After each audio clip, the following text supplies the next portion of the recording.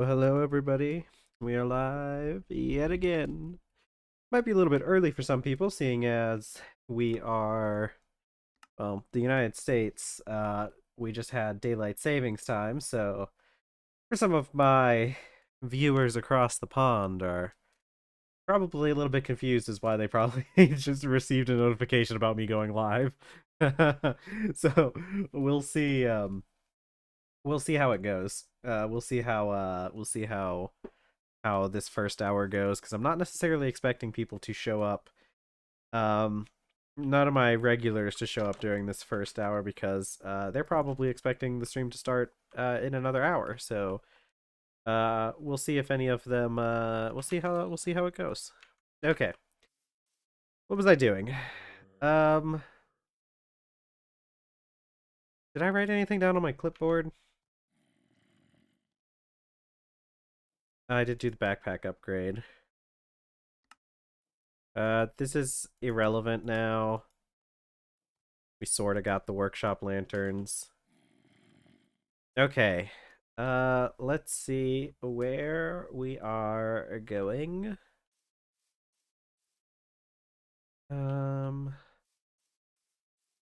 well, I know we just got the miner working. I think we're looking on an extractor and a fluid solidifier. I think we'll do that next. We do also need that sifter. Yeah, because if we had a sifter, we could get those blaze burners. Yeah. Was there anything in the sifter that would use the extractor? Ooh, probably this one. Because the fluid solidifier, I guarantee you it's, yeah, it's more expensive. Okay, so I guess we will do the extractor first. Yeah, let's do the extractor and then we can do and then we can do the fluid solidifier. Okay. Uh,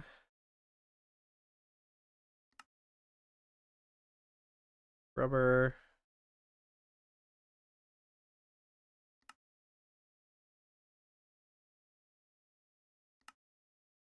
Is this any different? The answer is no.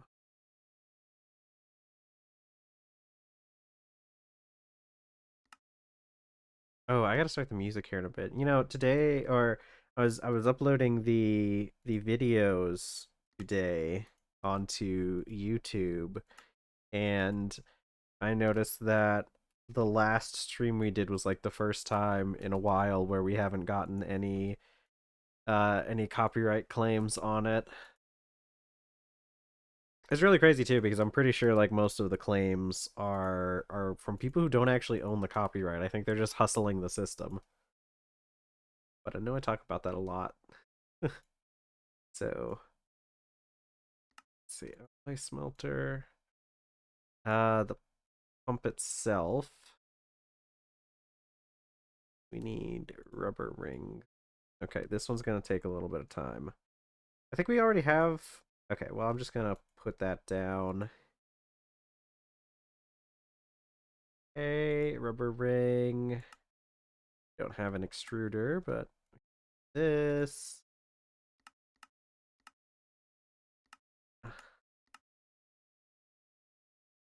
Um.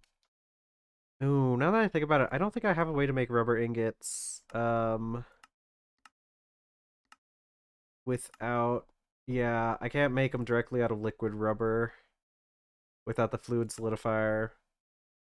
So we will have to probably use this old recipe just to get the ingots for this, but that's okay because this is one step towards getting the fluid solidifier, so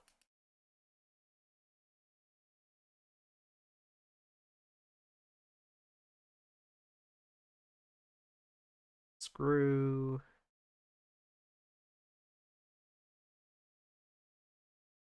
bolt, tin rod, tin ring. Okay, I think we have everything except for the circuits. Steel rod. There we go.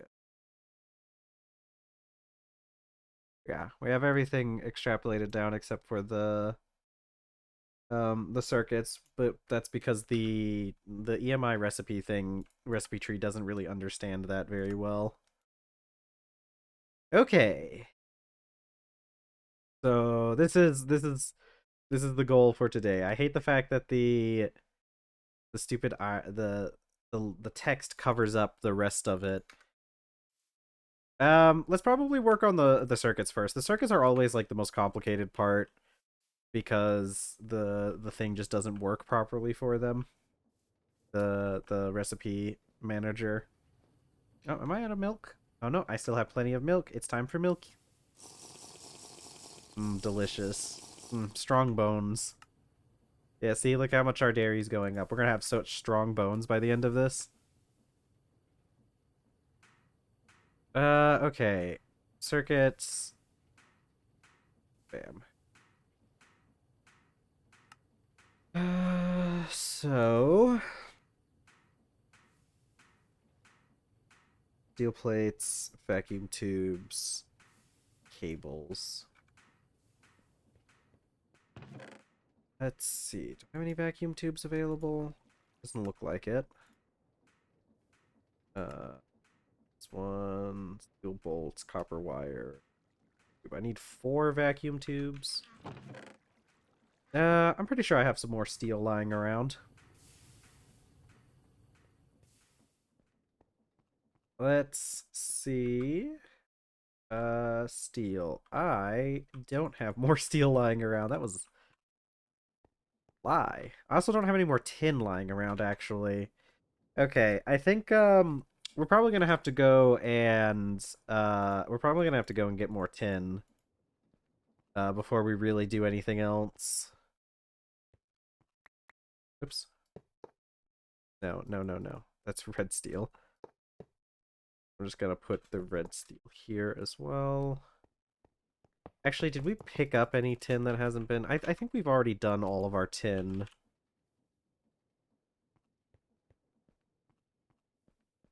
Oh, right, music. I can put music on. I'm wondering why it was being so quiet. Tiny graphite tin. Unless I left some in here. Nope.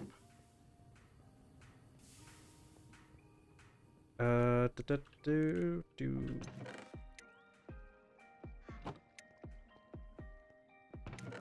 Yeah, that's what I thought. We had already...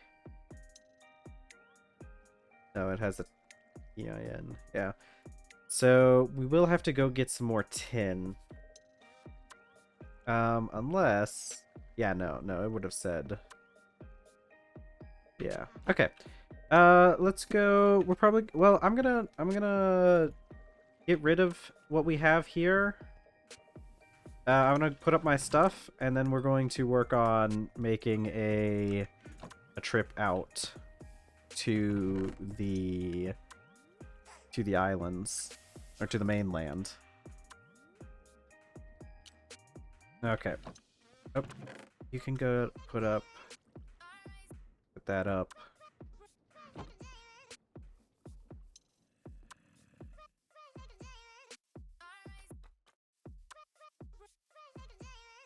Oh boy, oh boy. Where are we gonna put up all this stuff?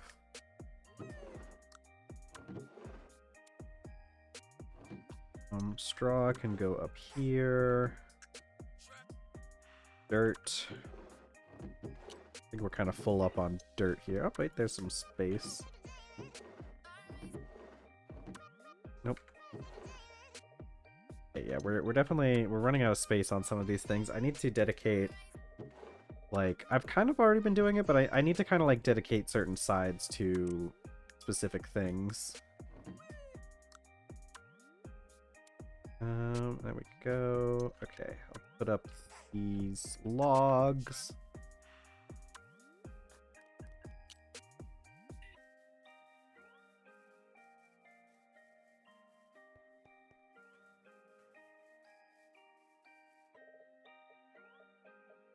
I'll put this item barrel back in the back over here. Okay, we'll put up the charcoal, and we'll put up this other bucket, the wooden bucket, and then I think we'll be good.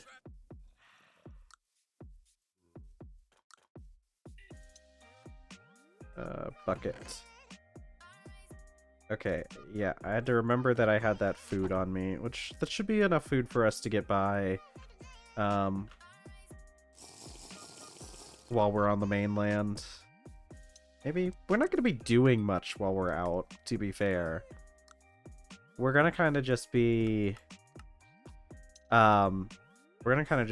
like, here we go, milk. We're kind of just going to be waiting around a bit for the wait, why aren't you filled with milk? Are you filled with milk? Okay, it does say milk iron flask. Gotta get that milk, you know? It keeps your bones healthy and strong.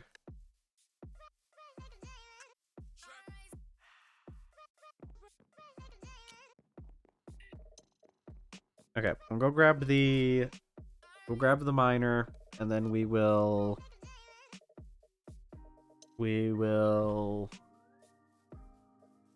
take it to the mainland and use it to dig up some tin. Which it's also probably going to get filled with asbestos, so I should probably make sure to bring vessels with me, because I can't really transport it any other way. I mean, I can put it in my backpack, but I would need to like take it, like I can't transfer it without touching it, except through the what do you call it? The vessels. Okay, see, look at all this. We've gotten a lot of really cool stuff here.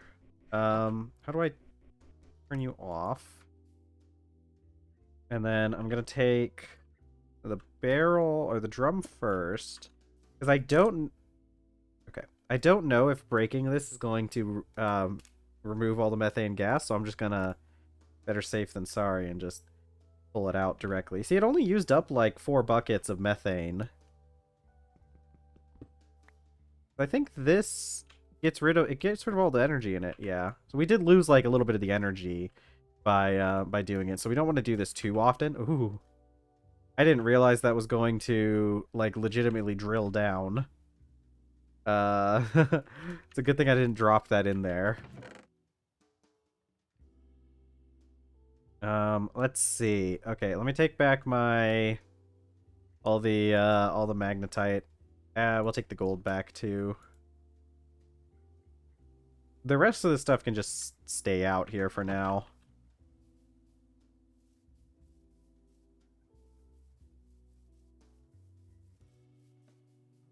Okay, we'll get back, and we'll take our kayak.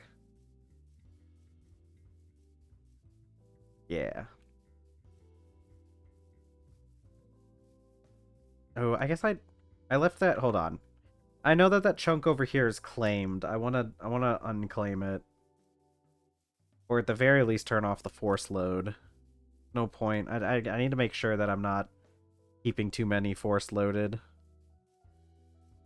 Especially since it's kind of hard for me to tell which ones are getting force loaded or are claimed in the first place.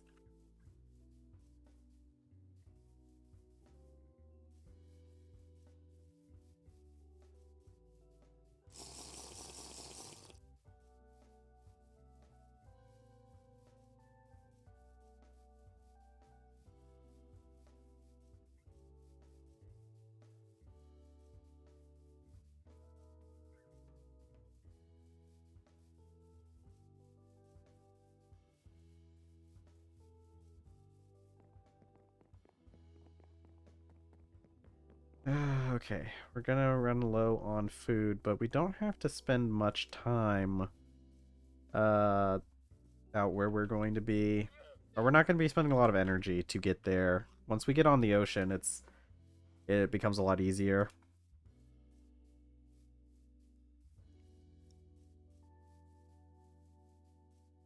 Okay, let's drop off all this stuff. Let me go pick up my vessels first. I'm gonna forget those. I think they're in this chest over here. Or inside? Yeah. I'm not sure what happened to the fourth one. I know there was another one, but it's in my inventory already. Ooh, I didn't realize I had all this stuff in my inventory, actually. I'll go dump that stuff.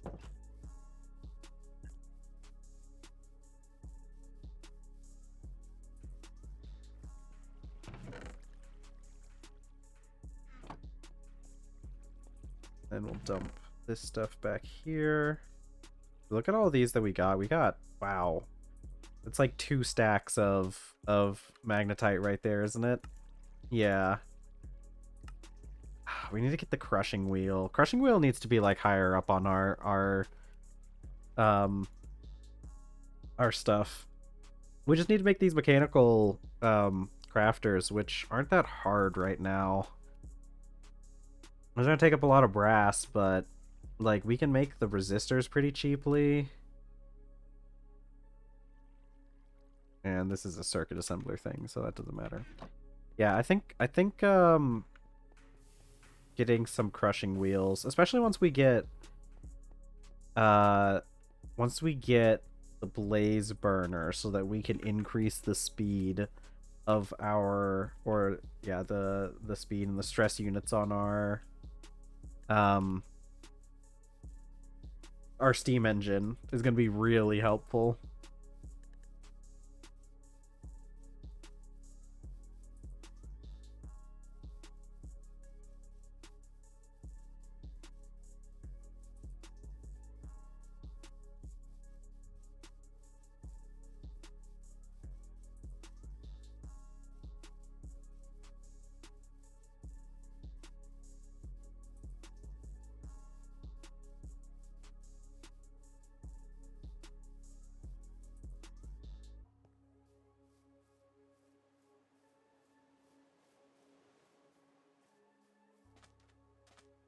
Okay, let's eat our food.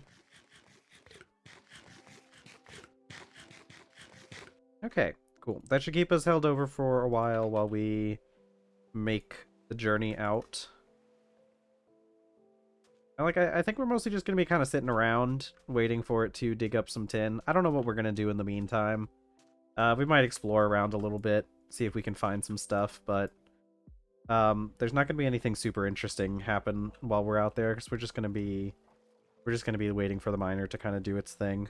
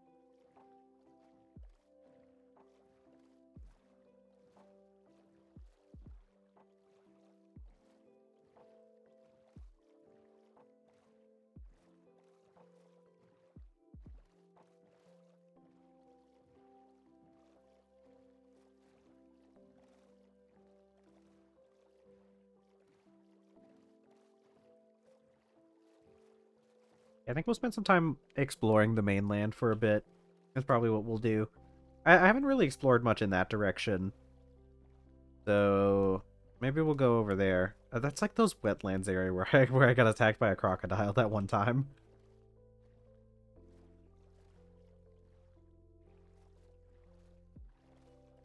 God, it is hot for our character though. That bar on the bottom's almost maxed out. It's a good thing we made the burlap clothing, but man, it's been so hot this year. It might need another set of clothing.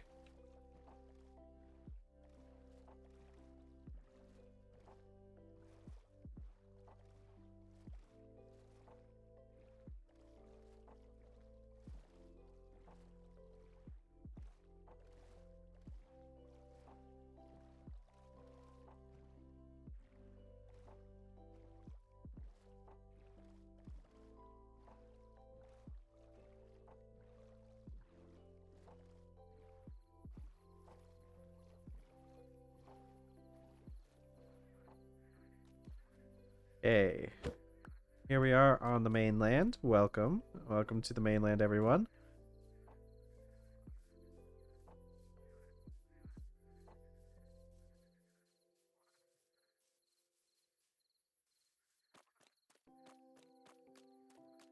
Alright, we're just going to go to where our marker is and probably place it down in a chunk near there. Actually, there's a lot of cassiterite on the ground here. Maybe I just place it here. Oh, did I bring... Oh, I didn't bring a, I didn't bring a chest, but that's okay. We don't necessarily need a chest. Because we can make one. Let's see. How do I... Oh, wait, that's the item output. Other way around. Oh.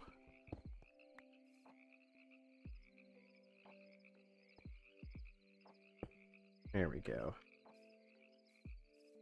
Let's chop down a tree and make a chest. We'll put a crafting table out here too. Oh, I didn't put... No, that's okay. That's okay. That's okay. I forgot we need to put a roof over this stuff, but it's okay because I can just make all that while we're out here.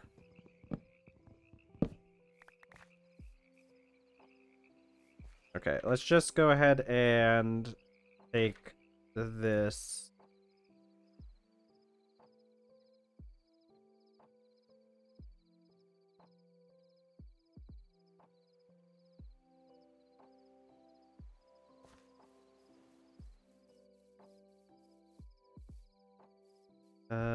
Let's see. Okay, over here. Okay, let's just put this here. Oh, I needed those planks for the lumber.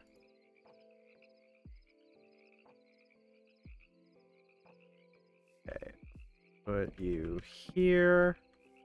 Man, I don't know what's going on outside, but it sounds like there's like a bunch of helicopters or something rooting around outside. All right, this is gonna look a little silly, but put that there. Put this here. Put this up, up. Like that.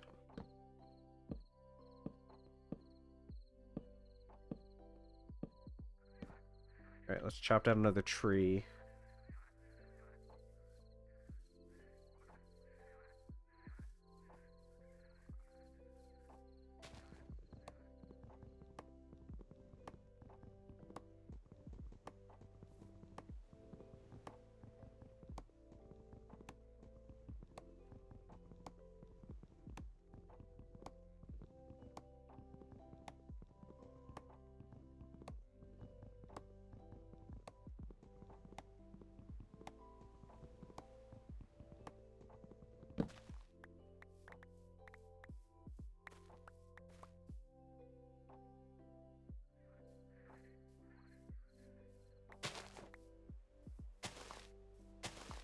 Always make sure we get our trees planted. See, it's a good thing because we planted a lot of those trees we've been cutting have been planted by us a long time ago.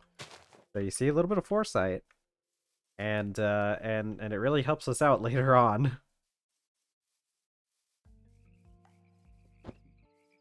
Okay.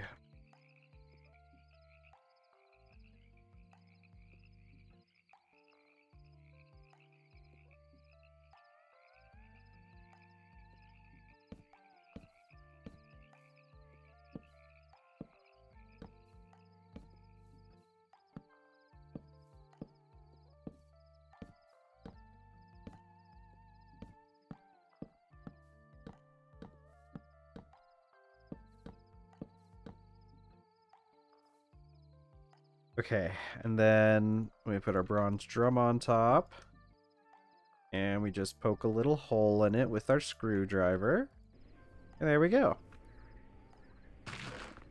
There it goes. Diatomite, basalt. What else are you going to dig up for me? Probably asbestos.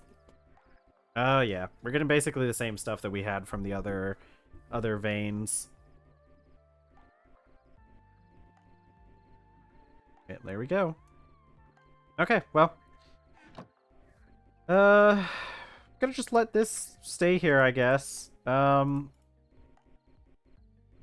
Let's put these... I don't know.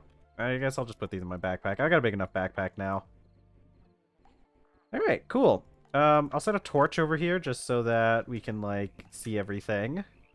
And also, so I can make some more torches.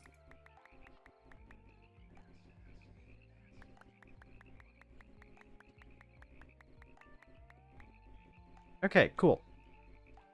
So, while that's doing its thing, let's go exploring somewhere. We'll go out in this direction. You know? We don't typically go out in this direction as much. Ooh, actually, you know what? Okay, I have the logs on me. That way we can make some markers if we run into any interesting resources, like if we run into some more magnetite. That stuff is pretty rare, and it's pretty nice having the magnetite. We can get we'll be able to get so much iron out of that, even though we're already pulling up quite a bit of iron.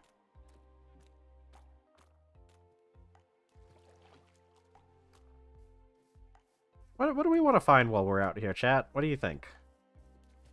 I think maybe we find I don't know what to expect out here. So we're gonna see what happens.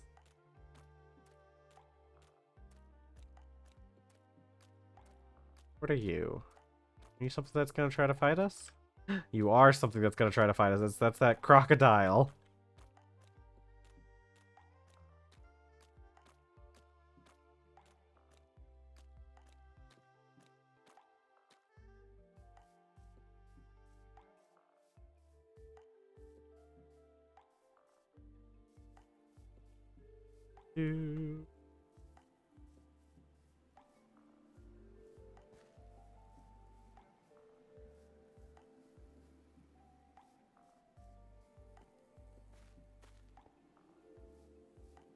Ooh, what's this? Hematite. Hematite's a decent one as well. We can get quite a bit of iron from that. Like this is like hematite and limonite. Pretty good stuff. I think we definitely want to put a miner out here someday. Probably not anytime soon though. What do we got here? Oil sands. Don't really know much about the oil sands. I'm pretty sure that's stuff for like much later. Let's get us some milk. God, I hope my flask doesn't break while I'm out here. It'd be really annoying if that happens.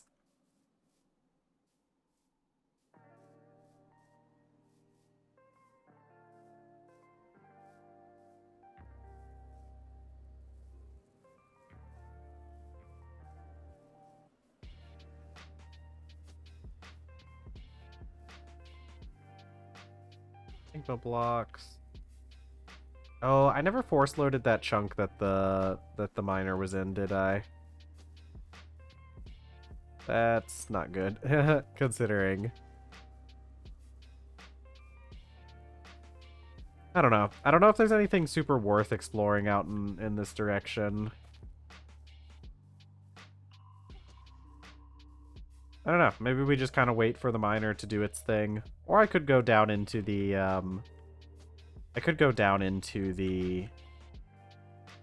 Cassiterite mine that we already had.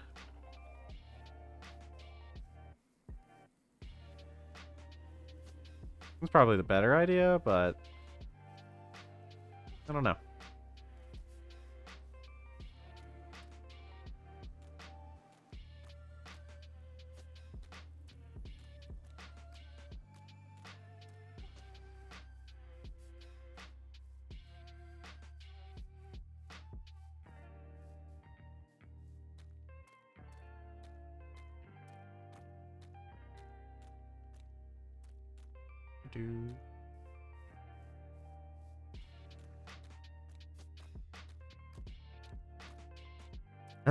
I don't know. Maybe we'll just vibe for a bit by the miner.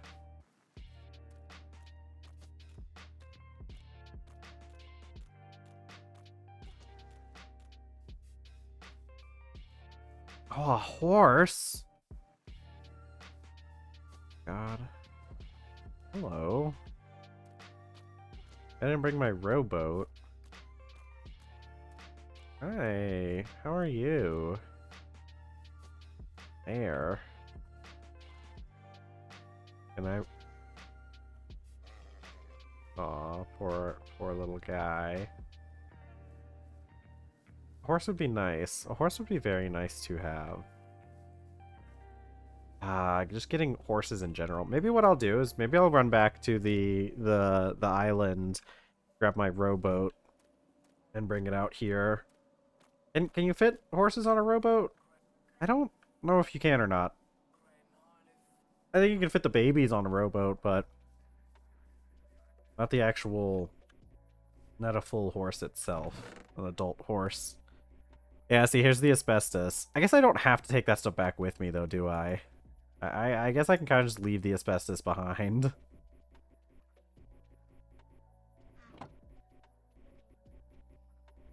Yeah.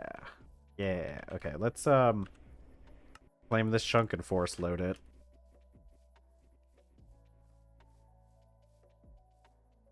That way, regardless of what I do, it'll do something.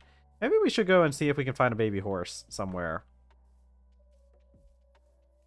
I think that'd be a fun goal for now. We're just gonna be kind of walking around, taking it a little slow, because I'm not gonna be running around because obviously I don't really have any food on me. So I guess we'll wander around a bit until we find the until we find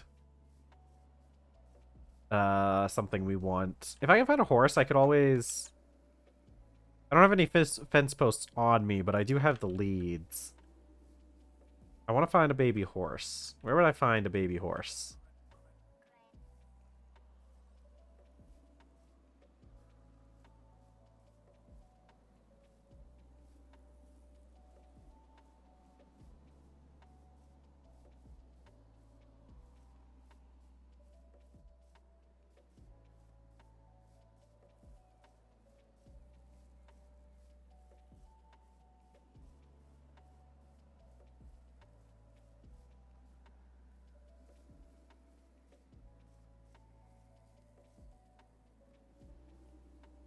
Right. What I want is a horse, am I right? Horse time. I could get into some horse breeding. Not like, you know, but like to get a fast horse, we would have to breed them. And I haven't been like breeding the animals a lot recently because like I just don't really need to. There's no like benefits to me for breeding the animals right now because I have more than enough alpacas. I have a couple female cows, so like if I need more cows, I can always make some more. And the cows are useful for their milk, especially now that we found out that we can just drink milk as is. But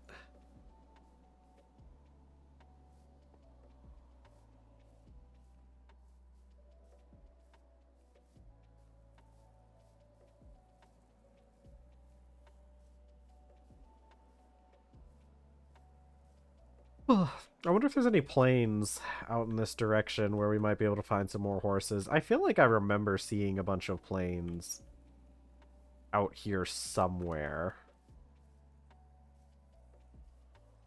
I think it was in this direction. Like I mentioned before, we haven't really explored a huge amount in this direction of the um of the mainland. I know there should be this big river we're gonna come up on soon. Or at least a big lake. Yeah, there's the river. We could take a little sippy of water while we're here.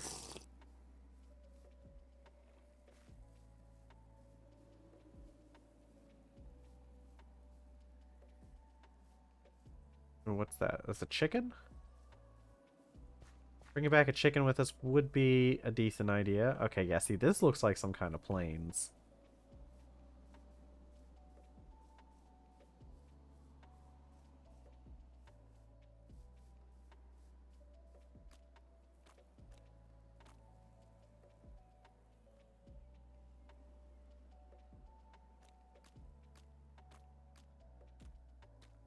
See.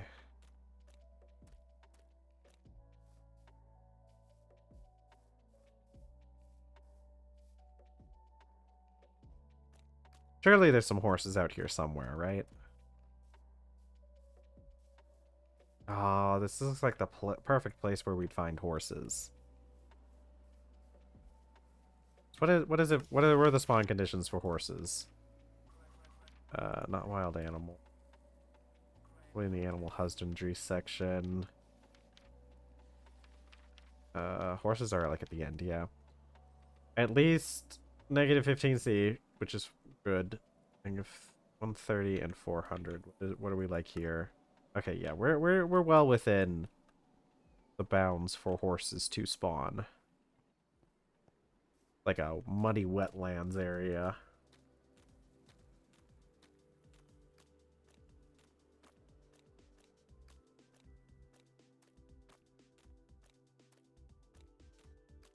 God, it's crazy how few animals there are. Just kind of in general. Aluminum. Good. Another source of aluminum. Ooh.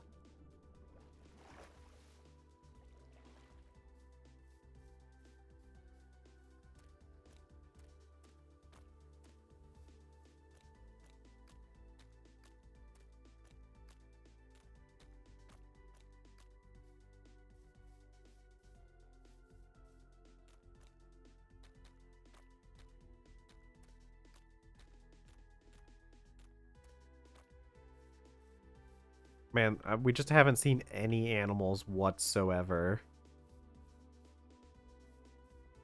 Like, this should be a good place for horses to spawn. Oh, there's some rabbits.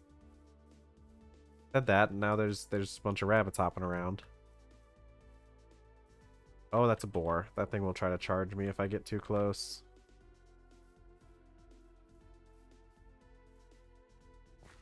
What are you? Oh, hyenas. Oh, hyenas.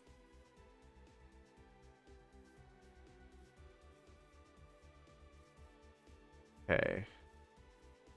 Would probably explain why there's not so many horses out here.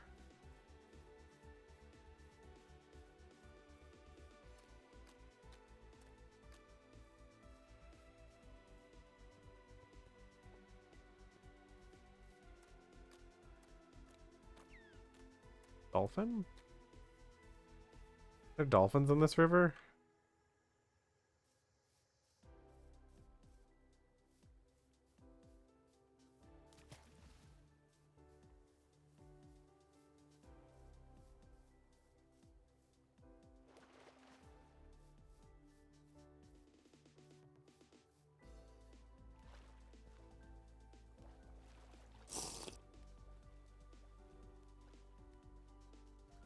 We're probably going to have to slow down our exploration once it hits nighttime. I'm at a lot better of a state. Like, I should be able to survive. Oh, magnetite. Okay. Let's, put a marker here.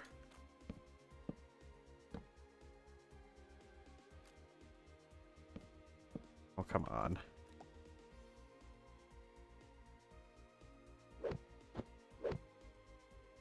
Yeah.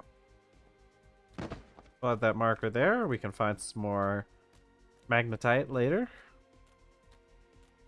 Always good to mark those spots. But yeah, like I was saying, we'll probably have to slow down our exploration a little bit once night falls. I'm like definitely a lot stronger than I was the last time, or like in previous times.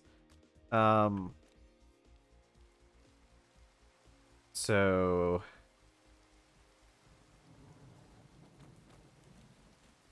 I'm not too worried about getting attacked by predators, but like it's always a thing, you know?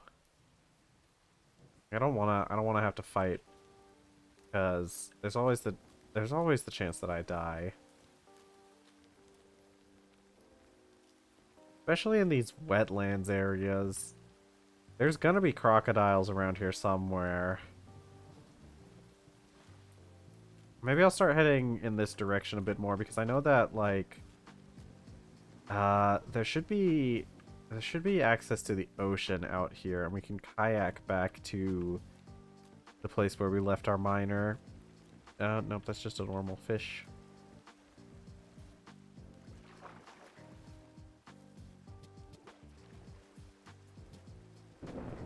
Oh god. Down here. It's a really cool cavern. Oh, squid. Okay, I think I might have to go into a tree for tonight.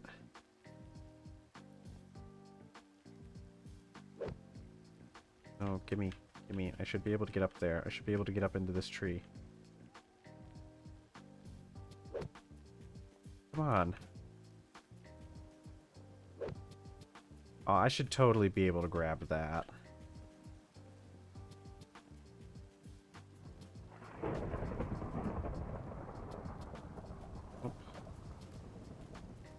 Oh, it's actually not that dark out yet. Ooh. This'll work.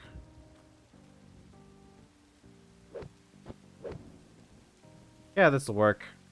And if any crocodiles show up, I'll be ready for them. I can drink the sky water, too. Yeah, we're gonna continue heading out in that direction.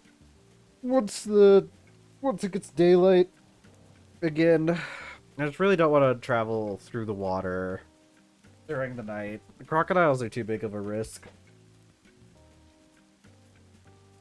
Let's see. Did I bring my phone with me? I did.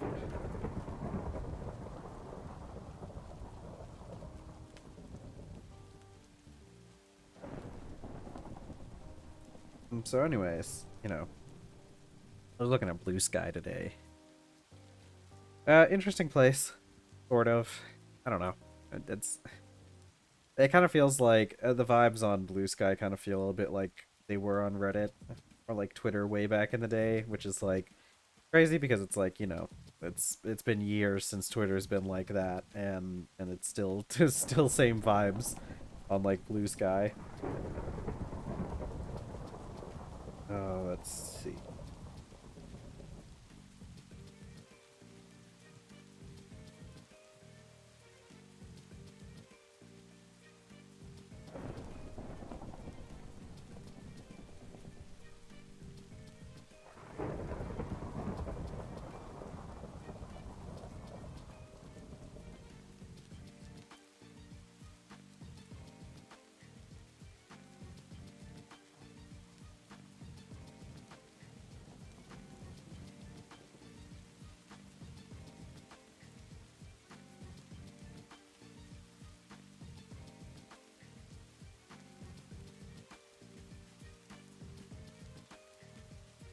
Let's see. Oh, lightning. Let's hope we don't get struck.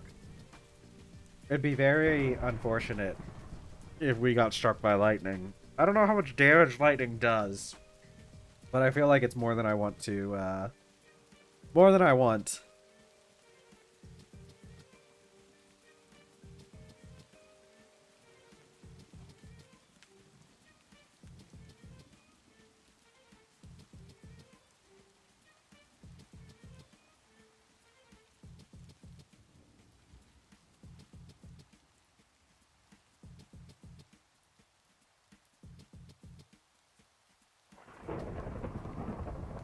Yeah, it's always so interesting living out here in the rainforest with all the constant lightning, the thunderstorms.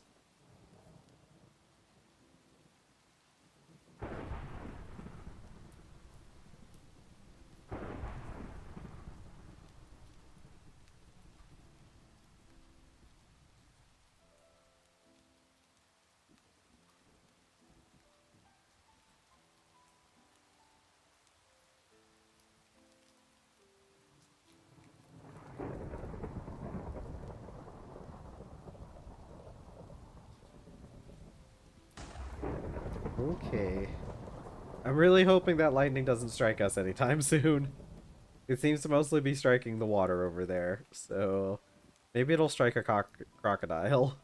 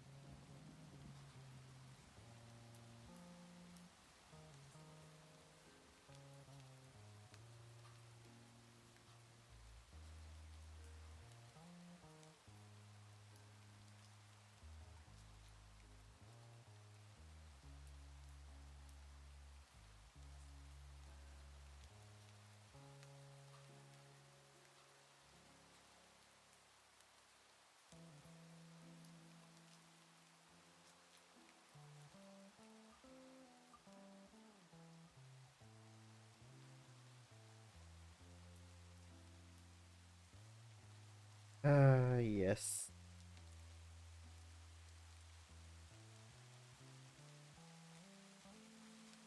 The gentle rains and the gentle lightning strikes. Very, very atmospheric, you know? A good time.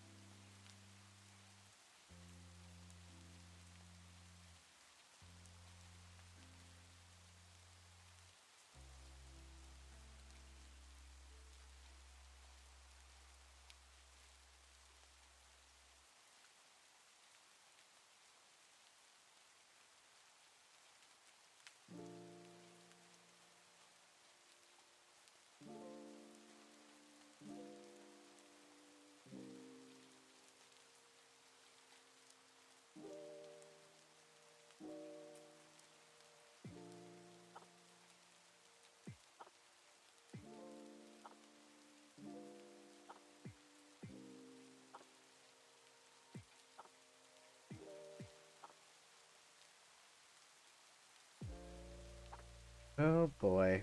How long is the night in news? I'm pretty sure it's 8 minutes per night. It's like a 10-minute day and an 8-minute night, and then like the rest of the 2 minutes are spent in between for like dusk and dawn. Man, I'm still tired because we had daylight savings time, and that kind of messed up my sleep schedule a little bit because I woke up an hour earlier than I would normally, or later. I mean, man, I woke up a little late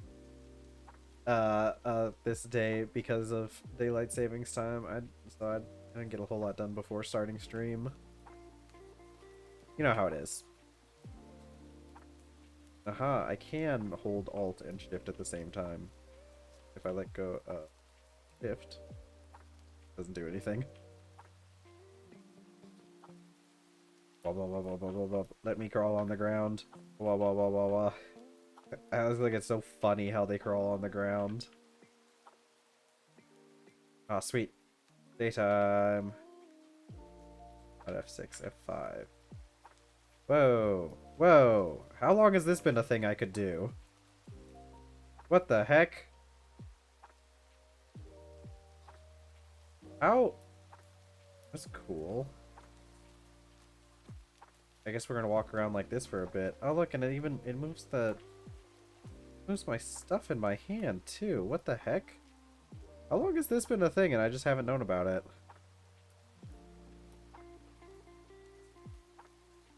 It's a little weird though. So we're gonna stop that. Maybe we'll do it later.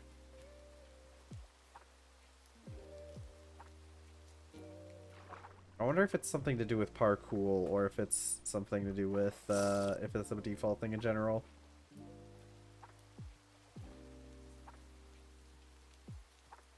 Oh, there's a cow.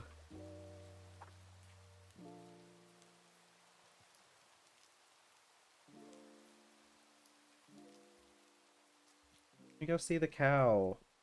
I want to go see the cow. I know we have cows at home, but this is a wild cow. Where did he go? Where did that cow run off to? Wait. No? Huh. Okay. I guess we don't get to pet the cow. Unfortunate. Oh, there's a cow. I want to go pet the cow. I can. Look at me. Hey, cow. Hi. You're so cute.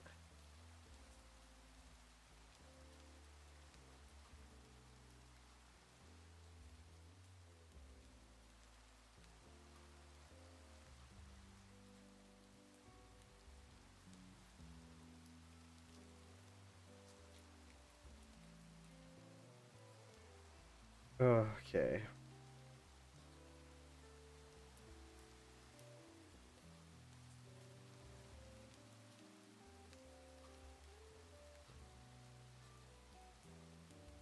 So surprised that we haven't found a single horse while we were out. What are those?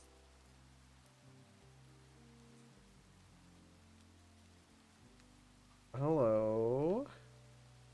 What kind of crystals are you? Wait, this is that stuff! We needed this! Oh, it's got cassiterite and native copper? Oh. What did we need that for? We needed it for something. Arsenic, oh boy. And sulfur. Actually, that's pretty nice. Yeah, I think that was mostly it. Can we find an ore diagram? Yeah. Oh yeah. Oh, antimony as well. This stuff would actually be pretty good to get. We should get a miner out here. I don't think I need to add a marker since it's got a bunch of buds that like could glow in the dark. So, oh God, I thought I was under attack, but no, it was just water realizing that it should update. Railgar.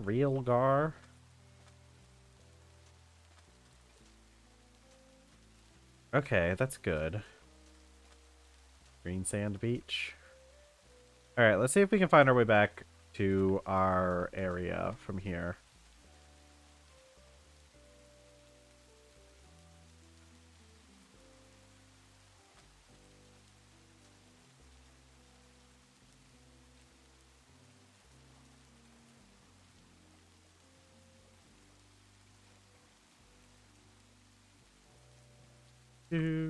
Let's go.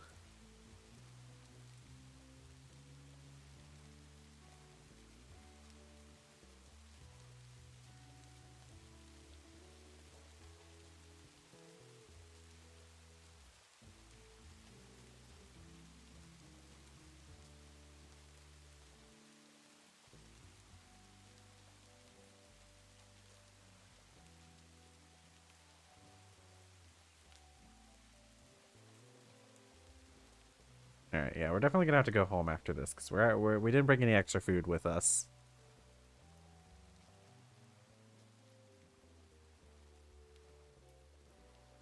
We're gonna have to set up a miner on that beach though. That's a lot of really good ore all clustered together.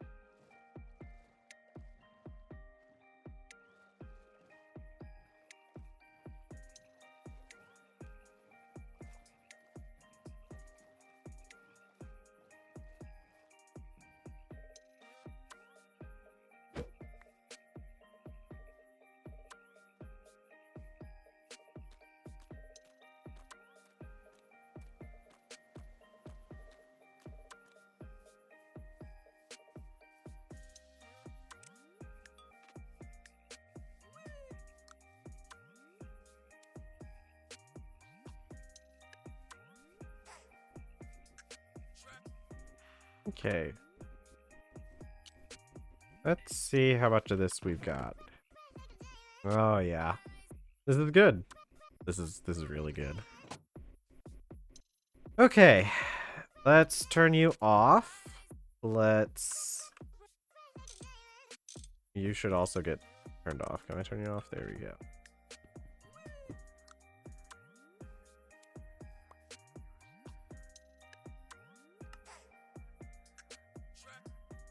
Okay. Now, let's be a little careful here. Yeah, so... okay. There we go. Okay. I need to come up with something that would make it easier to grab that stuff. I'm gonna put a slab over it as well. Okay. Let's take back our cassiterite. I don't really think we need the rest of this stuff. Unless this stuff gets ore processing. Red garnet, yellow garnet. Nothing interesting out of this. Red garnet and yellow garnet, which I don't think is gonna help us out at all. Alright, so let's take our cassiterite back. Yo. And I kind of like this. I kind of like that design in general. So maybe we will do that again at another area. I'll probably put it out where that tetrahedrite is, because we could use the gold, or not gold, the copper, and the stibnite can get turned into antimony, which we'll need for our what do you call it? We'll need it for our oh god, what do you call stuff? Batteries. We'll need it for our batteries, which is something we'll probably get pretty soon. I'm thinking we do batteries after the extractor and fluid solidifier.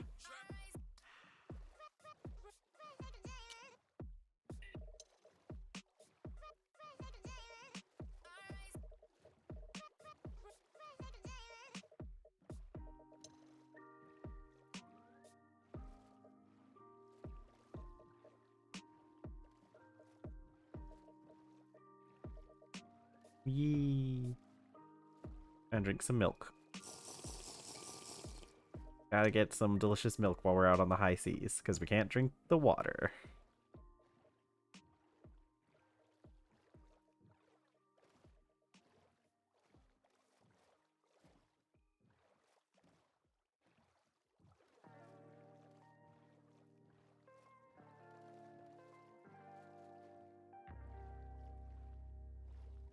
Alright. Hahaha. Hey, Dora. Yeah, I was, yeah, I kind of forgot, that daylight savings time was gonna be a thing. um, yeah, I forgot all about daylight savings time. I'm trying to decide if I'm going to, what I'm gonna do with stream because of daylight savings. I started it, it would be on the same time that I normally start it. It's just because of daylight savings, it was technically an hour earlier. I know most other countries, I'm pretty sure most other countries, yeah, they didn't change over their time. So I'm trying to decide if I'm going to just start early and follow the daylight savings time that we observe over here, or if I'm just going to switch over to starting a little bit later. I'm kind of testing. I think for like this week, I'm gonna kind of test the waters to see what will work out better. Because one of the things that I did notice that it might be a good reason for me to start the streams a little later my time is that I've noticed that we do tend to get a lot more viewers towards the end of my stream, and I think that might have something to do with it hitting around like 6 o'clock Eastern. So I wonder if we start, because I can start at like, yeah, I'm trying to determine. I think I'll spend this week testing a little bit. I don't know, we might have our streams be, I'm probably gonna start early this week, so for this week I think we'll start what would be an hour early for you guys. And I'm thinking I might keep stream going a little bit longer. Like I might do a little bit more than the 4 hours just to kind of get a feel for what would be better. This week would be a good week to try out 5-hour streams. It wouldn't be adding too much. We already have streams that go close to 5 hours, if not 5 hours already, so it wouldn't be like that big of a deal for me, I don't think. But I'm wondering which one would end up being better, because if I start earlier, then I have people in Europe who are going to be able, like, I wonder if I'm going to see increased viewership during that time, because today I didn't really get too many viewers during the first hour, so I'm wondering if it'd be a better idea just to start a little later. Because I wonder if like the people in Europe would be, if it would be better for some people if I started a bit earlier. But then there's also like, I think part of the reason why we don't get a lot of American viewership is because of the time that I stream is like not a time when people are really watching streams in the States. Because like we typically run from 2 to 6 Eastern, which 2 to 6 Eastern I feel like it's a decent time. It's like people would be like halfway through. But like if we look at like Pacific time, that's what, a 3-hour difference. So I stream from like 11 to what is it, 1 o'clock?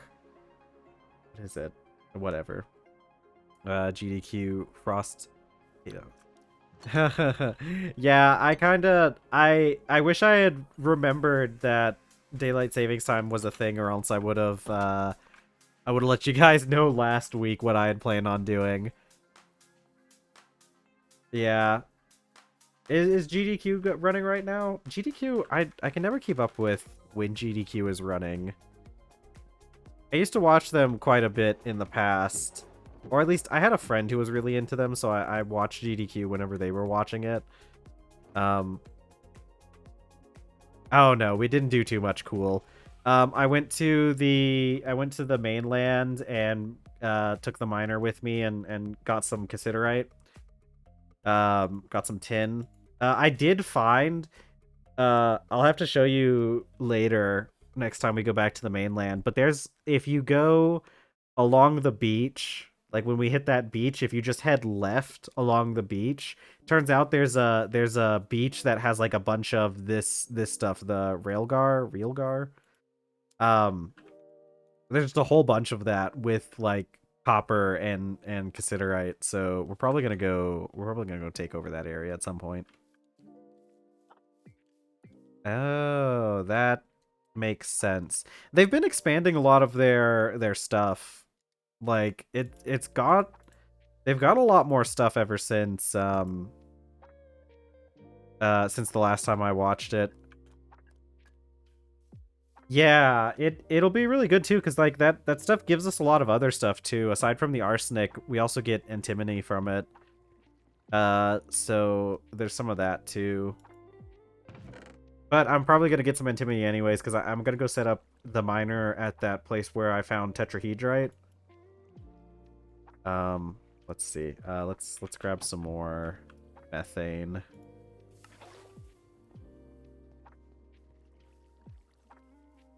Let's see. Yeah, it's cool that it's neat that GDQ's been expanding. Although I don't know. I remember there's a lot of controversy with GDQ when they started getting a lot more corporate. I remember, and that's kind of around the time I stopped watching. Though to be honest, I kind of just stopped watching because I like GDQ, but it's one of those things where like if it's not something that if it's not a game I'm like interested in, uh, then I'm not too interested in watching it. And it's I don't know. It's get this rice.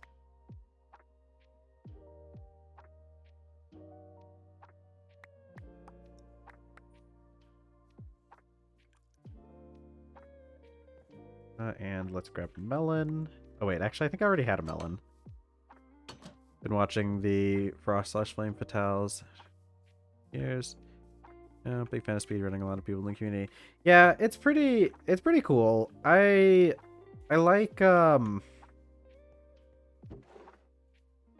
my my issues with GDQ are mostly just like personal taste issues. I just don't like the vibes anymore as much as I did in the past. But that's more just like a personal thing. I don't think what GDQ's been doing has necessarily been bad. Just not my personal tastes. Let's see. Fruit, vegetables. Fruit and vegetables is really what I need. More fruit than vegetables. Two. Da, da, da. I'm glad GDQ's around though. I mean, I remember um I remember I remember when stuff like GDQ first started. And not just like GDQ, but I remember there being I don't think it was GDQ. I don't remember what it was. But there was a big thing that like I'm pretty sure is kind of what GDQ spawned out of, where it was like early like 2010s.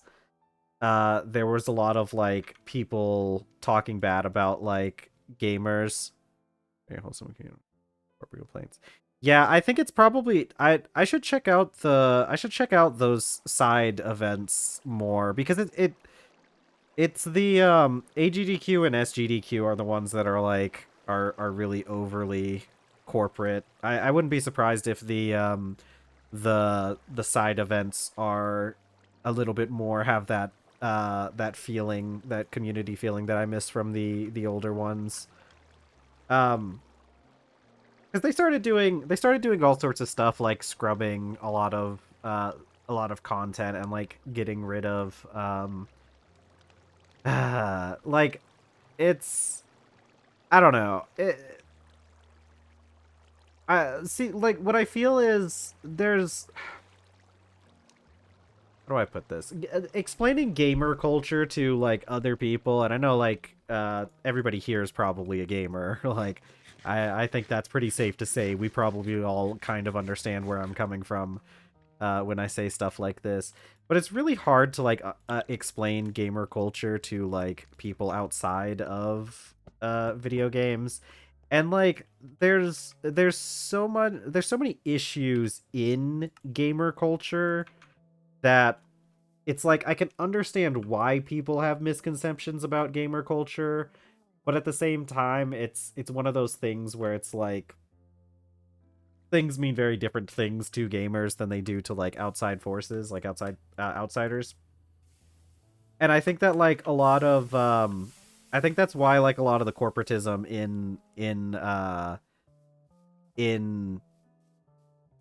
lot of the corporate stuff in GDQ is so off-putting is because it feels like such a like it feels like they're very much, you know, purposefully removing kind of the cultural stuff because like let's be honest, as gamers, are you not grown up yet? How long has this guy been in here?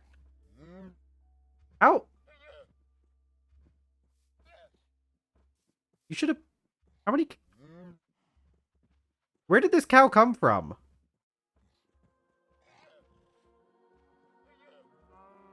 I could have sworn we only had 4. I guess I guess I must have left. I guess one of the cows must have been pregnant. I don't remember. I don't remember getting the other cow pregnant again.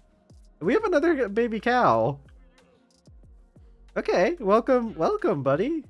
I'm glad we've got another female cow because we can actually milk the female cows. Okay, cool. Well, I'll see you in like 120 days when you grow up, I guess. I didn't realize we were gonna have another cow. But like it's one of those things where like I can understand why like they remove a lot of the gamer culture, but I feel like sometimes they go a little bit too far with like not understanding like certain things about gamer culture and how it's not. I don't know. There's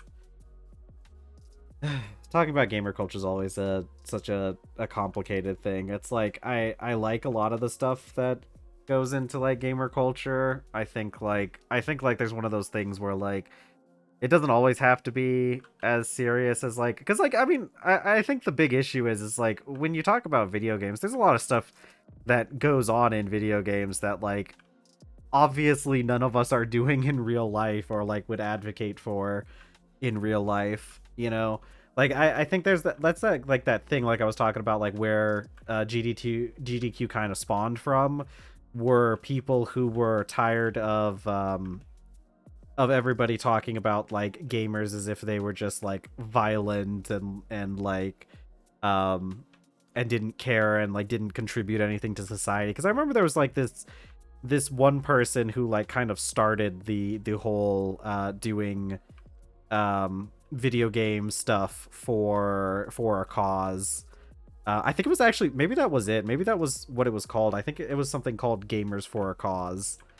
And so it's like it's cool that we're able to get to a point where now like gaming stuff is a little bit more like mainstream and people are able to kind of understand. But like the issue with like everything just kind of got a little bit too sanitized. One of the big ones was I've talked about liking Fallout stuff or Bethesda content a lot, Bethesda games, and the like premier speedrunner, one of the biggest speedrunners when it comes to Bethesda games is Tomato Anus, which is definitely quite a username, and I can kind of see.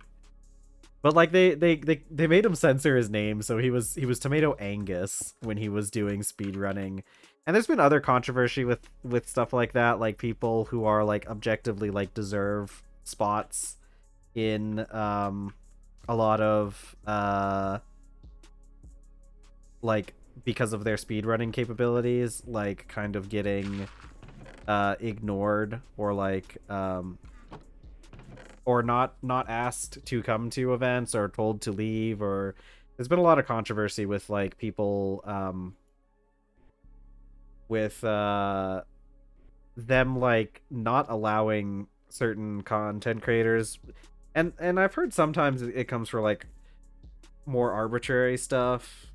I'd have to go back and look at it because I don't really remember most of the stuff surrounding it, like some of the controversies.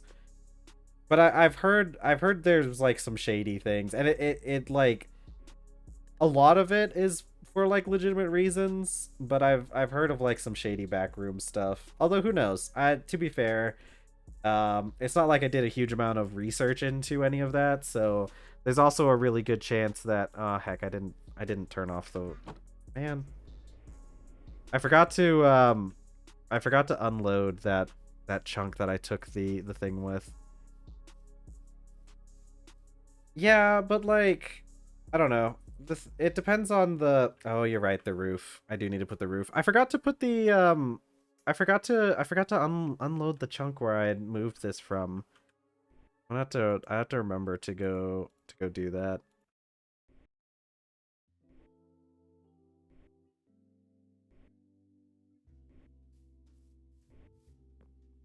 Let's see. I don't know. Um there's also a fair chance that my recollection is filled with misinterpretations that from other people. That happens a lot where or misrepresentations where people complain about like being unfairly censored, but then you look into it and it turns out no, there's actually you were fairly censored. There was a reason why they told you to stop doing what you're doing. So I don't know. It's and I get the idea that like the thing is like I get the idea about like there are children watching, so like we can't do certain things because the children are watching. But I don't know. First of all, I think that like when it comes to like video games and like Twitch, I don't know. I think there definitely should be like I don't think parents should be letting their children watch Twitch just unsupervised in general. Um and I kind of miss the fact that it does kind of depend on what game it's on, but like I mean like what I was talking about with like the Fallout speed runs, like those are Fallout speed runs. Those are not you shouldn't you shouldn't be having little kids watch that in general. But like I also and this is a bit of a I'll admit this is a bit of an unfair thing to say. Or well, I mean, I don't know. It's fair. I think it's one of those things where it's a little bit of a what is it called? What is it called? That thing that people do when they like bring up things that are like technically an issue but not the right time to bring it up. You know how like people will bring up men's rights issues when we're talking about like women's rights? It's kind of like that. But like um the whole like moral panic about oh, what if there are children watching is very often something that's used. um I mean, it's been used a lot more recently against the queer community. Well, okay, maybe not more recently. That stuff's actually been going on for an incredibly long time. But like it gets used against like every kind of culture, like subculture really, that's not like mainstream. Because like you could say the same things about like metalheads or like or punks and like even like go back far enough like rock and roll music. It's like they always say, "Oh, but what think of the children?" And it's like, well, maybe don't bring your children here. Like you're the parent, you should like, know not to bring your child to events where there might be adult content. Like, I don't know. And like I would say even like a lot of the stuff that they've been censoring with GDQ isn't even just like Because like I don't mind like censoring to a certain degree, because I even do that here on my channel. Like I don't necessarily, I'm not like cursing all the time, or like doing like a lot of things, because I want to keep my stuff more like a PG-13ish, like a teen. Like my um I don't think little children should be watching my content, but I wouldn't say that, like, I wouldn't say it's necessarily inappropriate for like teenagers, right? And I think that's the thing, is like we kind of lost a lot of that. Like there's been a lot of talk about this kind of stuff happening in general with like other things, but like it kind of feels like teenagers aren't really even like considered in any conversations anymore, right? Like you have to have content that's either for adults or for children, and we're talking like little children, like, little like 8-10-year-old children. And I feel like, I feel like things like GDQ and SGDQ should probably be like a PG-13, because like there's going to be games that are going to be played that are rated M, uh, which, you're not supposed to be able to buy the game until you're like 17, at least in the States. I don't know how, because in the States we have the ESRB. I don't know how your guys's rating systems work, because I know they're different. But like, I don't know. When you're talking about like video games in general, I would say like video games as a broad general category of media tends to be more like PG-13 than anything else. Like you definitely have those games that cater towards younger audiences, especially when you're talking about like Nintendo games. But like I would say on average. Oh yeah.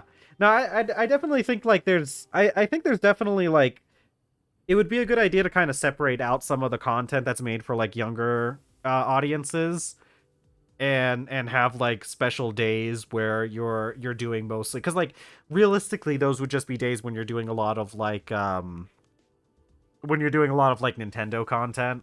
Because I do think like there's a thing where like I don't necessarily mind the idea that like Nintendo got content, yeah, um but like it kind of feels like they kind of they're kind of taking the whole thing and washing it with the corporate, like, we need to make sure that this is this we can advertise to all audiences type thing.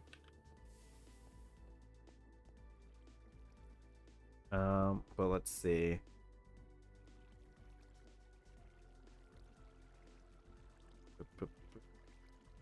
Okay, what did I need to do next? I've got plenty of tin. Yeah, it's and I don't know. It's because like it's because like you're trying to like, because like I said, realistically, like video games cater to a wide range of audiences, right? I would say that on average, like if you took all the video games together and kind of like came up with an average of like where they're supposed to be, I'd say you're probably going to land somewhere within like the mid-teens range. But like it's very weird and kind of off-putting to take a game that is mostly like young adults or adults, like has an audience like that, and then try to squish it into a kid-friendly package for like corporate sponsorship. Like I said, with like it's really telling with like Fallout, right? Like Fallout is not a game that little kids should be playing. I don't think little kids should be exposed to Fallout in any capacity. Like, this is a game where you shoot somebody and their head explodes. Like, this isn't this isn't for kids, Like, so when you got games like that going on, it's like, it's kind of weird to then take, because like Fallout is a pretty it's a fairly gritty setting, right? Like it's a little comical, because it's a slightly more like comedic idea on it's like slightly more comedic than some other things, but like it's still pretty morbid. So like, I don't know if kids should be watching that like in general. um but it's like I don't know, it's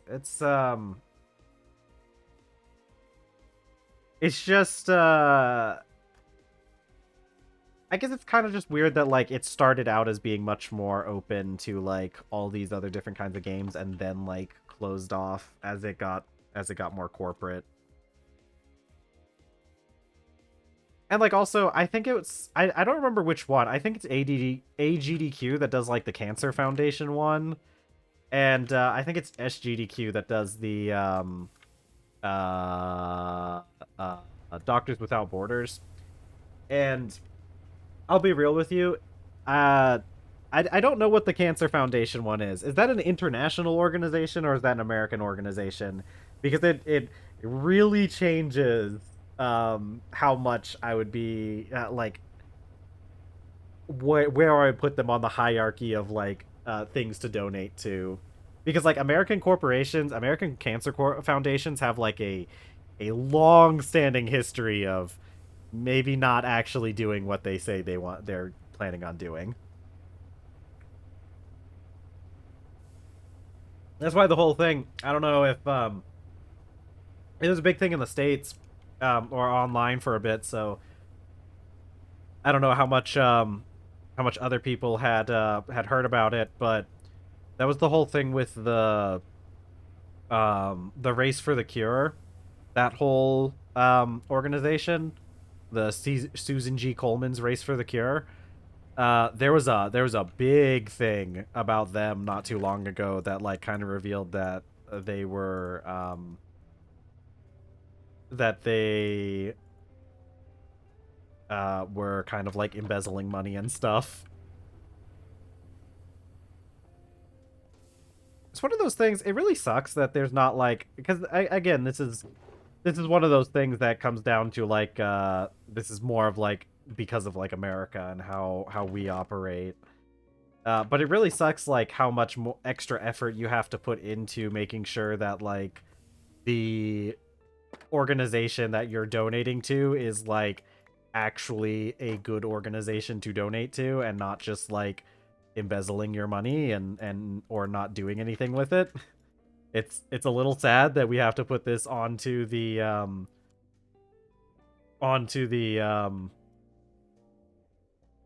American Cancer related charity, like is St. Jude's. Yeah. Yeah, St. Jude's is pretty good. Um Shriners is pretty good too, but I think they have weird like religious stuff going on with them. I'm not too sure. I haven't looked into it, so take that with a grain of salt, obviously. But um I think the Shriners, I guess I think they're like Quaker, related to the Quakers or something. I don't know. I'm talking nonsense. I'm just talking about rumors at this point, so I wouldn't listen to me that much. Um but like yeah, it sucks that like and the thing is it's really hard to tell because of the way that like America is and the way that like our medical research stuff is. It's really hard to tell like just how much of our um like just how much of your money is like actually being put to good use, because like we have issues with like I mentioned before, we've had issues with like charities just flat out not like doing what they said they would with the money you give them. And uh and so it can be really difficult to have to parse through that. Like it really sucks. And I mean like there's a lot of here's an even better example. Here's a better example because one of the things that's very common in America is, okay, say you're going to check out, you're going to buy something, you're at Walmart, you're buying something, or like yeah, you're at Walmart, you buy something, and at the end of your transaction it'll pop up with a little thing that's like, hey, would you like to donate $1 to, and I think St. Jude's Children's Hospital is one of the main ones. And I'm not saying like donating to St. Jude's is necessarily a bad thing. It's just the way that it happens sometimes is bad. So it'll ask you like let's see, our main church in Sweden does a lot of good charity work even if you're not Christian. Yeah, so you can't you can't really trust churches in America. They do. I'll get into that after I'll get into that later. But so like you're at the checkout and it asks you to like donate $1 to like St. Jude's Children's Hospital. Great, like and like this happens with like like you go to Taco Bell and they'll be all like, "Oh, do you want to round up your change to donate to such and such foundation?" And it's like this is I would say like the main way that a lot of Americans kind of donate. Like there's kind of like this culture of like, you know, yeah, I'll give $1 to St. Jude's Children's Hospital here at my transaction. It's $1 for me. It goes to like a good cause, right? It's a little bit more complicated than that. See, the issue is donating through other corporations, right? Because when like Walmart, when you give your dollar to Walmart to give to St. Jude's, they write that off on their taxes, you know? Like I don't know how much of it actually goes to the organization like St. Jude's or something. I'm sure at least most of it probably does. Okay, I'm not sure on that actually. Who knows? It could just be they could just delete it. Yeah, and see that's the thing is like a lot of like a lot of places like kind of they do it all as a tax write off and it's really annoying too because it's like yeah, I do want to I would like to donate, but like I also don't want to like support I also don't want to support Walmart paying less in taxes than they should. Um and yeah, another one that I've been seeing a lot recently, because I see this on Tumblr a lot because it gets stuff like this gets posted on Tumblr pretty often. But like, um, people do. Uh, there's been a lot of stuff about like the donations to places like for like people in Gaza, and it's been really difficult parsing through it because like there's a lot of them going around that are just straight up scams. Like they're not it's not for a person in Gaza. It's just for someone and they just take your money, you know? And it's like that's really sucks that anybody would do that. Like that's a really really scummy thing to do. But it's like something you kind of have to watch out for when it comes to stuff like that. Um, but yeah, for the churches, like, yeah, you can't really trust churches in the States. Um, they also, they do, yeah, it is. Yeah, it's a really, because like it really is just like taking advantage of good people who want to help. But like, and I mean, you're also like directly stealing from a group of people who like probably need the help, you know? Because like every money that those scammers scam away from a person is another dollar that doesn't go towards people who actually need it. That's why like it's actually a lot of activist groups in America have been pushing towards um like donating towards organizations that like give directly. I'm pretty sure there is an actual organization that's called like Give Directly, where they like actually the donations you give go straight to the people who are like featured in their on their stuff. So like instead of you giving money to an organization and then that organization distributes the money, you can kind of like directly say like these are the people I want to give my money to, and it'll give them it goes like straight to them. It doesn't even really like stay in the hands of the organization. They're just kind of like the middleman who like has the pathway opened up, which a lot of activist groups have been pushing for because of the issues that come from the those kind of aid things. And it's actually been a pretty big issue for a while, to be fair. The kind of like it's and like I said, a lot of it goes back to our churches here. are a really big contributor to why we can't have nice things. To be honest, because like it's always really sketchy when we talk about when we talk about churches and their kind of like contributions and like charity work through churches. Because like even though most churches are going to be oh, I forgot this is hold on. I don't need you to be on right now. Actually, you should just I forgot there's like so much in these chests. Um because like churches have always had a long-standing issue when it comes to charity by the like Christian churches at least. Yeah, true. There's a lot of things that aren't in the Bible that they that they kind of ignore though.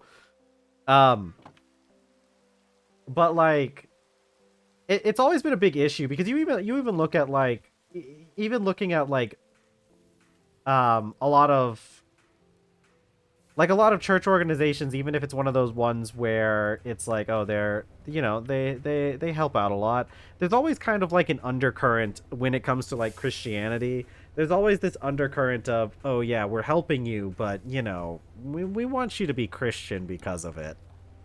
um and that's just kind of how the church has always operated. um and it There's obviously a lot of like issues with that. I mean, because you have like the missionaries that would go to like Africa and stuff, and and they caused all sorts of problems.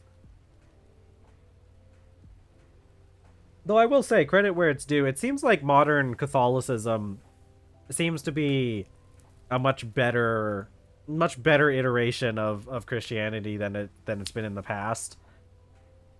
I've liked a lot of the things that the most recent pope has been like changing about the church.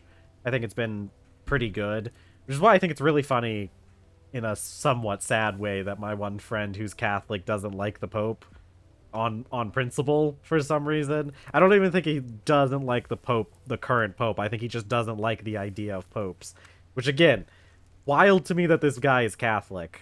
I don't understand it. But like, I don't know. It's there's a lot of issues with the churches in America, especially. There really is that undercurrent, and like because the issue is like the churches that do the most like actual charity work in the States are like the churches you probably don't want doing charity work because it's people like the Mormons, uh, or like that's mostly the Mormons. Like I think a lot of churches in the States have lost a lot of their ideas of like charity. Like you'll it's just one of those things where it's very rarely done with good intentions in the States. Let's see. 3 these. Okay. 4 these. 3 bronze, because I don't think I have any normal bronze pipes lying around. Oh, I keep forgetting we have these blocks of bronze. We made up like several batches of bronze a while ago. I completely forgot we have like blocks just lying around that I haven't used.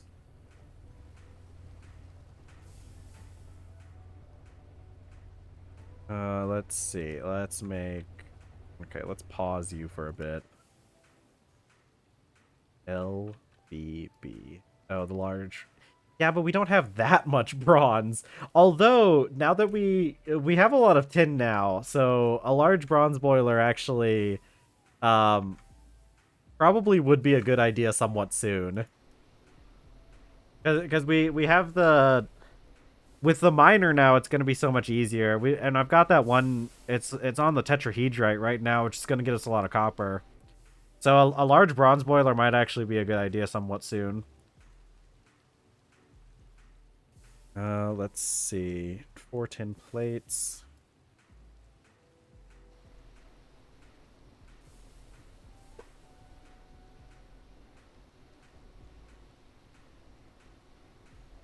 Ugh, what else do we need for the large bronze boiler? I think it really was just mostly bronze. There's the hatches are the only other thing. Yeah, most of this is just bronze. Beam casing. Yeah. Yeah, because the hatches probably don't need that much, do they? Oh, steam grinder.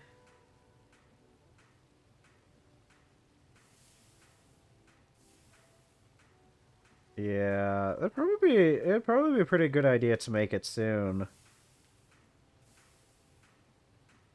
Maybe.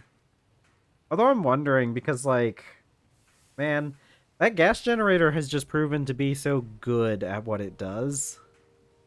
The only issue, so like, I'm wondering if it would be better just to like try and automate production of gas to power gas generators.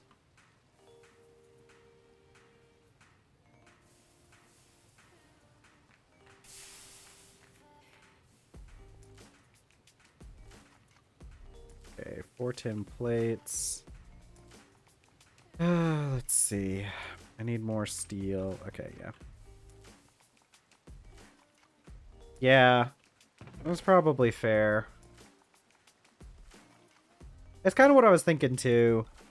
I don't know. We'll see. We'll see how much we need.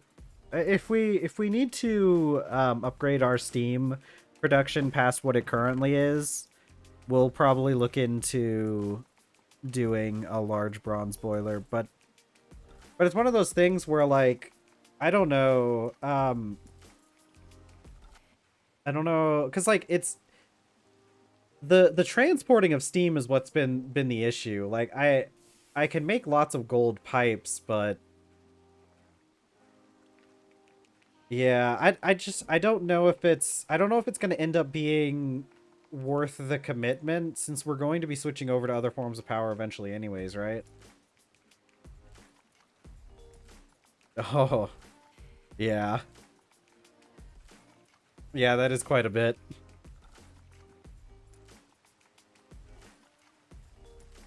Which is like, even what is the advanced, how much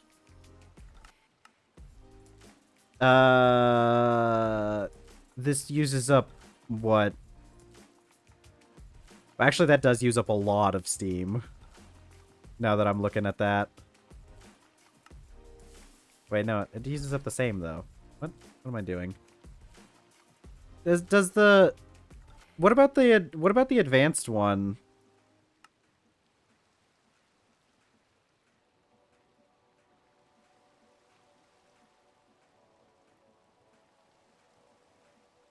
Does this not use any? It's always 2 times the EU output. Okay, that's okay. Yeah, so it would require a lot more steam to run an advanced steam turbine. Which, I feel like maybe should have been an obvious thing. I don't know. I don't know. I'd have to look at like, I'd have to do a setup before I fully determined, because like we could very easily just set up a centrifuge. Yeah, what is it to make, benzene? Because how much, hold on, let me look up the gas generator. Oh, it only goes up to, yeah, that's fine.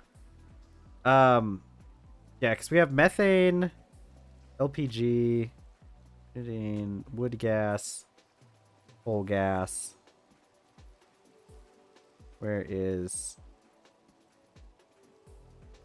Just transformed 4 LV amps to 1 MV until I got benzene. Yeah.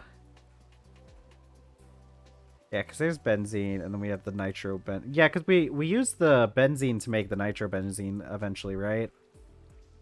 I'm assuming that's how that works. And yeah, if we were going to run gas generation, nitrobenzene is definitely the way to go, right?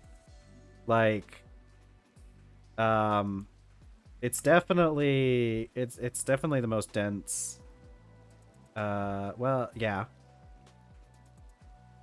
I think it's weird because like some of these, yeah. And to make benzene, it's what? Oh god. Distillery? Wood tar. Heavy fuel. Okay. Cool. What do we do get to wood tar? Charcoal byproducts. Charcoal.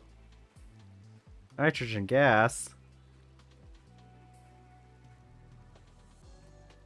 That's okay. I'm kind of just looking. Oh, okay. I see. Okay. Yeah, I mean, there's definitely ways that we can do this.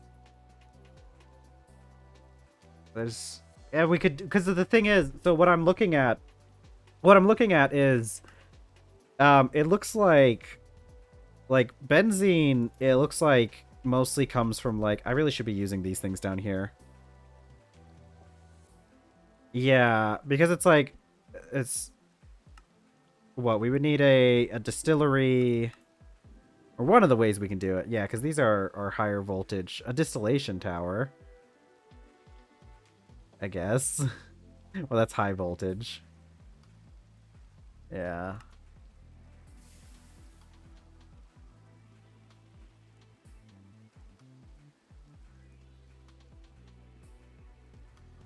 I'm just... What is even all this... What is this fuel stuff? Heavy fuel? Where do I... Sulfuric... Light oil. Oil deposit. Okay. That's... I think that's going to be a while before we get something like that. I need to remember I can just look down here. See, because it looks like the best way to do it would be like this distillery. With wood tar, which also comes from a distillery. With charcoal byproducts, which we use this thingy. Because we can just turn the logs and nitrogen gas, which we can get... I'm sure we can get nitrogen somehow.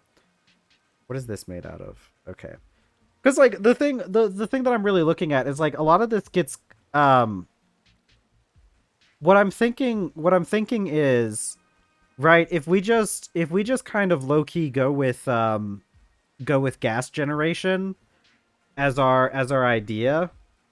Yeah, I'm thinking because we can even start like shifting towards gas turbines because the methane is getting produced by our tree farm anyways.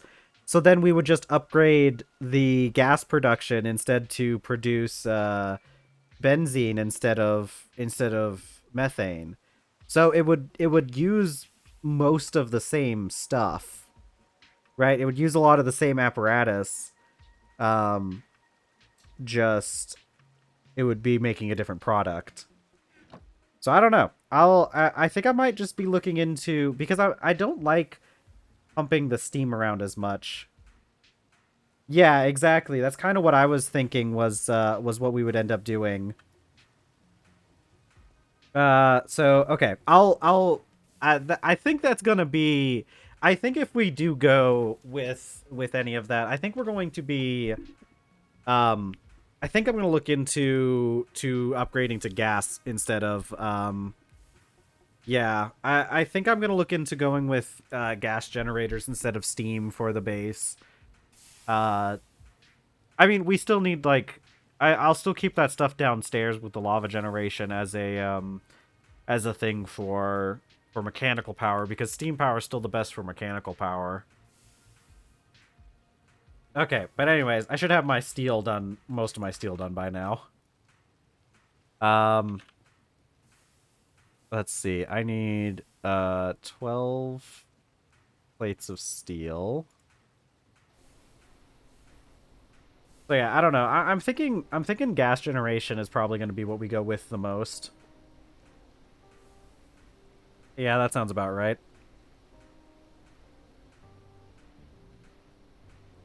So yeah, I think like I said, because I could just set up the low voltage a low voltage centrifuge with what we currently have. What do we have for voiding stuff? Because we're going to have to void stuff. Yeah, that's not until medium voltage, but we can always just do methane until medium voltage if we wanted to.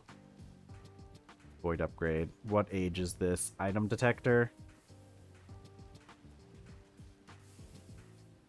I mean, we have this. We have the void upgrade for the backpacks, which you could use to void things. Oh, you're right. I forgot ender pearls are difficult to get. Yeah. Was that implosion chamber? Implosion compressor? Because we can't get the thing. What I'll probably do is I'll probably just have a I'll probably just have a chute that leads to a pit with some lava in it. Because I know we can get lava. Let's see. I got my 12 plates. I need my 2 pieces of red steel.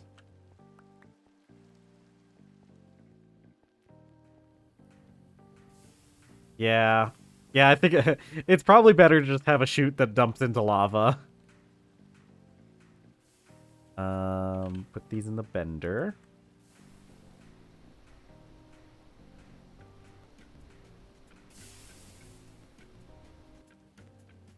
Okay. Let's see.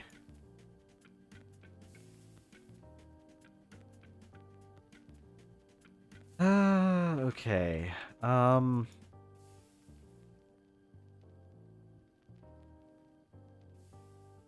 Alright, I need to make the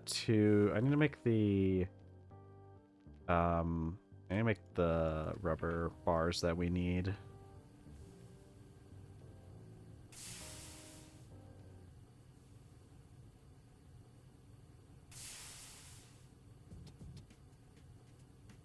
And let's see, how many more rods do we need?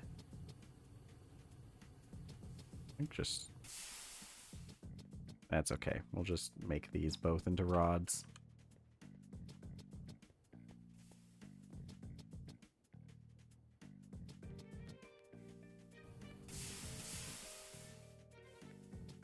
Oh, I forgot about making the...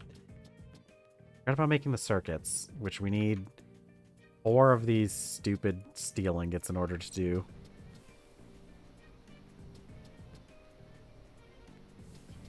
Because it's what?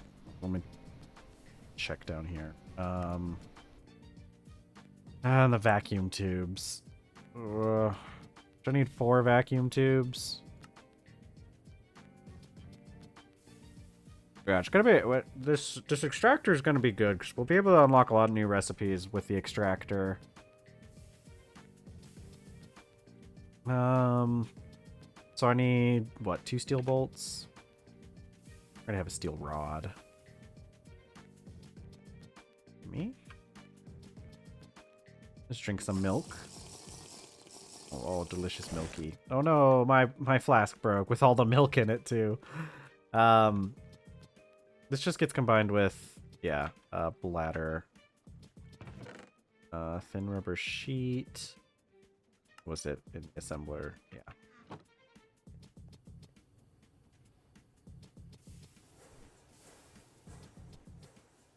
Okay. Do need the small steel gear. We're gonna need more steel again. How much do I got here? There we go. And we have a lot of stuff that we can use to make more iron. 'Cause I picked up a bunch of stuff from the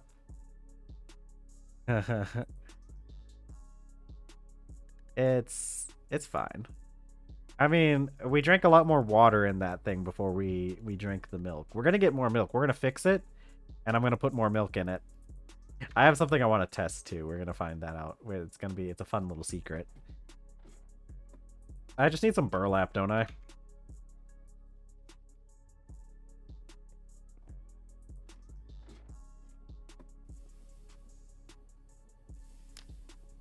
I mean, I still have like 2 barrels filled with milk. I don't know what you're talking about, new milk. There's like 2 full barrels just filled with milk out in the field that's been sitting out in the 32C sun for the past couple years.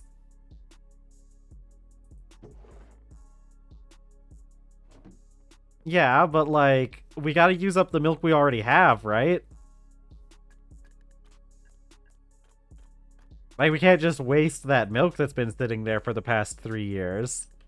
It is. Yeah, exactly. No pathogens here. They don't survive. Was it knife? Bladder. I need the bladder from the assembler. See, it's great. We can add whatever recipes we want. Bup. Oh, heck. Was it not a knife? It is a knife. Is it just a specific... It's true.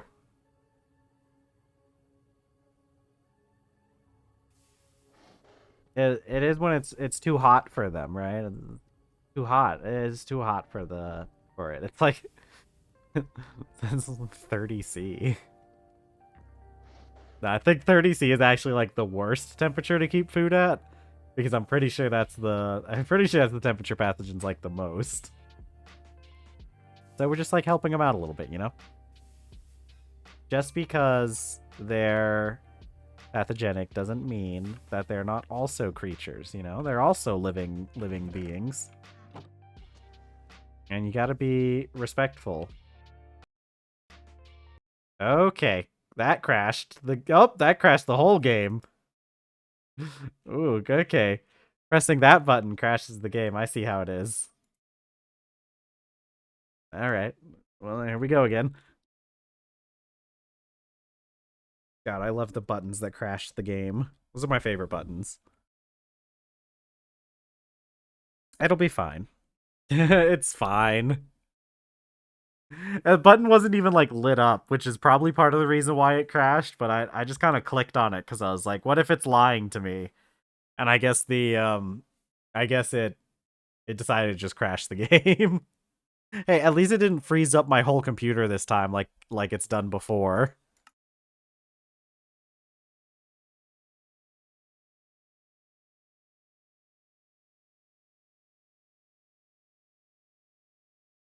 All right.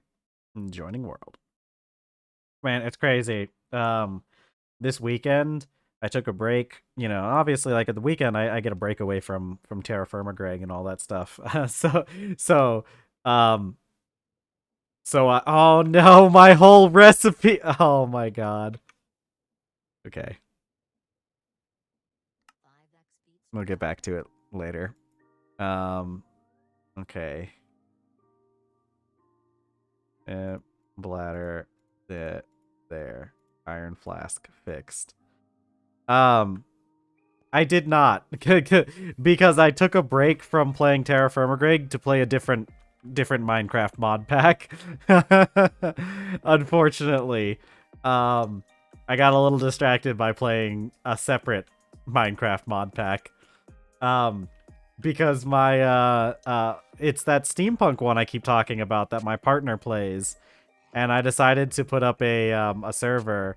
See, look, we have like 20 buckets of milk. I do want to try something though. Oh, I can do that. Okay. Fresh milk straight from the cow, chat. Oh, delicious. Okay, anyways.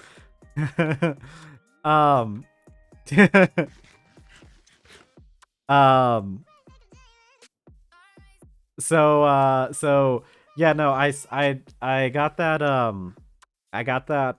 steampunk mod pack because I put it up on my server that I have, which is, you know, server is a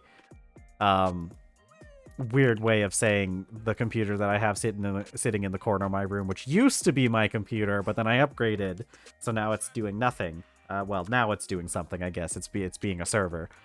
But I set up the server so that we could have it running all the time, because that's one of those games where there's like a lot of like production stuff that happens, and it's actually beneficial to have it have it running for long periods of time. Oh gods. It's just we're gonna be here for a second. Actually, that was my old one. Finding someone who needs cheap mid-range. Yeah. Well, luckily, the good thing about like servers or like Minecraft servers is that they're really not like they don't really require that many resources, but it saves you a lot. It saves you a lot when it comes to I don't really need to extrapolate this that much more down. I've already gotten like half of this stuff done already. It saves your computer a lot of resources. Yeah. And I mean the server, especially if you're like, especially if you live with the person you're going to be playing with, it makes it an even more attractive option, because like you don't even have to do anything with like opening it up to the internet or anything. It's just a LAN server. Wire mill. That's what I need. Wire mill. I think I've done this with a Schroeder. Okay, I think I've got pretty much everything I need here, don't I? I'm pretty sure. We're good. We're good. Shut up. What do you mean? What do you mean 5 tin ingots? I don't think I need 5 tin ingots. I think we're good. I think I'm fine. I'm fine. Let's continue working on these stupid circuits. Vacuum tube. Vacuum tube. Copper wire, steel bolt, and glass tube. Big amount of glass tubes. Let's see. But no, part of the reason why I set up the server is because I noticed, so my partner's computer isn't as good. Definitely isn't as good as mine. Mine got upgraded fairly recently. Probably like a year or two ago. Which I know in computer terms isn't like super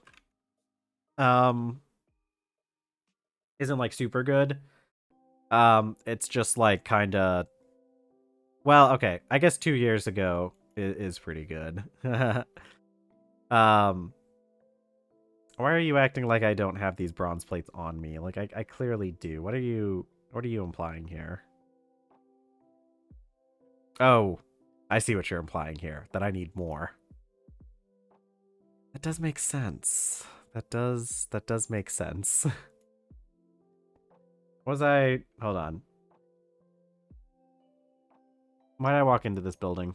What did I need from here?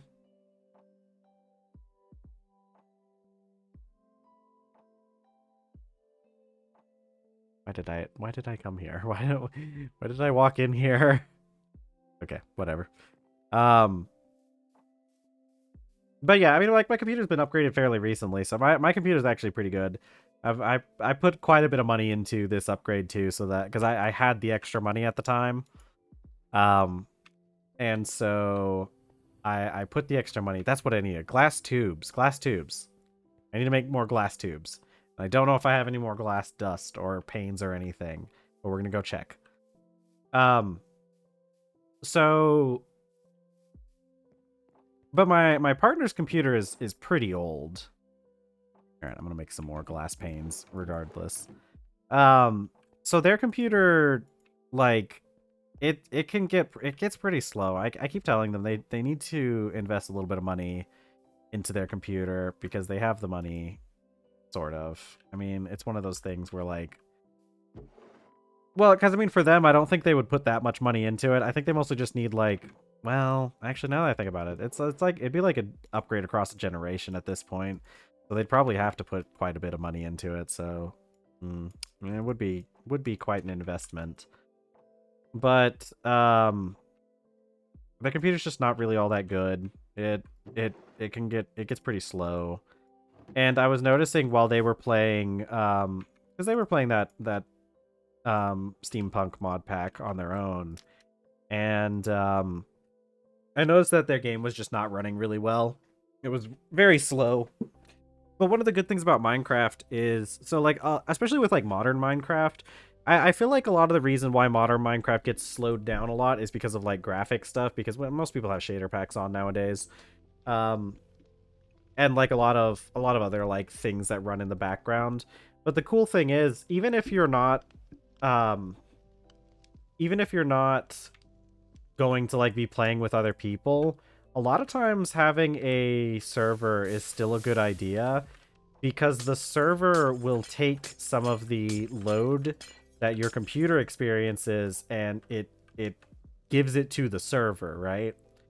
So that's why I've mentioned a couple times, whenever we get around to playing like all the mods, we're probably going to use a server to run that. Like I'll use my local server to run that because my computer like actually can't run all the mods at an appreciable FPS without a server like taking some of the load off of it. Just because there's so much stuff in all the mods, which like should be, a little self-evident by the name. But it really does like have too much stuff because I've tried playing all the mods 9 without a dedicated server, and my computer just could not handle it. It couldn't cope. Um, it was running like, well below like even 60 FPS. It couldn't even handle that, despite the relative power of my computer. But like, okay, I don't think I actually need anything from in here. The only reason why I didn't pick a server to run this is because I know that like, I know time is like, I think it slows down, or it might just flat out stop if there's no one in the server when you're doing TerrafirmaCraft. But like, I kind of just didn't want to, like bother with any like server settings. It's one of those things though where if we start running into issues, because we've kind of been running into some slight issues with like, my FPS has been steadily dropping, and we hover around like 100 FPS, but if it starts getting down to the point where we can't sustain like 60 FPS is when I start, seeing this as a problem. Is it? No, it's just all spread out. So like as of right now, I don't think it's much of a problem, but it is an idea that I could take my server and have it run my TerrafirmaGreg stuff, because I could just copy my world over to my server. I need to set that thing up for I need to set it up for SSH. I really should. It's annoying doing like, because the best way to do it is like pair key stuff, but like kind of annoying to set up. Although I don't think it matters, because as long as I don't have the any of the stuff open up, like as long as none of the ports are open, it doesn't really matter, what's going on with it. Okay, what was that? Copper wire. Wire mill.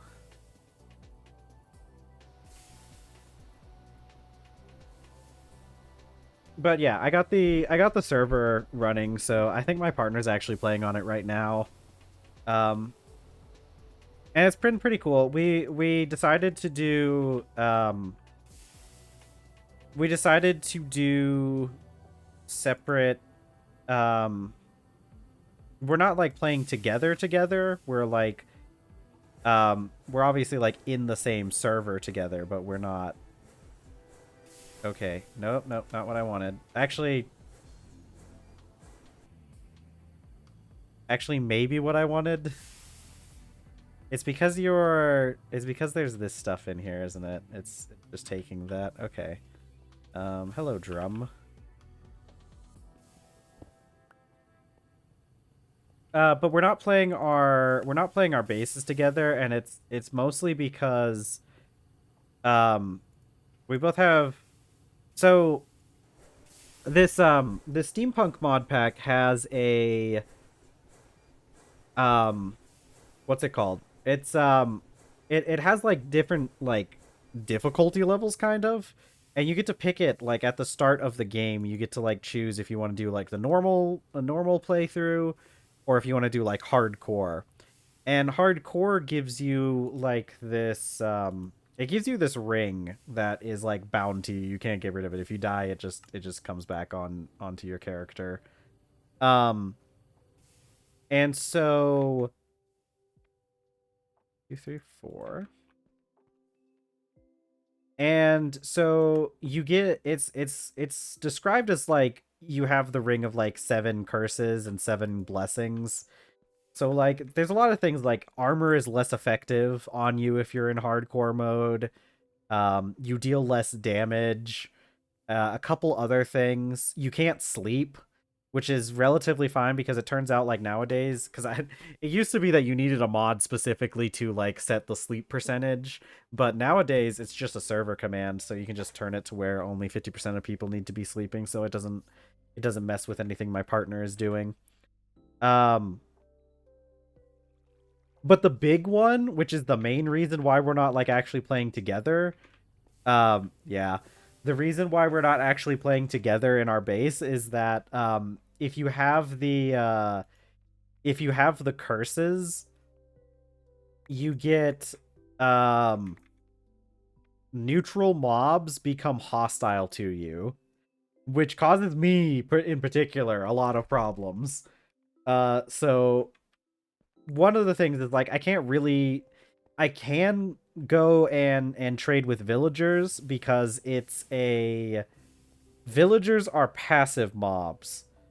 So you can go trade with villagers, but you can't if there's an iron golem around, that guy will throw hands because those are neutral mobs. At least I'm pretty sure. To be fair, I've never tested it. Um but I'm not about to. I'm not about to try. I'm not about that life. Um so you know, the other thing, the much more difficult thing to have to deal with in that mod pack is that yeah, endermen are neutral mobs. So endermen are just eternally angry at you. And the last time we played this mod pack together, which the mod pack we're playing has gone through a lot of really cool and like good updates since the last time we played. So it's really cool, the new stuff that's been going on. Let's see. How much more do I need? Okay, I'm just gonna put a couple of these in the bender or in the wire mill. Oh, hold on, let me get a sippy of my drink. Mm, delicious. Sippy. Um, okay. Okay. Um, so the what is it? Endermen. So the issue with the Endermen is like they actually have a pretty decent aggro range apparently if you're hostile to them, I guess. Those guys will straight up just teleport from the outside straight into your base and throw hands, which is why my base needs to have like um lower ceilings than like I have to have my base laid out in a specific way so that I'm not constantly besieged by endermen all the time. It's a real problem. um so that's a big part of the reason why we're not like actually playing together this time around, is so that I can play with my fun hardcore mode and they can play with the less hardcore mode. Um, God, I swear I had sulfur around here somewhere. Like actual sulfur. I know I didn't use all of it. It's in here, isn't it? Yeah. Wait, we already have rubber pulp on us.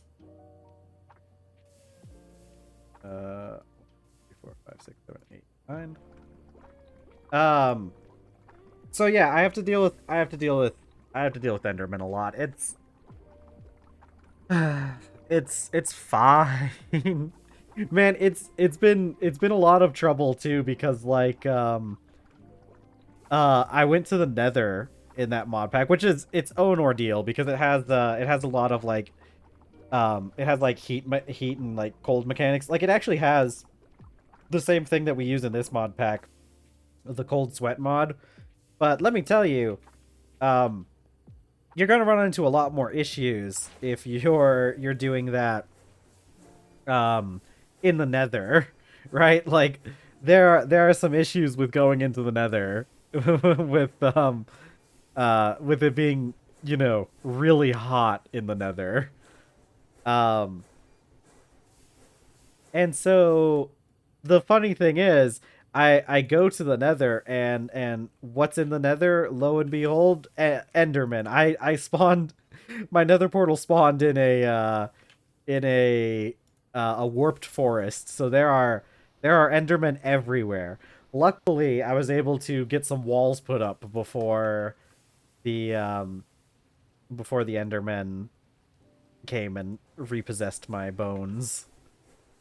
Luckily, I've actually only died one time in that game so far, and it was to a blaze.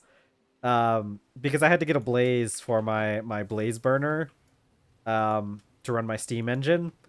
And the blaze set me on fire, and one of the curses that I suffer um is that blazes they just they just kill you. They or not blazes, fire. Uh Fire just kills you, like straight up. Because it doesn't go out. You if you catch on fire in this mod pack when you have the curse is that you can't you can't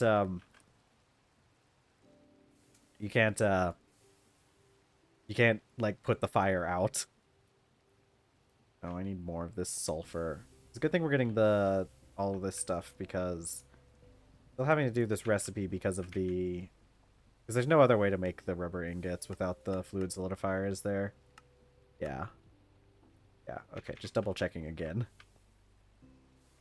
Alloy smelter, there we go. So yeah, that was the only time was because I got lit on fire by a blaze and there was just nothing I could do about that. But luckily, like the Nether Fortress was like, because I'm using the minimap mod in this one. I'm not searching around. But I got all these curses on me. I'm not gonna play without a minimap in that game or map in general. The funny thing is that it's really interesting because the game it's a much more like fantasy style mod pack.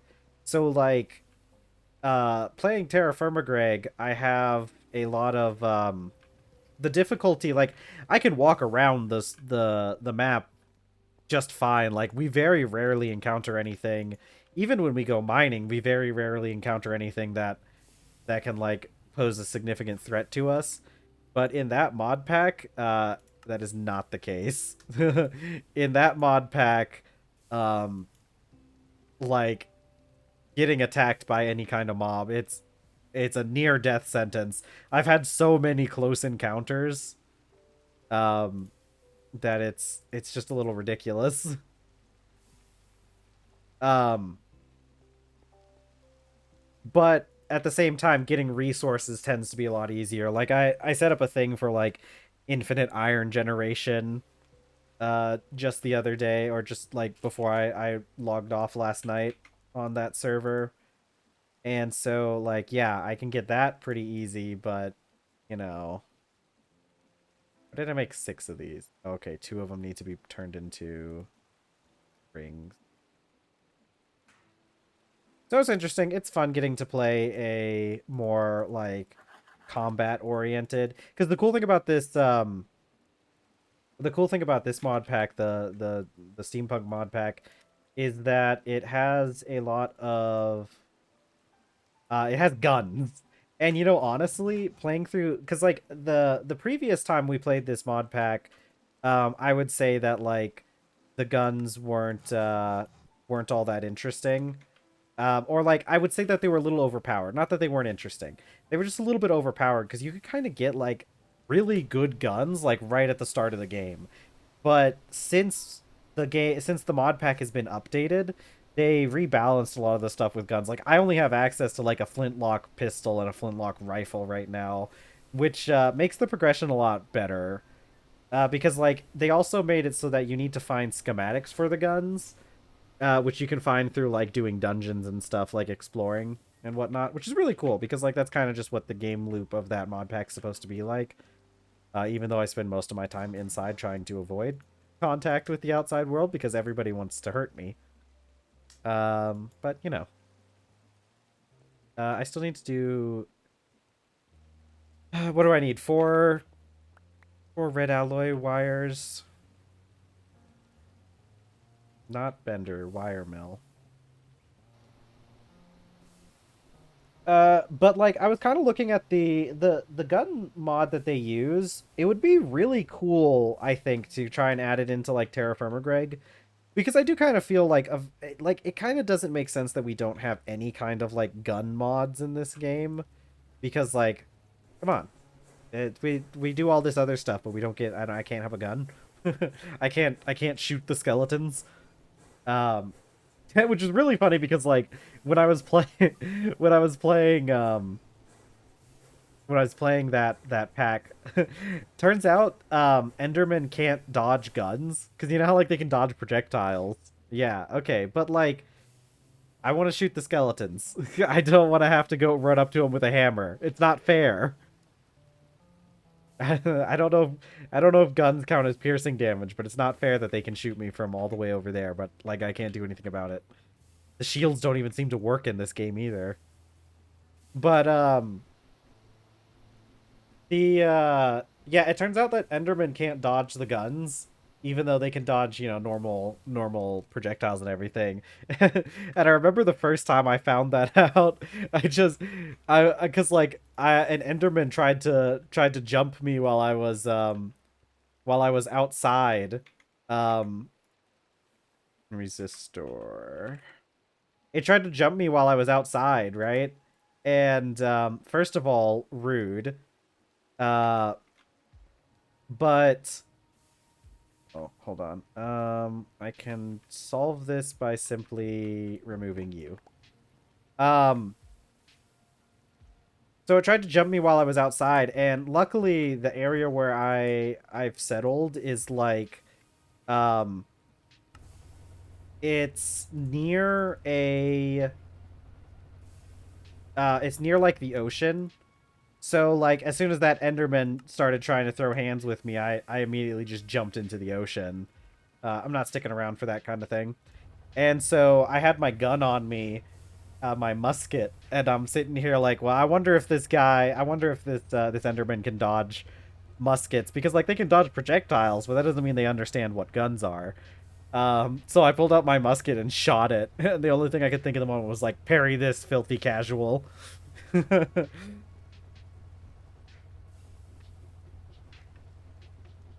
So I've been having a lot of fun in that mod pack. It's nice getting to like play a game where like the combat and everything is more dangerous than the like I enjoy playing like Terra Firma Greg and everything obviously, but like sometimes it's nice to play a game where the combat and like exploration is the difficult part and not just crafting things.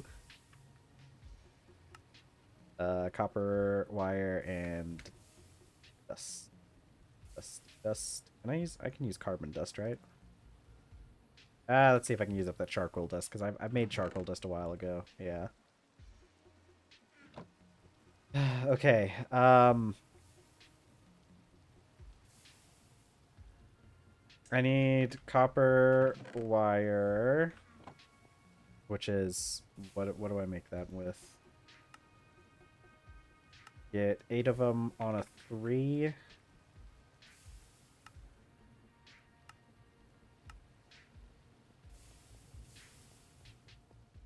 Oh man, oh man. There we go.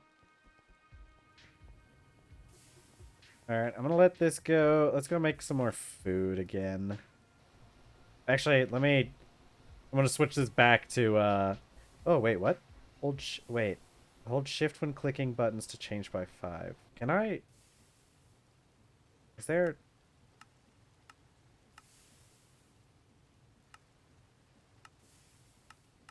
Alright, I don't know what that tooltip helps, but that's okay. And charcoal dust. But yeah, it's gonna be really fun. It's gonna be fun once we finish TerrafirmaGreg. That'll be a fun day because then I can switch over. I can fruit and protein. Fruit and protein. You know, speaking of protein, I went to the store the other day, and you know they make shelf-stable tofu. It was in a refrigerated area, so like it wasn't just on the shelf. But this tofu that I bought claims that you can just leave it on in your pantry, and it'll be fine. I put it in the fridge anyways because I don't know. It feels weird having tofu outside of the fridge. Like, it feels weird not refrigerating tofu. But apparently this is something that can do. Which is, an interesting thing. I'm trying out this tofu. This is a different brand of tofu, though, from what I normally use. Because I don't want to shop at Walmart anymore. So I'm trying to shop at the local grocery store more often. So the local grocery store only has this kind of tofu that's like this weird shelf-stable tofu. We're going to see what happens with it. It's the extra firm tofu. I've tried their silken tofu before, and it was pretty good. But I want to see how well their extra firm tofu works out, because I typically do extra firm tofu. It's the best one for, like, frying up. I don't... It's just, there's so much extra work that goes into working with tofu, unfortunately. Because, like, when it comes to... I gotta make more stuff. That's okay.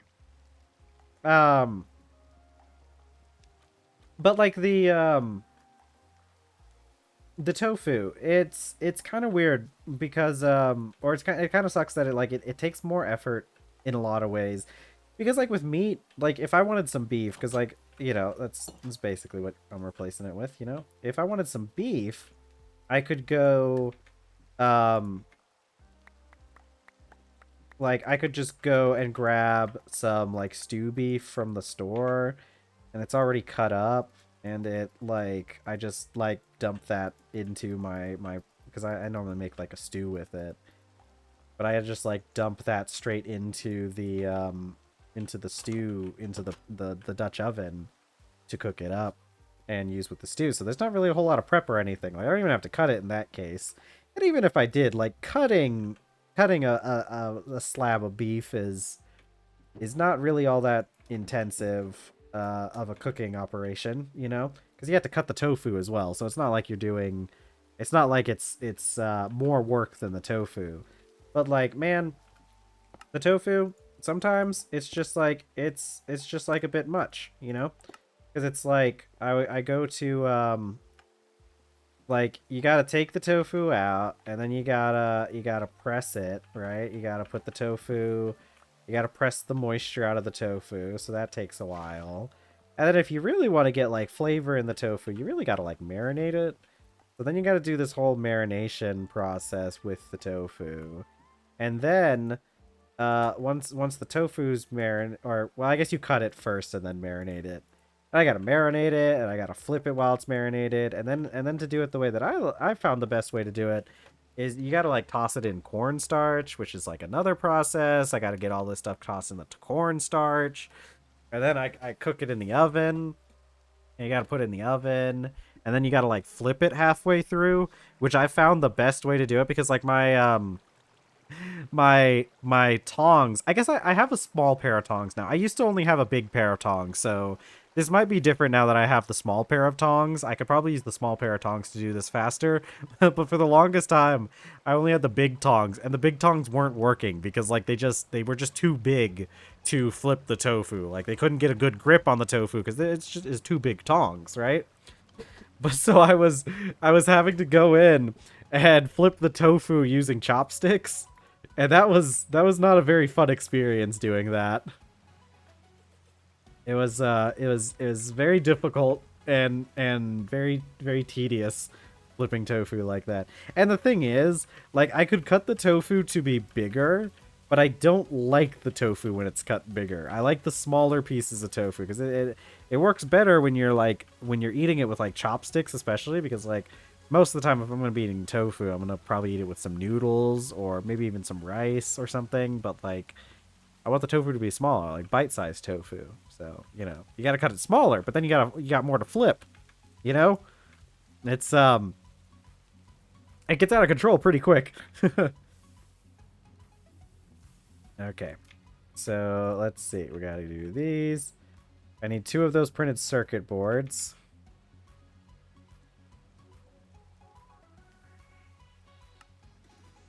And this is 100 glue, 4 copper foil.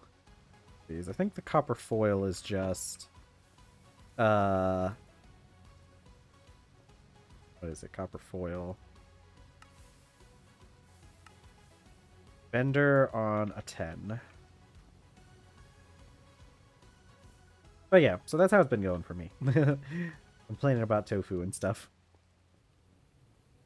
But I want to see how well this tofu works out because it looks like it might be a little bit better for my purposes. Maybe. I don't know. We don't know.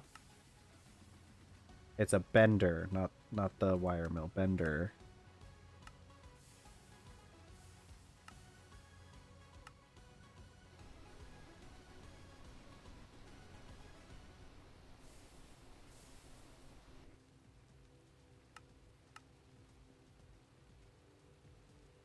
There. There. Oil. Oh boy, oh boy.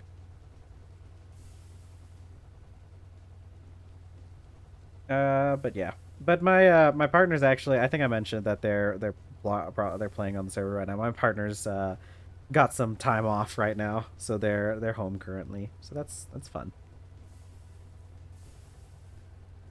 You get take a little vacation, little vacay, little breaky break, little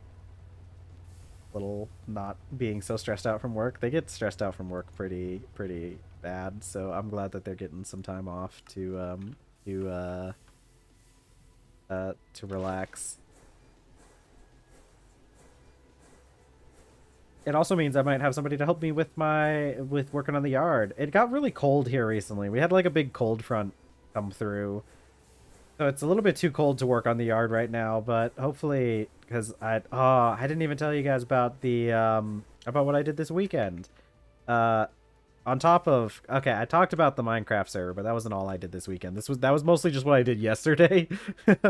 I actually did a lot more during the weekend than just playing that one server, because we went out to town. So we went into the big town that's nearby. Because our town, I live in a pretty small town. So every once in a while we go to the next town over, which is a much larger city. And it's fun. We have it like a little, like basically a little like date night or date day or whatever, because we sometimes we go and we have like specific things, like we need something that we can only get in town, and but a lot of times, like if we just haven't gone in like a few weeks, we'll go, and it's really fun because my partner and I, it's quite a trip in the car. It's over an hour of a drive to get into town, so it is quite the journey to get to town in the first place. And So that's always fun. We get to hang out in the car together and hang out. And then we get to go to all the different shops and stuff in town. So like we went to the mall. Fluids. Wait. I wasn't planning on making the fluid solidifier. That's why my recipe changed. No, no, no. We're not doing the fluid solidifier. We need the extractor. I'm doing the extractor first because the fluid solidifier doesn't get us much. Hold on. That's why my stuff changed. Okay, hold on, hold on. I clicked the wrong thing. Okay. So I just need to make a one of those pistons, right? Hold on, give me 1 second. Yeah. Okay, okay, that explains. I will need to make another motor, but this is fine though. I've got most of what I need. 2 steel rods, steel gear, the motor. Motor's easy. Yeah. I am going to make both, but I want to make the extractor first. And there was a reason for that, but I don't remember what the reason was. I just know that the fluid solidifier doesn't really get us much until we have the extractor. Actually, there's a good question. Let me... Maybe I do need the fluid solidifier first. Hold on. Because... Why did I need the extractor first? Well, because like the fluid solidifier... Actually, maybe you know what? I might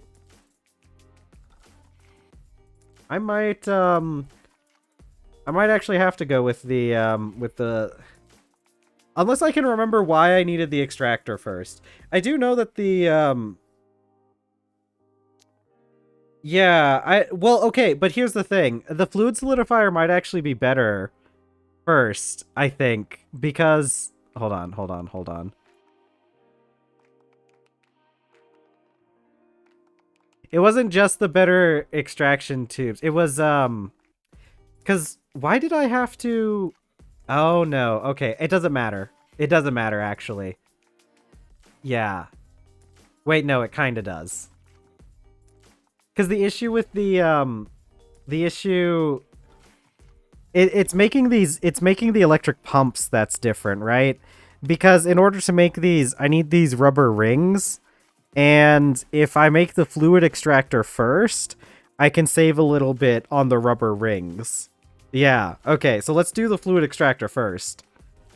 And then we'll do the fluid solidifier, and then we'll do the extractor second. So yeah, let's go ahead and make this fluid solidifier. Okay.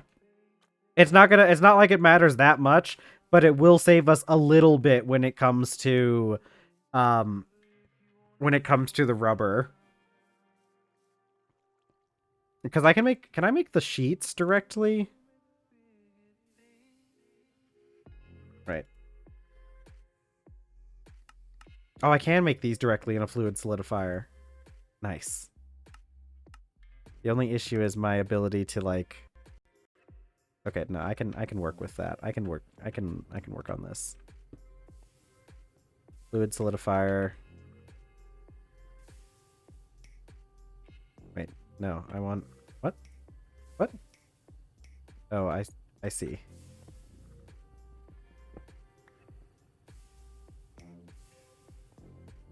Hey, how's it going? Pretty good, Hex? How's it going with you today? Okay, fluid solidifier. All right. Now that we've got the fluid solidifier, we need the extractor. Because, like, really, they're not super good. The two devices are not really good without each other. Okay, let's do... assemble. But not like that. Like this. Hold on. Give me... you guys... talk amongst yourselves. I gotta get this plotted out real quick. Plate. Casing. Pump. We can also do, well, okay, we can't get the tin into the fluid solidifier until I make the extractor.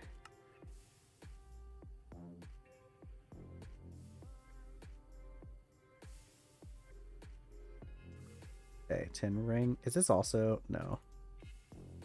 Okay. Motor.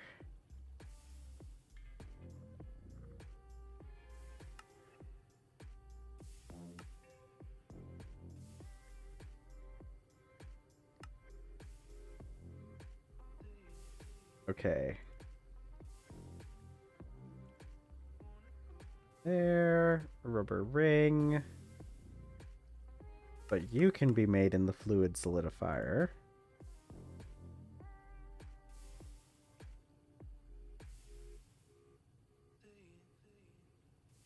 Right. One piston.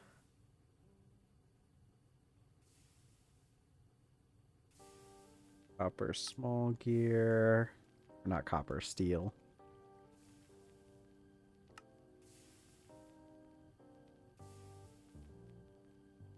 Okay. I think that's extrapolated us down as far as we can without the circuits. But those things are annoying. Alright, I'm back. Okay. Let's see. I didn't put the tree. There we go. Alright, let's go collect our stuff again. Oh, we're gonna need to do more iron, aren't we? 2, 3, 4. 2, 3. Oh wait, I need 9. 2, 4, 5, 6, 7, 8.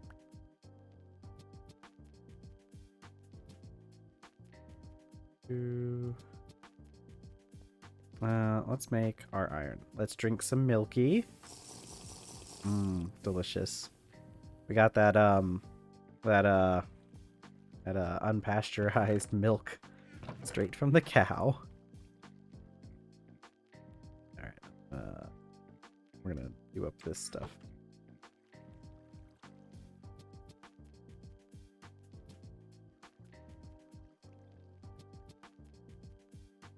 Okay.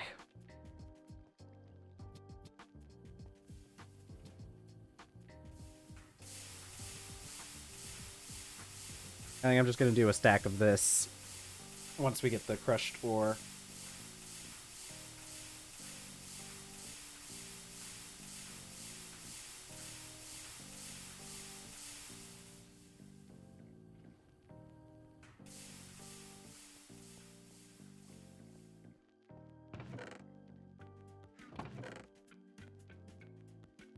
Okay.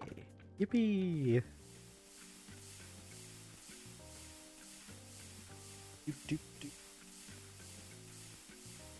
Yeah, Monster Hunter, I've been hearing a lot of really good things about that game. Everybody seems to be really enjoying it. There's a streamer, I don't watch them stream, because I mentioned before that I don't actually really like watching streams all that much. But, I've watched their, I follow them on Tumblr, actually. There's a streamer called Demily Pyro, who I follow on Tumblr, and she's been talking about it a lot.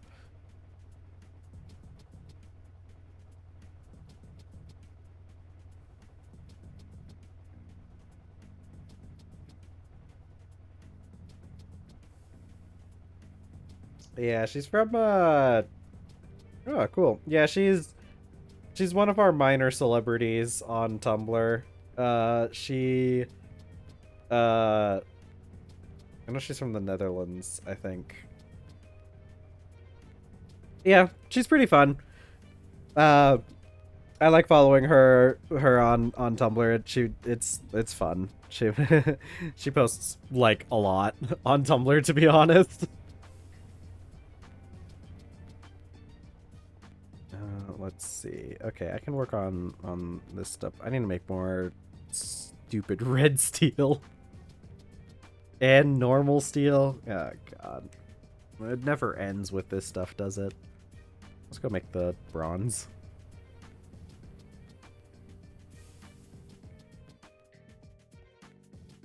Yeah, she's been playing Monster Hunter a lot recently though. So I know she had like a minor complaint about the game, which isn't really that, it's not much of a complaint. It's a very minor thing. Um about how the main story was a little railroady in her opinion. A little on the rails of a compared to like the other games, I guess.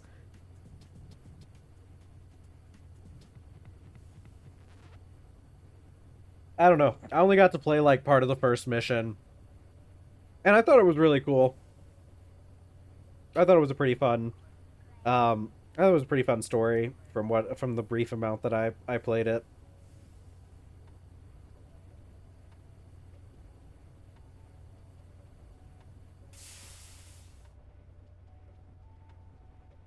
Okay, but anyways, while you guys talk about Monster Hunter, since I can't really I can't contribute too much to the Monster Hunter or Geometry Dash. I never really played Geometry Dash to be honest. Um, yeah, true. Yeah, I I don't know. I feel like the only one I played, which was Generations, I feel like that one just didn't really have much of a story at all. So my experience is pretty lacking when it comes to that. But let's see. I need to make plates. Actually, I guess we're probably just gonna. You know what? I'm gonna go while this thing runs. Well, I don't know. I don't have the chunks loaded over here. So I guess I'll go do some stuff with my inventory for a little bit. Um, but the okay. Anyways, my weekend. I was talking about my weekend. It's really fun. We went to the mall. My partner had to go to the mall. To go bra shopping was the big thing that they had to go to the mall for. Which, listen, the more I learn about the way that like women's clothing is, the less I understand. I'll be real with you. I don't really understand what's going on with the sizing for women's clothing. Um because there's like several different standards and it seems like companies just kind of pick and choose whatever they want to count for women's clothing. It's crazy. The bra stuff was weird cuz like I was yeah, the bra stuff is really weird because like um they were searching for a very specific bra size, which from what I've gathered, it sounds like most women probably need, or just people with breasts, people that have to wear a bra, uh should probably be wearing a size larger or so than what they currently wear. It seems like for some reason people like the information about what size bra you should wear is just kind of non-existent. um so like there's all that, like having to figure out like trying to get this bigger size, and like then the conventions for like um the conventions for those sizes don't make any sense. Like the number is supposed to be the band size, right? That makes sense. That makes sense to me. And the letter is supposed to be like the cup size. Also makes sense. Very much makes sense, right? This would be a good way to do it. You have the cup size and then the band size, and they're two separate numbers, which you combine to get the actual like size of the bra. This makes sense, right? But for some reason, apparently, like, because like we were running into issues with like, um, we were running into issues where they didn't have the bras that were like the right, like the cup size was right, but then the band size was a little bit too big. And so because my partner knows how to do like tailoring stuff, so they can they can tailor clothes and whatnot. So I was like, oh, can't you just like maybe like bring in the band a little bit, like do something to like reduce the size of the band a little bit? And like I know there's a chance that that would probably be like there's it could end up being like kind of uncomfortable doing it that way. But I like asked because I was like, isn't this something you can do? But then they explained to me that like apparently the band size does also affect the cup size, like it like proportionally changes the size of the cup.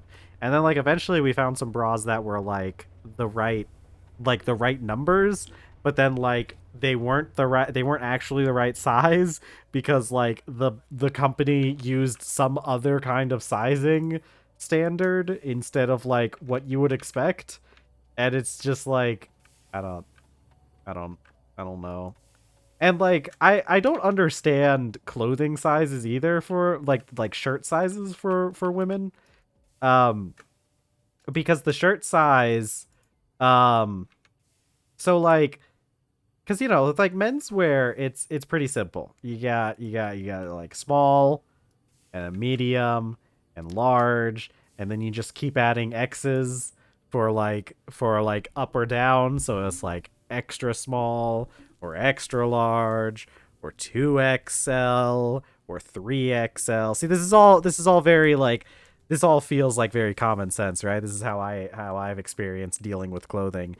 But then like I I apparently women's clothing, like women's shirts, like there's a difference between an XXL and a 2XL. Those are apparently two entirely different sizes. Why I wouldn't be able to tell you, but it's just it's the way it is, I guess. Like I'm glad that low key I'm glad I wear men's clothing because like wearing women's clothing just seems like such a hassle. Also, like, there's a big issue with like, because like I've always worn like I've worn very like stock standard men's clothing. I think that's the good thing about men's clothing is that if you're wanting to go like you go in, you grab yourself a large t-shirt and it's gonna be the same. Like the material might be a little bit different depending on the company or your the company you're buying it from or like the specific blend, but there's not that big of a difference. But then you look at like women's clothing and it's like, yeah, you've got this, but also all of your clothing is going to be made out of the worst material possible. I blame fast fashion, obviously, but like, dude, the the like the material on a lot of women's clothing just like feels terrible. Like I wouldn't want to wear this stuff because like it's made out of like cheap polyester or rayon or some like blend of materials that just makes it feel really itchy and like very uncomfortable.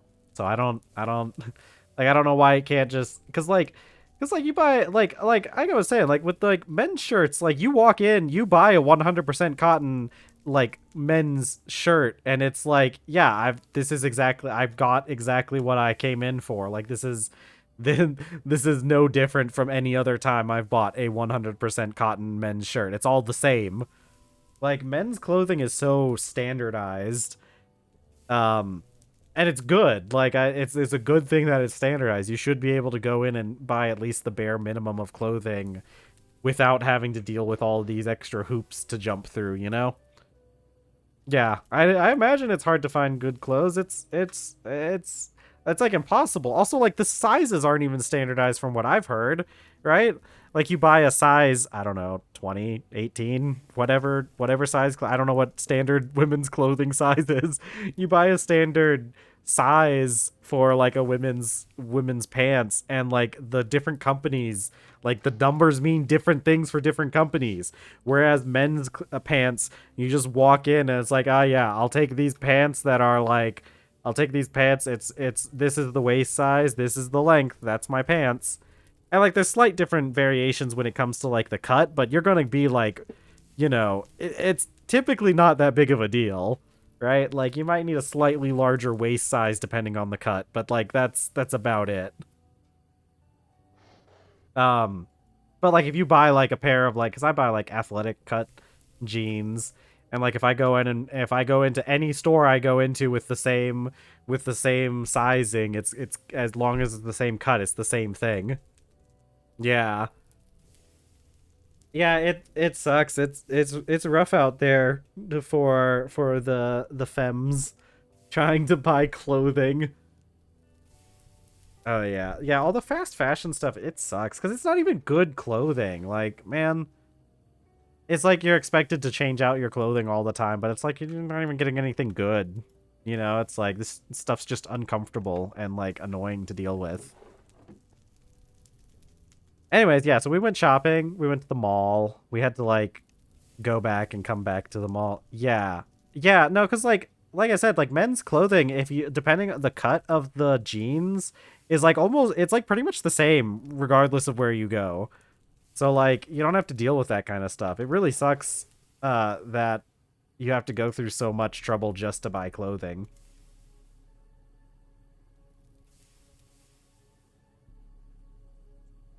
But we went to the mall. I bought a book. I went to the bookstore and looked through their books and decided on a book to buy, and I bought a book.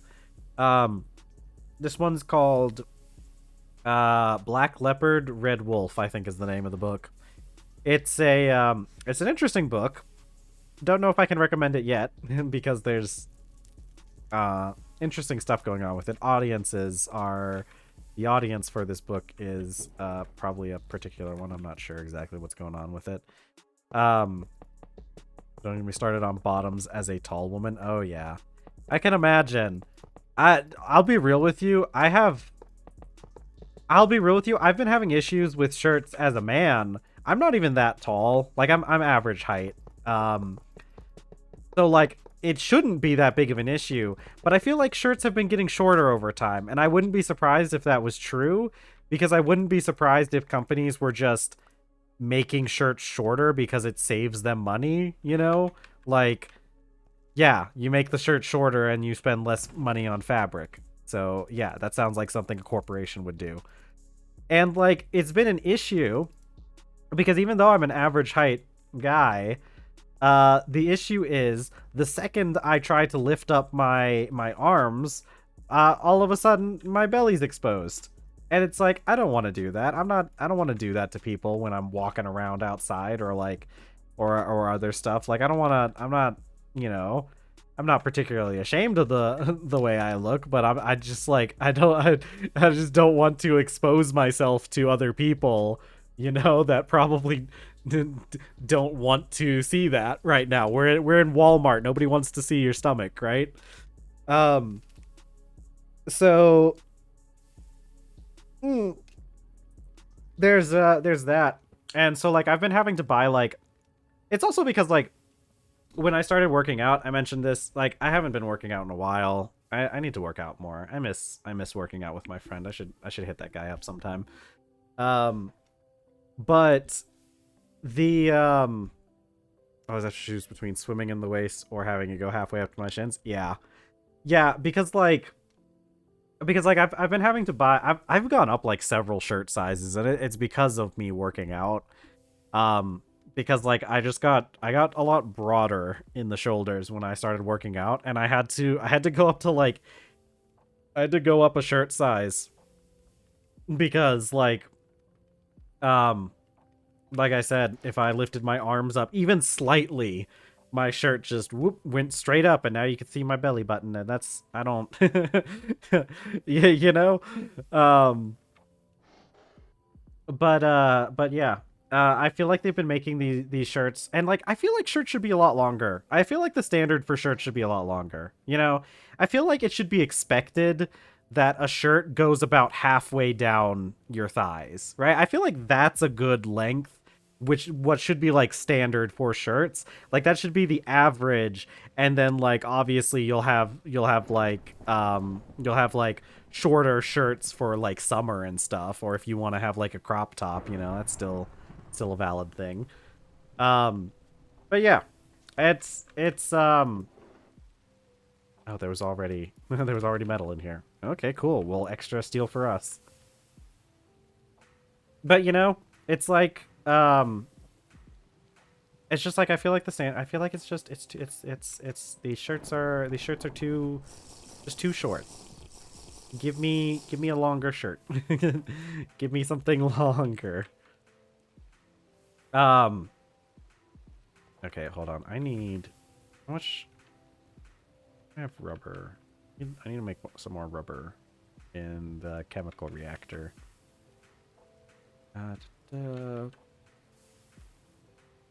But yeah, so I went to the bookstore and I got me a book. This one's called Black Leopard, Red Wolf. It's written by a Jamaican author. I'm pretty sure it was Jamaican, and I know I'm like 99% sure he's Jamaican.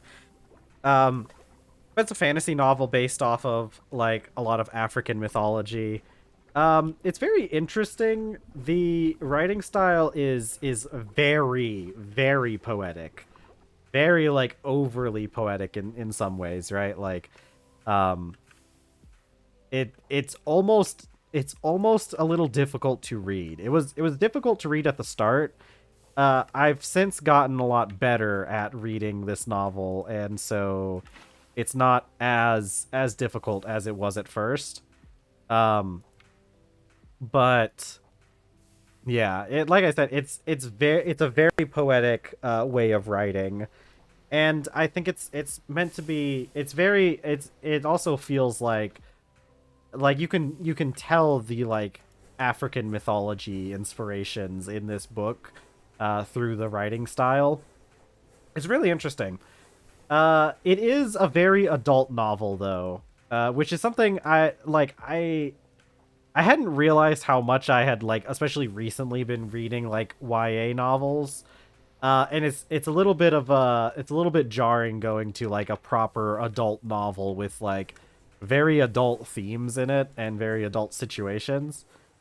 Um, but I think it's been really good so far. I'm only like a couple chapters in, and it's all about it's about this person.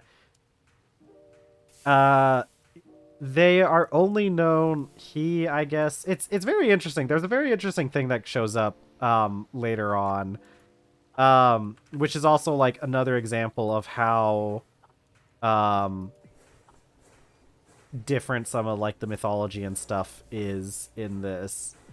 Um because it's about a guy who's just known as like Tracker. Like that's just his name. His name has been like, and he even like makes a point to point out like, yeah, my name's been forgotten. Like I don't know. I abandoned my name and now I am only known as Tracker. And it's really interesting. A lot of like I said, lots of mythology stuff going on. There's also some interesting gender stuff going on, stuff that's very a very different way of looking at it, which I'm assuming is mostly. No, that's a block. I need plate, which is probably still in the alloy smelter. No, hold on. Where? Block. Ah, there it is. It was covered up by the blue. But it's really interesting because like one of the things that comes up and again, like I mentioned, adult content warning, I guess. For some of the content in this, I'm not gonna go like too explicit, but it is relatively adult content oriented. But how do I make the thing? Knife? There was some interesting gender stuff in the current chapter that I was reading, because like it had this idea of gender where, because the guy he like. Okay, so he does this whole thing. He ends up like maybe sort of killing his father. He doesn't actually kill his father. He like fights him, and then like it's kind of left ambiguous as to whether or not the guy dies afterwards. Like he may have killed his father, but nobody really knows for sure. So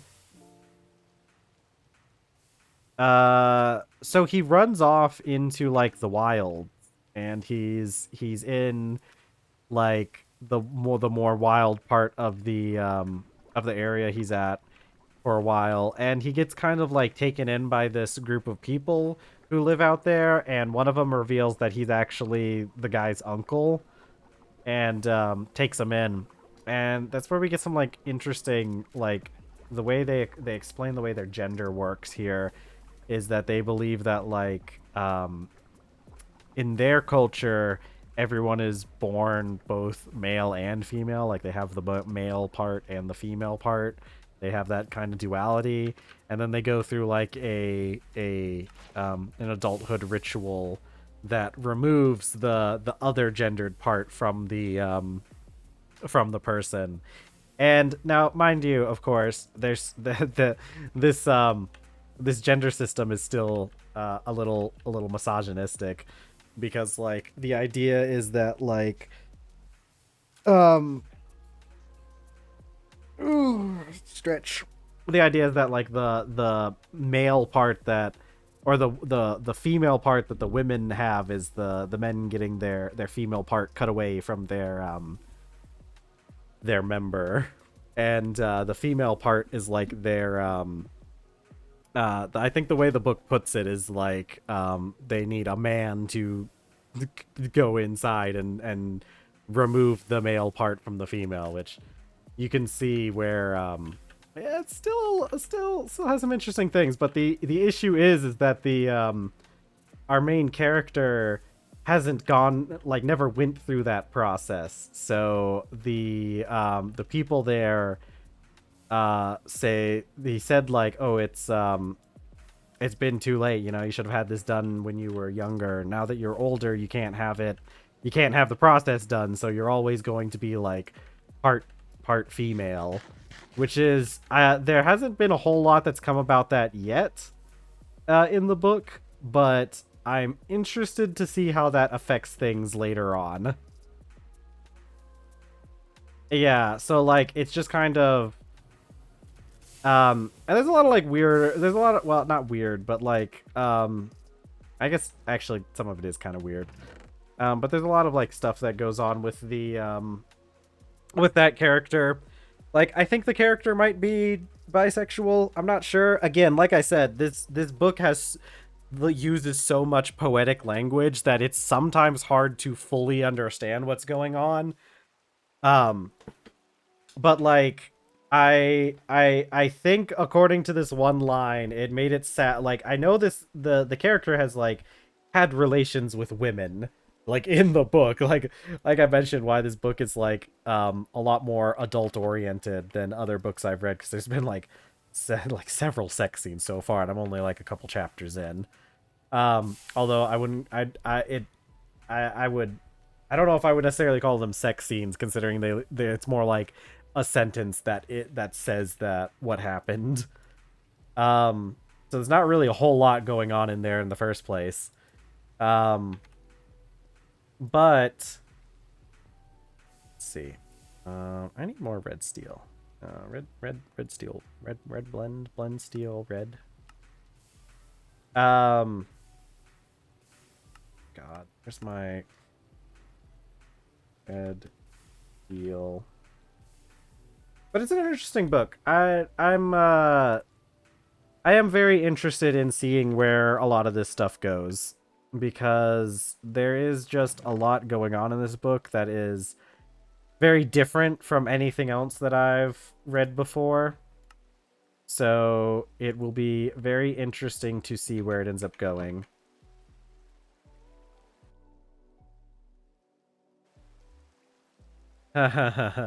You know, I'll be real with you. Oh my god. You know, we talk about sex scenes in media. Let me tell you about so there's this one book series, and this is one where I'll actually talk a lot about, because I don't care about spoiling this series, because I'll be real with you, I don't think anyone should actually read this series. I read this whole series because a friend of mine wanted me to read it, and I got into it, and I'm one of those people that when I get started, when I get started with a book series, I kind of like it's some a lot of times it's hard for me to put it down, you know? Like I get into this series and it's like I want to see where this ends, even though I might not necessarily like the way this is all going. I still want to see how it ends. And that's not to say that this author is bad. I actually think she's a really good author. I just think like a lot of the plots um fall flat in a couple areas, and it's specifically the romance parts, right? That's going to be the main thing I'm going to be talking about. But it's specifically the romance stuff, and I swear, I think what happened is that this author, I think a lot of the romances, like I think her main character is a self-insert, and I think the romances are like inserts of like various relationships that she has had. Um, it's Kim Harrison is who I'm talking about. Kim Harrison and the Hollows series. Um, which is a it's a big fantasy it's a modern fantasy setting, right? It's vampires, werewolves, witches, all that good stuff in modern times. And it's in like an alternate history type thing. Um Basically like at some point back in like around like the what is it, like the Cold War era, um the fact that magical creatures exist gets like revealed to the wider public, and so so now you just have these guys running around. Our main character, Morgan, I'm pretty sure is her name. um or is it Rachel? Is it Rachel Morgan? That might be her name. Is it Rachel? I feel like it might be.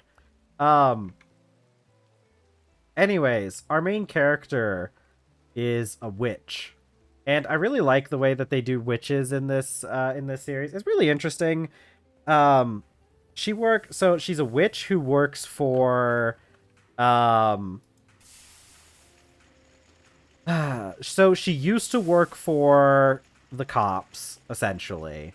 And she left the force or whatever to go and have her own like private investigation type um organization. Like she's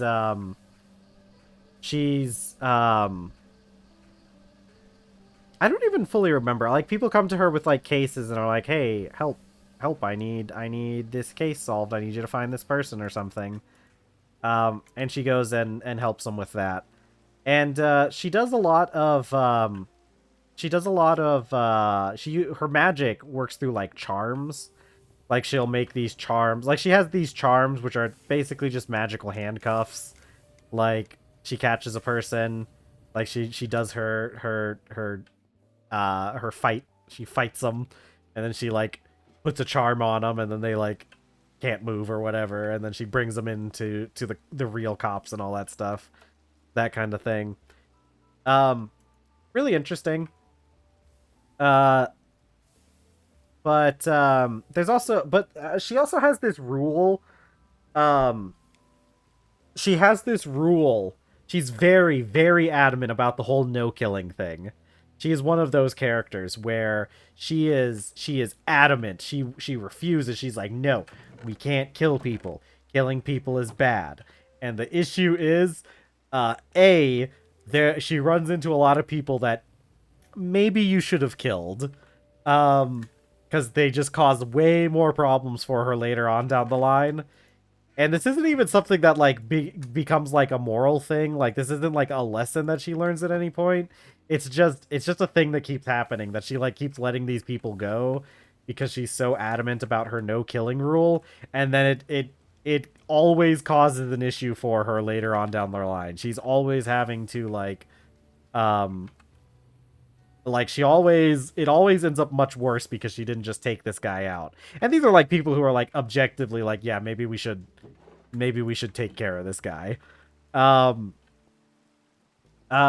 also too, the funny part is all of her friends hyper bloodthirsty. The most bloodthirsty cast of people you have ever met are her partners. Like her roommate slash partner is a vampire woman who, okay, controversial opinion, not even controversial opinion. I'm actually completely right.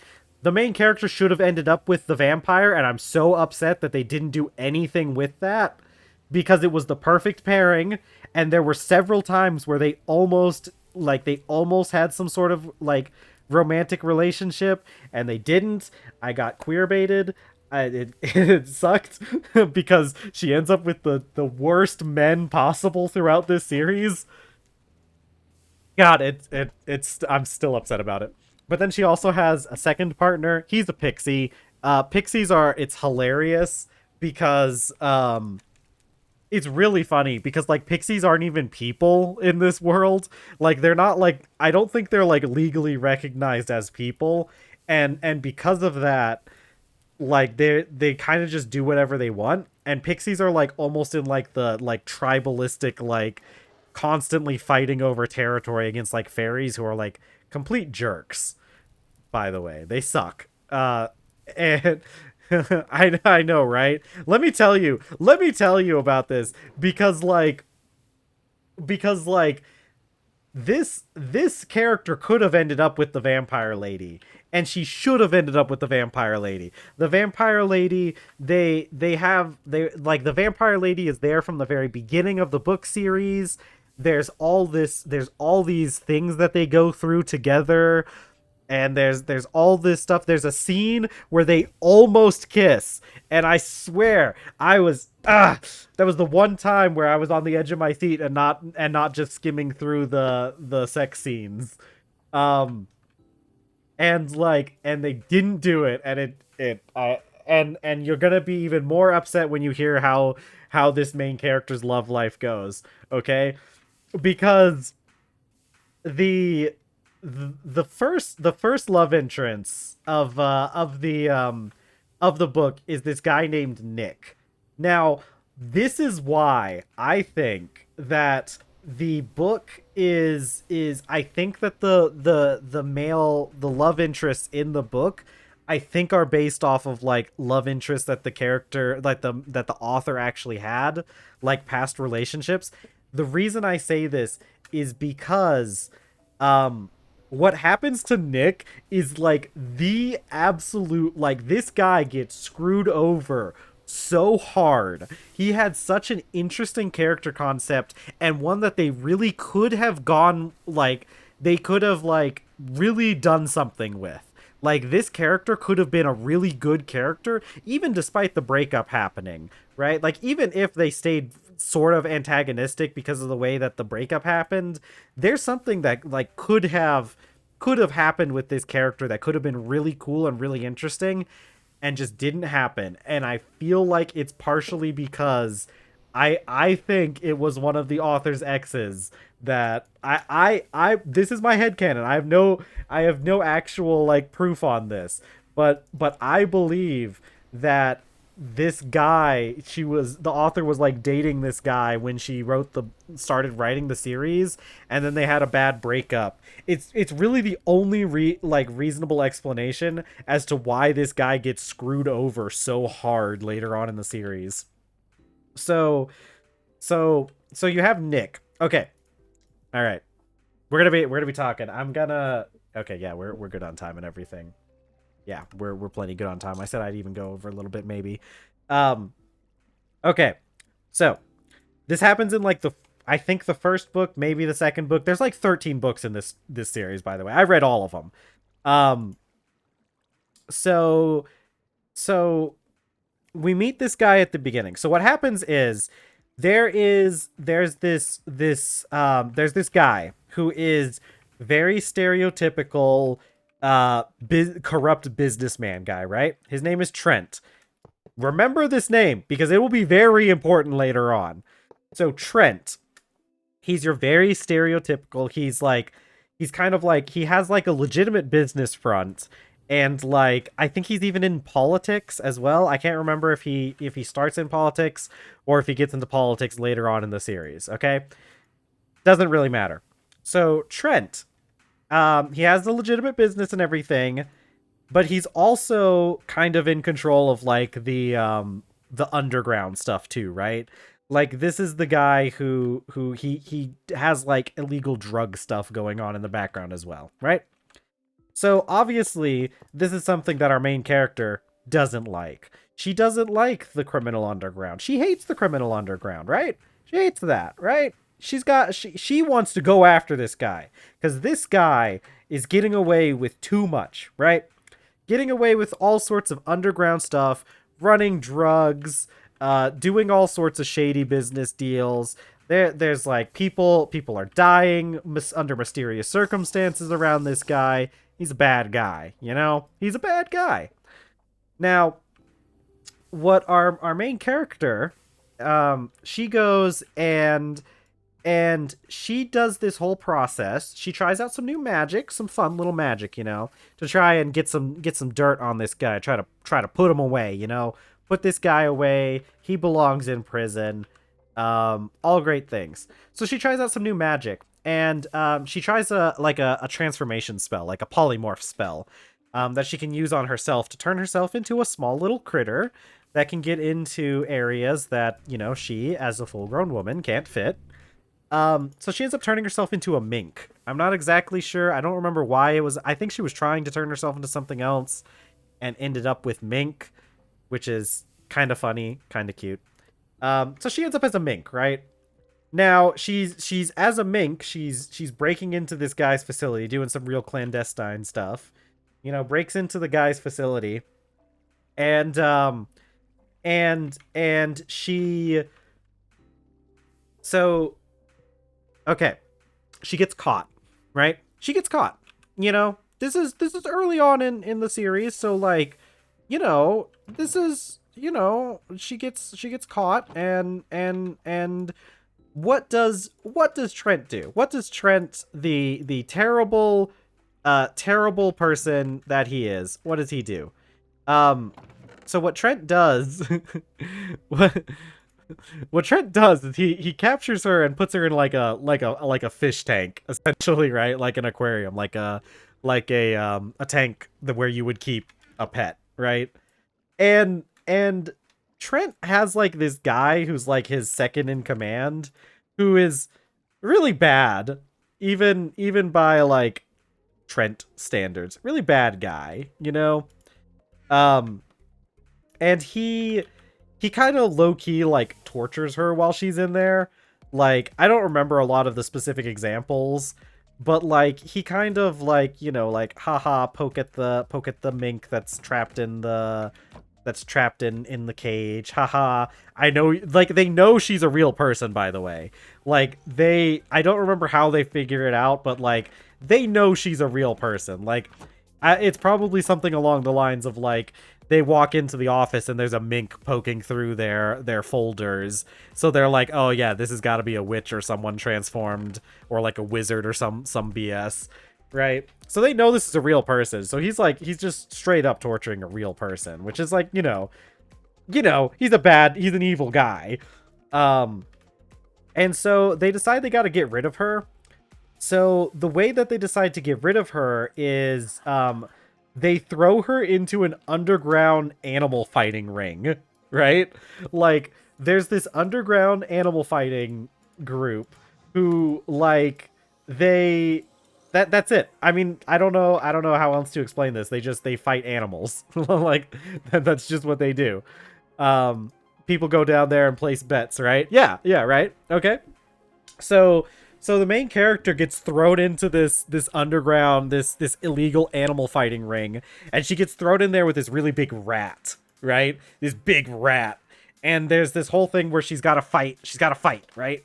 But partway through the fight, she's kind of picking up on some weird things. She's like, huh, this rat's not really acting like a rat, you know? It doesn't really seem like he's a rat. Like, he's not acting like an animal, like a cornered beast. He's acting too rational, right?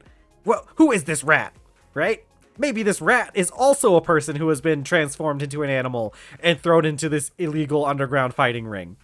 And she's right. This is a guy. So this rat is Nick.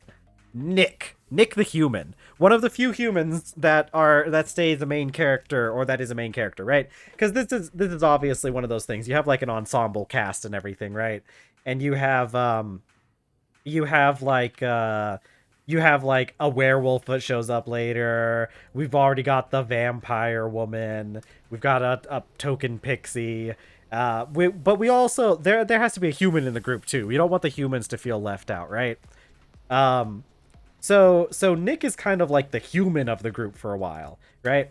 And after they manage to escape from the underground fighting ring, and and Nick explains a little bit of his backstory. He explains a little bit about what was I doing in this illegal fighting ring. Well, Nick he tried to steal from a wizard, is what happened. He tried to steal a magical artifact from a wizard, and the wizard turned him into a rat.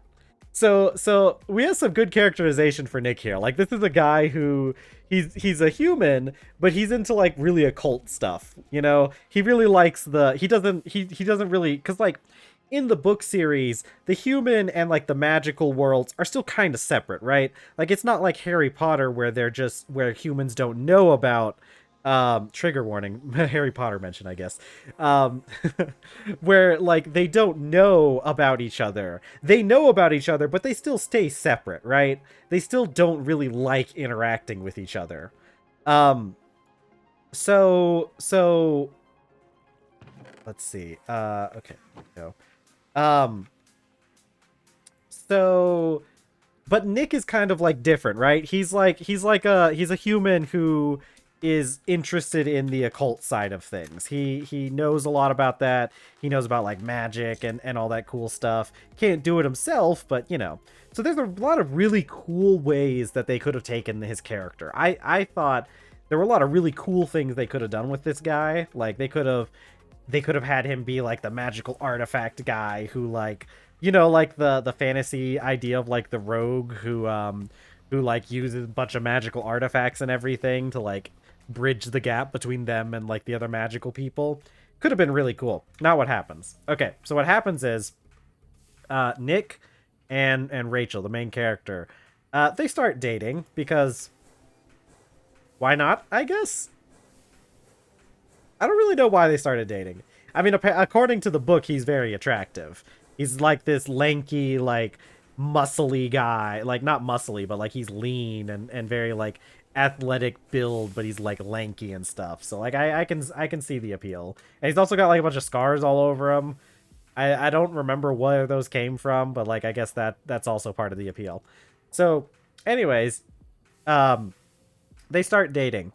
Eventually, our main character decides that she's going to she wants to get a familiar, right? This is a pretty basic idea for a witch, right? Because like, the way it's explained is like witches can like draw magic from themselves, but if they want to like do really powerful spells, they're going to need a familiar, because the familiar acts as like a bridge between the okay, so I can do this with liquid red alloy, can't I? Yeah. Let's make some more red alloy. So like the familiar is like this bridge that allows the witch to draw extra power, like more power than they could safely handle on their own, right? It needs to be drawn through this familiar. So the main character, now mind you, okay, something I may have not, I didn't fully explain about our main character. Our main character is a bit of a fail girl. We love her for it, but she kind of sucks at magic. Like, she's like actually just not very good at magic. Is a pretty consistent character trait for her, is that she's just not that good. She kind of sucks at magic. So our main character in her attempts to make a familiar, she's got like basically like a magical textbook that she borrowed from like the local community college or something, and is trying to like figure out how to do a familiar. She's trying to like she has a fish. She's trying to turn her fish into a familiar. Anyways, so she screws up and she accidentally turns Nick into her familiar, right? And that's weird. That's probably some sort of illegal, or at least should be, but you know, it was an accident, so we can kind of forgive her. They're trying to figure out how to fix it, right? They're trying to figure out how to break the familiar bond, and all that stuff. Now, some bad stuff happens before we can figure out how to break the familiar bond. So, the vampire roommate that I mentioned earlier, so she gets into a little bit of trouble. So the way the vampires in this series act as like, they act as they have like this whole like family thing, right? Like the vampire families, and they're basically like old school criminals, right? That's like the whole thing with the vampires. These guys have been around for like centuries, if not millennia, and they kind of just run like underground stuff, you know? They're like the big, like the mob, like the big crime family, you know? And you gotta listen to the mob boss and all that stuff. But anyways, um the vampire roommate, part of her backstory is that she was basically groomed into being the person that she is now. And it really is the best way to put it. Like, she was legitimately groomed into being like basically she was groomed into being like the right hand of this really old vampire master. We're talking about a guy who like dates back to like ancient Egypt times, right? Um so she was basically groomed to be like this guy's right hand, and it involved a lot of messed up stuff, right? A lot of messed up stuff, a lot of bad stuff, but it's also where she gets her cool fighting abilities. So at least there's that. Um but then while we're trying to figure out this stuff with the familiar, we got some bad stuff happens. The vampire boss is doing some weird stuff and wants to something. I don't remember the full story, but it's gonna be bad for the vampire roommate. Basically, like, he wants her to like, he's like, I think she did something to like go against him, and he's trying to like punish her or something, and it's gonna be some bad stuff. There's a thing that happens that gets referred to with some terms. I don't think this happens yet. Yeah, it doesn't happen until later. So anyways, our main character has to go confront a master vampire, which you'd think would be a lot more difficult than she really lets on, because she's not really that good at most of what she does, but you know, that's neither here nor there. We're gonna do some food, fruit and grain and protein. Oh, I forgot, I had all that stuff lying out to dry. So our main character has to go down and go fight a vampire lord, dude. This is a scary situation to be in, you know? I wouldn't want to be ostensibly a normal person. I mean, she has magic powers, but they don't really boost her physicality that much. She's kind of just a normal person in that regard. So you know, it's a pretty tense situation and whatnot. Now, one of the things that she does that really kind of turned me off a little bit for her character, mind you, she's still with Nick, right? She's with Nick right now. They're dating, right? They're together. They're a couple. So there's this whole scene where they have to go. There's like the vampire lord guy, vampire master has a he has like a restaurant, like very stereotypical. I think it's like an Italian restaurant actually. So like, you know, they're like very stereotypical. So, but they have to like go into the elevator and like go down to like the lair that's below the restaurant. And with our main character is another vampire guy who's kind of shown up a couple times before. He sucks. Like, I guess literally because he's a vampire, but also I don't like him. He's kind of like he's it had to be the last one, didn't it? It just had to be the last one.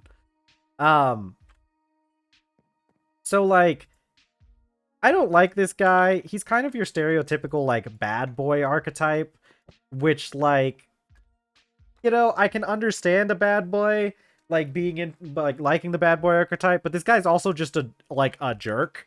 Like he's just kind of mean. It's kind of a jerk to everyone, including the main character. So it's like, sure, whatever. You do you, I guess. But I never liked that guy. I don't like that guy. Never liked him. Anyways, so he's there in the elevator with her, and they're like going down, and like, you know, there is a significant chance that they die in this. That is fair, and that's probably part of where like a lot of this comes from. But anyways, she like our main character like makes out with this vampire guy, um, in the elevator on the way down, and it's like, all right. I mean, I guess you're about to die and all, but like, aren't you dating Nick? Like, shouldn't you like, I don't know. Seems kind of weird, but a life or death situation. I guess I can understand it. But then you see what happens is that what happens is they get into this whole fight with the vampire guy, the vampire master. And during this fight, the main character has to draw on a lot of magical power. She's fighting a vampire lord. Like, this should be obvious. She's gonna need a little bit of extra power in order to fight a vampire lord. Like, am I right, guys? So in this fight, she draws on extra power, and because Nick is her familiar, she draws a bunch of magical energy through Nick. And they end up quote unquote winning. I guess the vampire lord does get arrested at the end of this, so if that's not winning, I don't know what is. Although she had the opportunity to kill the guy, and she really should have, because this guy causes problems later on. I'll spoil that part because it's not as important to the parts that I'm going to be talking about, but this vampire lord that she lets get away ends up like assaulting, not like literally, but like sort of and figuratively, something about like forcing her to drink his blood, or maybe it was the other way around. I can't remember. Anyways, so like spoiler alert, the guy gets out of jail. He's a vampire lord who's like thousands of years old and has a bunch of money and influence. Of course he's not gonna do jail time. Like, come on. You should have known this. So he ends up like assaulting the vampire roommate later on. So like, really should have killed that guy. Like, I'm just gonna say, like, this guy maybe shouldn't be around anymore. Maybe this guy should have been like taken care of and dealt away with when you had the opportunity. But whatever. I guess you got to stick to your moral code. So good one for you. Anyways, so when when Nick has all this magical energy drawn through him, during the fight. It's later kind of revealed that this was a very traumatic experience for Nick. Like, he something about the magical energy getting drawn through him was very like, it was like it hurt him, and he was very traumatized by the whole ordeal, right? He gets to the point where like he doesn't even want to be around the main character anymore. He doesn't like it when she touches him. Because like it like triggers him, right? He's got like PTSD from this event, and they end up breaking up over this, and it really sucks too, because like the main character feels like she really like blames Nick for like them breaking up. Like, oh, why would he break up with me? Everything was going great. And it's like, dude, you traumatized him. I know it wasn't on purpose, but like, damn, it like. The dude's like going through some stuff because of what you did to him. Like, you know, like I said, I don't think you're necessarily to blame here, because you didn't do it on purpose. But like, you gotta recognize like the guy might not want to be around you after you did that to him. Anyways, that's basically the last we see of Nick. Sort of. God, I'll talk a bit about like okay, so there's like another. She ends up the main character ends up with that vampire guy that she made out with in the elevator for a while. I think he dies, which good. I hated that guy. I was glad when he died. Um, but I think he dies later on, and oh, that's right. I can't. I need the extractor first. He dies later on, and it's a very I don't care about his death at all. I hated that guy. I hated that guy. I also like thought it was kind of sus that she immediately started dating that guy that she kind of like low key cheated on her boyfriend with. Like, uh, it kind of rubbed me the wrong way. I was glad when that guy died. I think there was also insurance fraud involved in that one too, which was kind of funny. Anyways, that doesn't matter. Because I guess now that I'm thinking about it, the main character doesn't end up in that many relationships throughout the series, but the ending one is the one that's the real upsetting one. So, okay. So here's what happens. So, um, so what happens with Nick, and like I said, Nick is the like such a tragedy what happened to this character because like it's constantly treated as if like it's constantly treated as if like he's like the wrong or like bad for like what happened between the two of them. And it just it always really sucked because like the dude was legitimately like traumatized after what happened, and I felt like the book series just never really fully appreciated the fact that like he went through some stuff. Because Nick, the next time we see him, he's been kidnapped by werewolves. he, he got kidnapped by werewolves. Um and it's honestly my favorite book in the entire series. Because the pixie guy, they do a charm, they do a spell on the pixie guy that allows him to be as big as a normal person, or as like a human, I guess. He gets to be as big as a human, and it's so funny. This guy is basically Peter Pan running around stabbing people the whole time. It's great. The pixie character is definitely the best character in the entire series. Um, but anyways, we have to like go out of state, which yeah, anyways, we go out of state for this one. And we find Nick who is with the Nick who he's being held captive by the werewolves. He gets a cool scene at least, I guess. This dude is like deranged at this point. This guy's being like tortured by the werewolves because apparently he was getting into some like back alley like magical artifact stuff and like may have sort of stole something from one of them, and they were pretty upset about it. They were pretty dang angry about it. So like by the time we see Nick again, it's when we've broken into the facility that he's being held in, and he shotgun blasts a werewolf, which of course in this circumstance is meant to be like, whoa, he's gone. Whoop, nope. I made steel wire. Oops.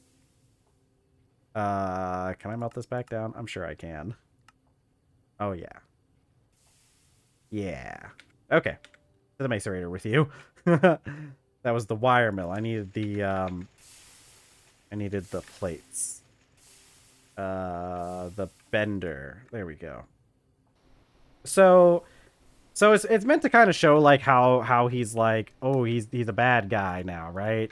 But like honestly, he's probably a little bit justified. Like those guys were legitimately like torturing him. Like they had him like, you know, he was in prison. He was in the werewolf prison, for a bit, and they weren't treating him very well. And when we see him, he's like, the dude is going through it. Like he kind of like talks about how like, you know, after the events of that fight with the vampire master where all that energy got drawn through him, after those events our guy Nick is just like completely traumatized, like full blown PTSD. He gets into some bad habits because, you know, he's trying to cope with what happened and all the stuff and all that. And so I think he was kind of justified in shotgun blasting that werewolf. Definitely not the worst thing that could have happened. but it's very much like played off as like showing like, oh wow, he's got. Oh, he also like hates the main character. Like he is angry about the fact that about like what she did to him. Like, you know, you could probably say that he's being a little bit irrational in this situation, you know? Like obviously she didn't really like mean to do it, but like he's upset. And they leave on very bad terms. Anyways, the next we see from him, he like sells her out to some demons and gets like torn apart by demons. That's how this guy ends, by the way. There's not much. Like we don't get to see much of him after he leaves. So like the ending of Nick is happened about as quickly as I just said it. Like this dude gets torn apart by demons. And I think justice for Nick. My dude did not deserve the amount of torment that he went through. My dude, like he did not deserve any of this. He did not deserve to get like torn apart so in ignobly. Yeah, no. This is why I think like this is why I go with my theory that this is like a person that this was like a person the author dated, because like I could very much see having your relationship, that if it ended badly, like doing that kind of thing to them in your book. Which in all honesty, kind of iconic, I'm not gonna lie. But like, my god, does Nick get screwed over in this book? Like, so bad. Anyways. So, okay. But here's the thing. You want to know? Because like Nick getting torn apart by demons happens like very end of the book, right? Of the series, like the last part. We like see Nick like dead in like is basically like the meme with Yamcha, the Yamcha dead in the pit meme. That's basically how we find him. He got Yamcha'd, and so but you want to hear what happens though? Okay, you're never gonna believe this. Do you want to guess? You want to guess who the main character ends up with? Because it's the only other character I've mentioned. The main character ends up with Trent. What even? Why? How does that happen? How does she end up with Trent? Let me tell you how she ends up with Trent. This sucks. I hate this guy. I hate this guy even more than I hated the vampire guy. This is the worst, stupidest turn. Why? This guy tortured you. He tried to kill you in like one of the worst ways possible, right? Like there are very few other ways you could have like carried out this assassination that would have been worse than throwing her into a pit of rabid animals to be like torn apart. Like that was the intention behind what happened, was throw this woman to the deranged animal pit and have her torn apart. Like this is what the guy did to you. And you're going to end up with him. Ugh. Okay, listen. So what happens is we get some more backstory on Trent. Turns out Trent isn't actually a human. We find out later Trent is an elf. Okay? Elves are extinct in this series. Elves don't exist. Okay? They went extinct a while ago. But Trent is an elf. And it gets, like, explained, like, the way that they rationalize all this, like, they rationalize this guy being a complete unrepentant, he's a dick. This guy is that he was doing it to try to bring back his people. He tortured all those people, and he killed all those people so that he could bring the elves back, right? Like, that whole thing, which I didn't mention but was a thing, that whole thing about like those people dying in medical experiments, it's okay because he was trying to, the medical experiments were so he could bring back the elves, you know? So he's just a poor little billionaire meow meow who commits a few atrocities so that he could save his people. It's so sad because he's just trying to save the elves, you know? I hate this guy. I hate him so much. Oh my god. How do I make this wire? It's a wire mill on a 3. God, yeah, no, it, dude, it sucks. I This is why I said she should have ended up with the vampire roommate. You're really gonna choose this. You're going to excuse this man and everything that he's done instead of just going with the vampire roommate. Like, come on, man. That's some sort of phobic. I know it is. Oh my god. And like they go on like several adventures. There's like a cross country trip they go on, which is whatever.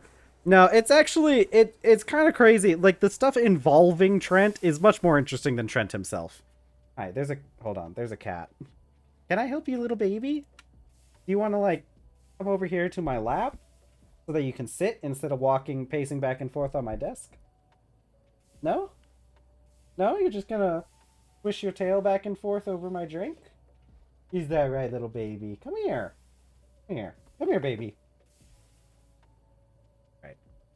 So like the rest of the stuff surrounding Trent and everything and the elves is actually really interesting.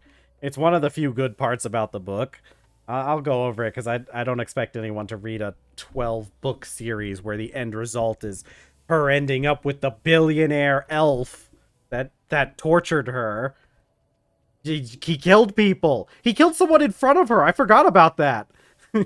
He killed someone in front of her because it was like a scientist guy who came in and brought him like bad news, and he like stuck him with a needle and killed him right there in front of her. That guy had a family. It's a major point later on, but she just this is why it's so stupid. Like, she keeps up this whole idea of like, oh, we shouldn't kill people. The entire book, she has this idea of, oh, killing people is bad. I have a very strong moral stance against killing people, and then she ends up with the murderer.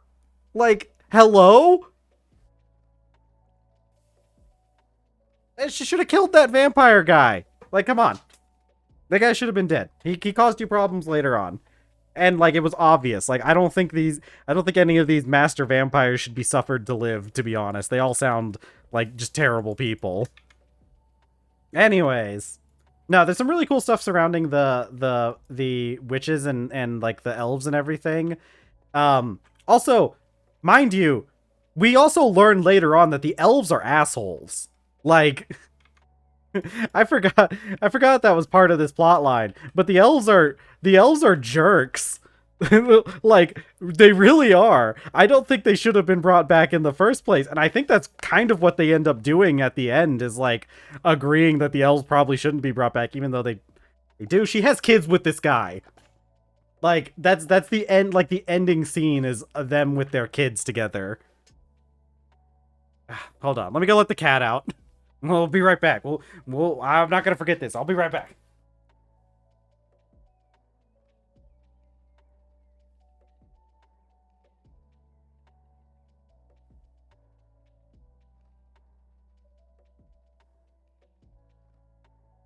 Okay, so like I said, we find out the elves are jerks. The elves suck. They shouldn't be brought back. There's no reason why they should be brought back. They suck. Okay? So here's the story. Okay. We have demons in this story. Aforementioned demons, because some of them, tore Nick apart. So I hope it's obvious that demons exist here. Okay. So here's how the story goes. The demons live in an alternate dimension, like a mirror dimension, kind of, right? I think it's called the Ever After, right? Very, very witchy name to call the dimension with all the demons in it, right? So the demons live in a place called the Ever After. And demons suck. They're bad, mostly. I mean, the main character demon that we get to go through some of the books with is pretty cool. He's honestly the coolest part of the yeah. He's kind of the coolest part of the books in some cases. So actually I really like the demons. Okay. So we go to this place called okay. So we get like it's really cool the way that this book kind of like handles this whole situation, because we have a lot of instances of like things being a little bit off with our main character Rachel. There are definitely some weird things about this character, right? Like, first of all, you remember when she made Nick into a familiar, right? That was like a major plot point for that character, right? That's weird, right? You shouldn't be able to do that. That's like a thing that's not even just like illegal. It's not really supposed to be possible, right? Like, that's not a thing that you can do, right? So there's also some other weird stuff. There's a couple things that happen with the main character. Spells not really working exactly the way she had intended, which is weird. Why didn't my spell work the way that I had thought it was gonna work? Well, turns out Rachel is very special. Rachel, which we find out later, she went through a medical procedure as a child. She had a condition that is known to happen among witches, which causes them to die at a young age, right? It's a genetic disease, and it causes them to just die. Okay? So interestingly enough, the medical procedure that saved Rachel's life was actually a medical procedure invented by and done by Trent's father, right? So we got that through line, right? He's the guy. His father did the medical procedure. Yeah, main character syndrome. Yeah, no, true. So that happens, and we get more stuff going on. Rachel makes a deal with a demon at some point. I don't remember the exact nature of the deal, but she starts learning magic from a demon, which you would think would go against some of her like strong, strict morality stuff, but Rachel is a walking contradiction all the time anyway, so who really cares about that? She ends up taking lessons from a demon, and we find out. Oh, by the way, the main demon guy, to speak in biblical terms, there is a scene where we find out that his member is like that of a horse. That was like explicitly stated at some point. I just had to point that out because it was about as abrupt as in the reading the book. Anyways, so she finds out. We find out. Oh boy, do we find out something! So long time ago, the Ever After. Yeah, not true. The Ever After and the material plane used to be connected. They used to be the same place, right? They used to not be separated out. Okay? They got separated by a war. Okay? Cool thing. Okay? So we find out who is from the original like Ever After. Who is these people? Who are these people? So, the people that lived in the Ever After originally were the elves and the demons. They both lived there, right? Both lived there. And they both were existing in the world, doing their thing. So they go to war. Elves and demons don't get along. They don't like each other, you know?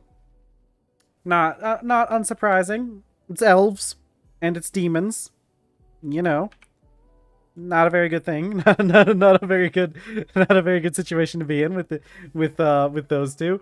I'm gonna try to make this. I want to see if we can make this before the end of stream, since we started early with the daylight savings. I feel like this will only take us like half an hour or like an hour max. So we're gonna try to finish this off while I keep telling stories. Okay, so the elves and the demons used to live together, and it was all great, except for the fact that the elves are jerks and hate everyone. So they went to war, and in this war, the elves wove a spell. And this is again, if you've played Mass Effect, you'd be familiar with this kind of spell. But this is what the Geneva Convention would call a dick move. Because they made a spell that like put a genetic curse on the demons that made it so that their children came out all messed up. Right? And specifically what the, because like it, first of all, it caused like most of them to just be stillborn, right? Like they the babies came out all stillborn and you know, not like alive. They were you know, like I said, you know. um so the so the why do I need two of these? Do I need, okay, so I need two small gears. Yeah, that's right. um let's see how this works. I'm gonna see how this works. I could also, no, we won't do that. Hold on. But all right, go extractor. Okay, hold on. Is it, can I not just put steel ingots in this, or do I have to put, I can put a magnetic ingot in there. Oh, medium voltage. No, chat, we're cooked. Okay, it might just be oh, interesting. Let's go test that theory. So yeah, so the elves wove a genetic curse that caused like a lot of the demons to come out stillborn, but the ones that did make it through childbirth, they came out as witches. That's a pretty crazy twist, isn't it? That, like I said, is one of the good things about this series. It's a pretty crazy twist. The demons that survived through the curse came out as witches, and there was some kind of thing where the elves did some kind of thing. Maybe it wasn't that the elves and the material plane were the ever after and the material plane were the same. I think what it may have actually been is that the elves then like did some kind of tunneling BS to like, they did a spell to like leave the ever after and basically like drain, was the way that the spell worked, the ever after's magic was getting like siphoned off by the material plane.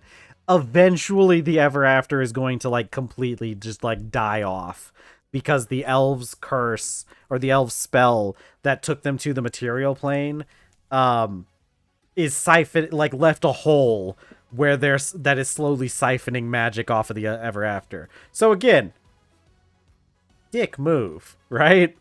They introduced a genetic curse that caused most of their children to not be born, and the ones that did get born are like messed up, right? Like they're born all stunted and not like, you know, not how they're supposed to be. So and then they leave, and when they leave a hole in the world, in the universe, that will slowly kill the rest of the demons who are behind by just siphoning all the energy off of their plane of existence. Like, dude, the elves are jerks. Like, you know, I'm pretty sure what happened, reason why the elves went extinct though, is because the demons like did a thing to like turn the curse back on them, so that now they're getting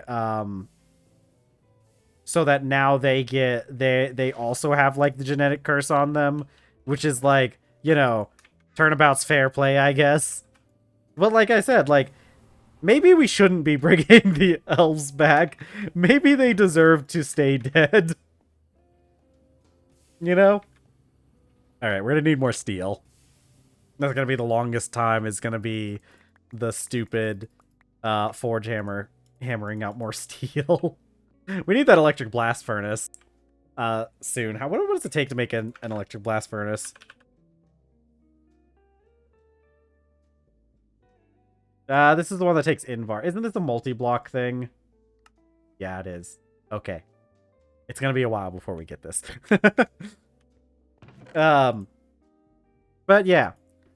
But like, seriously, Can anyone explain to me why she ended up with Trent, of all people? Of all people. Like, girl. End of the week for the electronic blast furnace? Maybe. I do think that that's possible. Because of the trajectory that we're going and how quickly we're getting through these newer machines as we get more stuff. And now that we have the miners up and running so that we can have all that, we might actually be able to do electron blast furnace by the end of the week. But seriously, why'd she end up with Trent? Why'd you have to do this to me, author? Why did you have to make your character end up with objectively the worst choice, right? Like, this guy sucks. I hate him. I hate them all. They suck so much. Man, you know. Anyways, I was obviously forced to read this book against my will. This entire like 14 book series, I was forced against my will. We just straight up need an extra 12 steel ingots, don't we? Yeah, great. We're gonna have to go through this whole thing. It's gonna be another like half hour of just pounding out ingots. Fun. Anyways, this isn't even the worst book that I've read.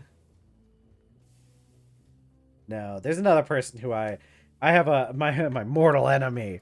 No, probably not that. I wouldn't go so serious. I probably wouldn't go so serious as to say this author's really like that bad, but like, my God, is her book like, there's definitely something going on there. Yeah, true. Listen, okay.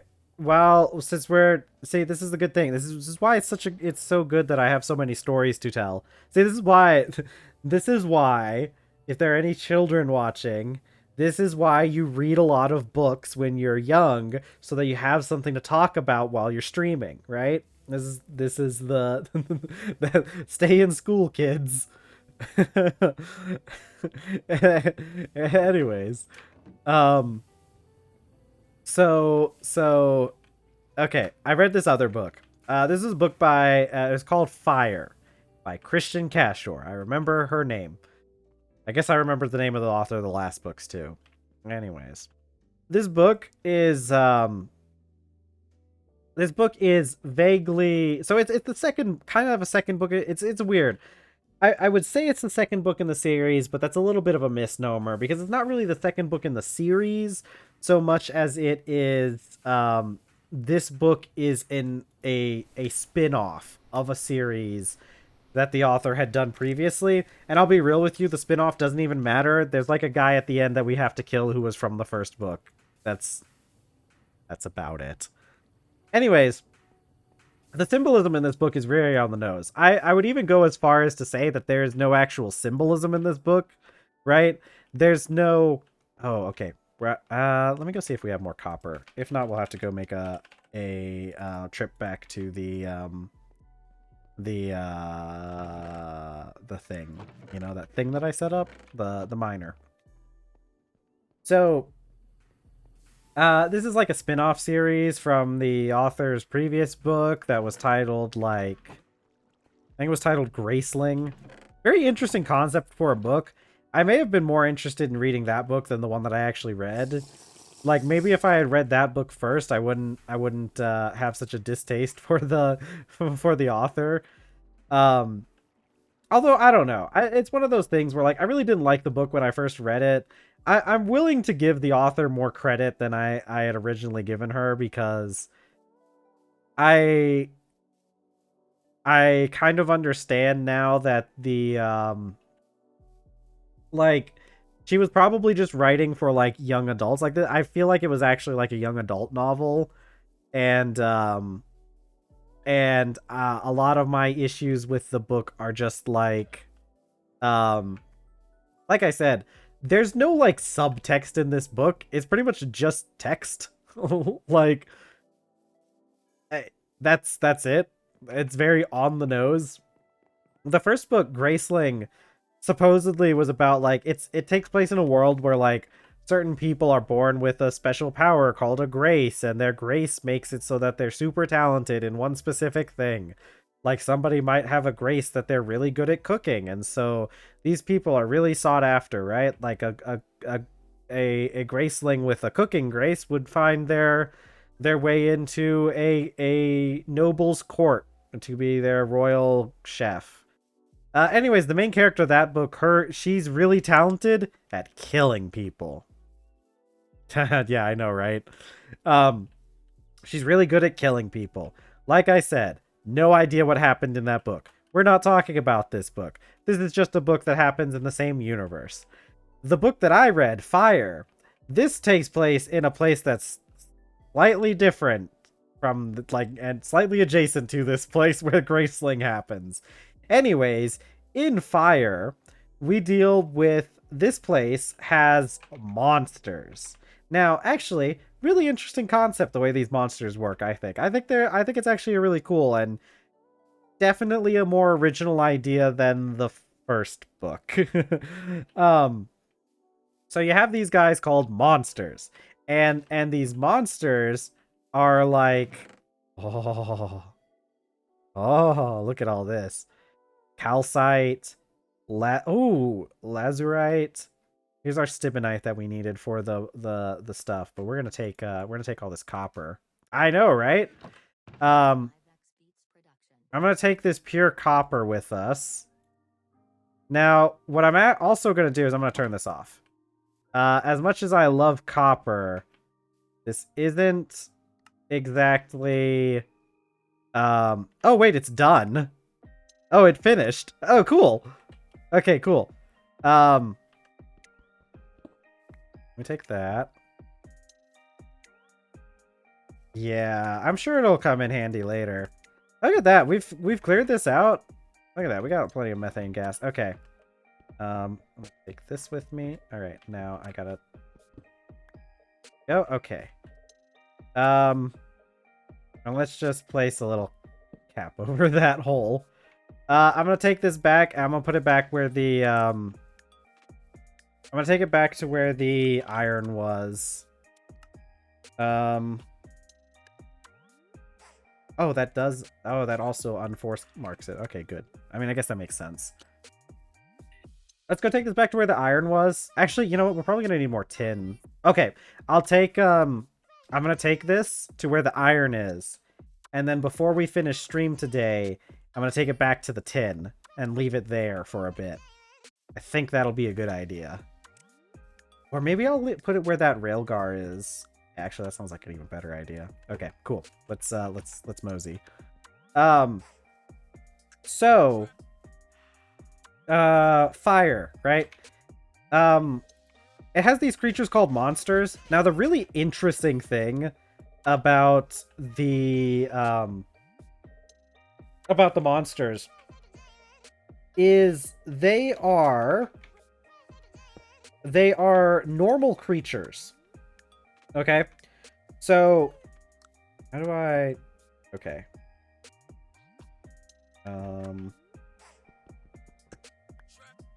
Okay. Oh heck, I should have seen that coming.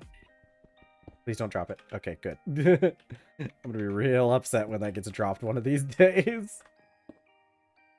Okay. All right. This should be good. Yeah. Where's my screwdriver? Oh. Okay. Yeah. So this thing still has stuff to mine up. Okay. Cool. So. The monsters in this world are just like normal creatures.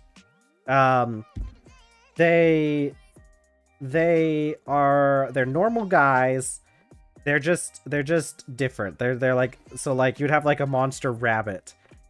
Now all monsters hold like they have similar traits.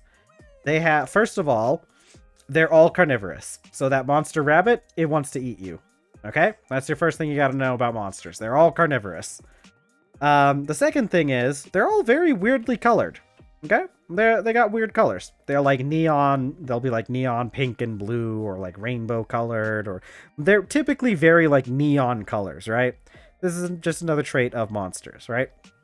The third thing about monsters is that they have some sort of some sort of low-level psychic ability. Okay? Monsters all have a trait where they have like a passive psychic ability that like lures people in, like lures prey in, right? They can basically like psychically affect people and like other creatures too. Like they psychically affect creatures to make that creature kind of like desire to like be, you know, like the thing that they say about like about cats and like the toxoplasmosis thing, and like how the rats that are affected with the toxoplasmosis, they want to be around the cat, and they'll get killed because they go up to the cat and try to snuggle up with it, and then the cat eats them. It's kind of like that, except it's done with like psychic magic instead of like, you know, bacteria. So it's kind of like that. And so our story takes place. The main character is the titular Fire, right? Fire is one of two existing human monsters. It's her and her father. Now, Fire's pretty cool. I like Fire as a character concept.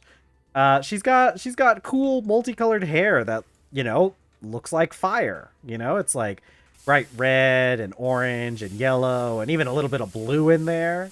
Really cool character concept. I love the design of this character. And then we have her father, who I don't remember his name, but he's a jerk. Yeah, I know, it's a really sick character design. Anyways, Fire's father is a complete jerk. He's like, the best way I can describe him is he's kind of like your stereotypical like Dark Knight, Death Knight type character, you know, big. He's got like white and like blue hair and all that. And he's a jerk. He's like a complete sociopath. Like really, like he actually kind of is. Like just a real jerk of a human being. And he uses his like, human monsters are a little bit better at using their like psychic powers, right? So they're able to like not only like they get like actual like telepathy kind of, right? Like they can read people's thoughts, and even like if they push themselves to it, like they can like manipulate people's thoughts as well, like to like influence them and all that stuff. And Fire's father, he loves that.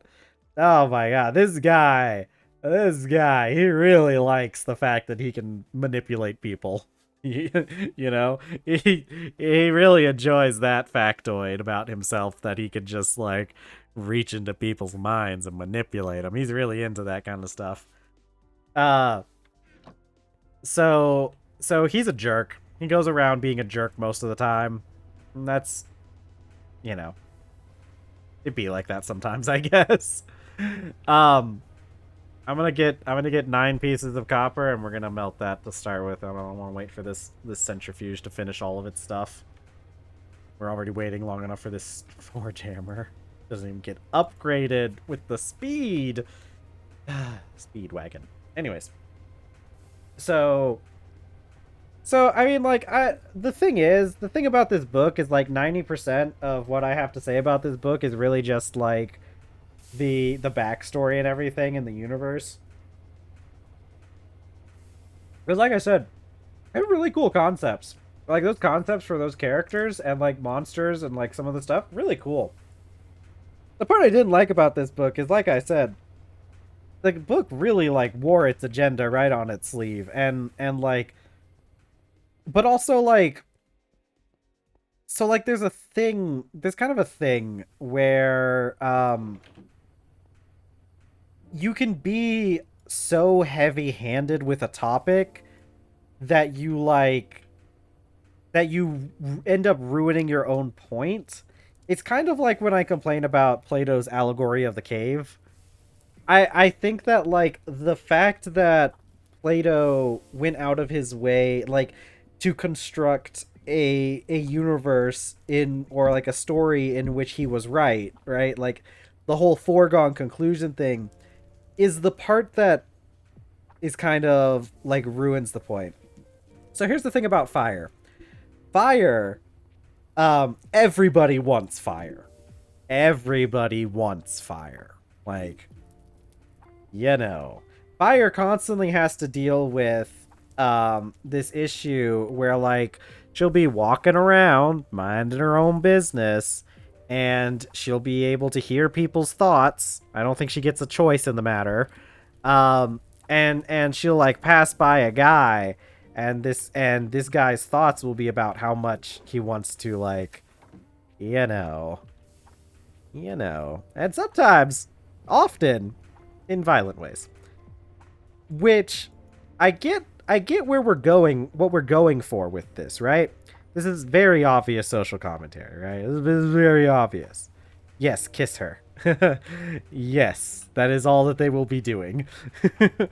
um so like I said, the social commentary very obvious, right? Like I get this. This is fine social commentary in all honesty, right? You're making a point about how sometimes men are weird little dudes and how as a woman there's lots of times where you're, you know, where these weird little guys make their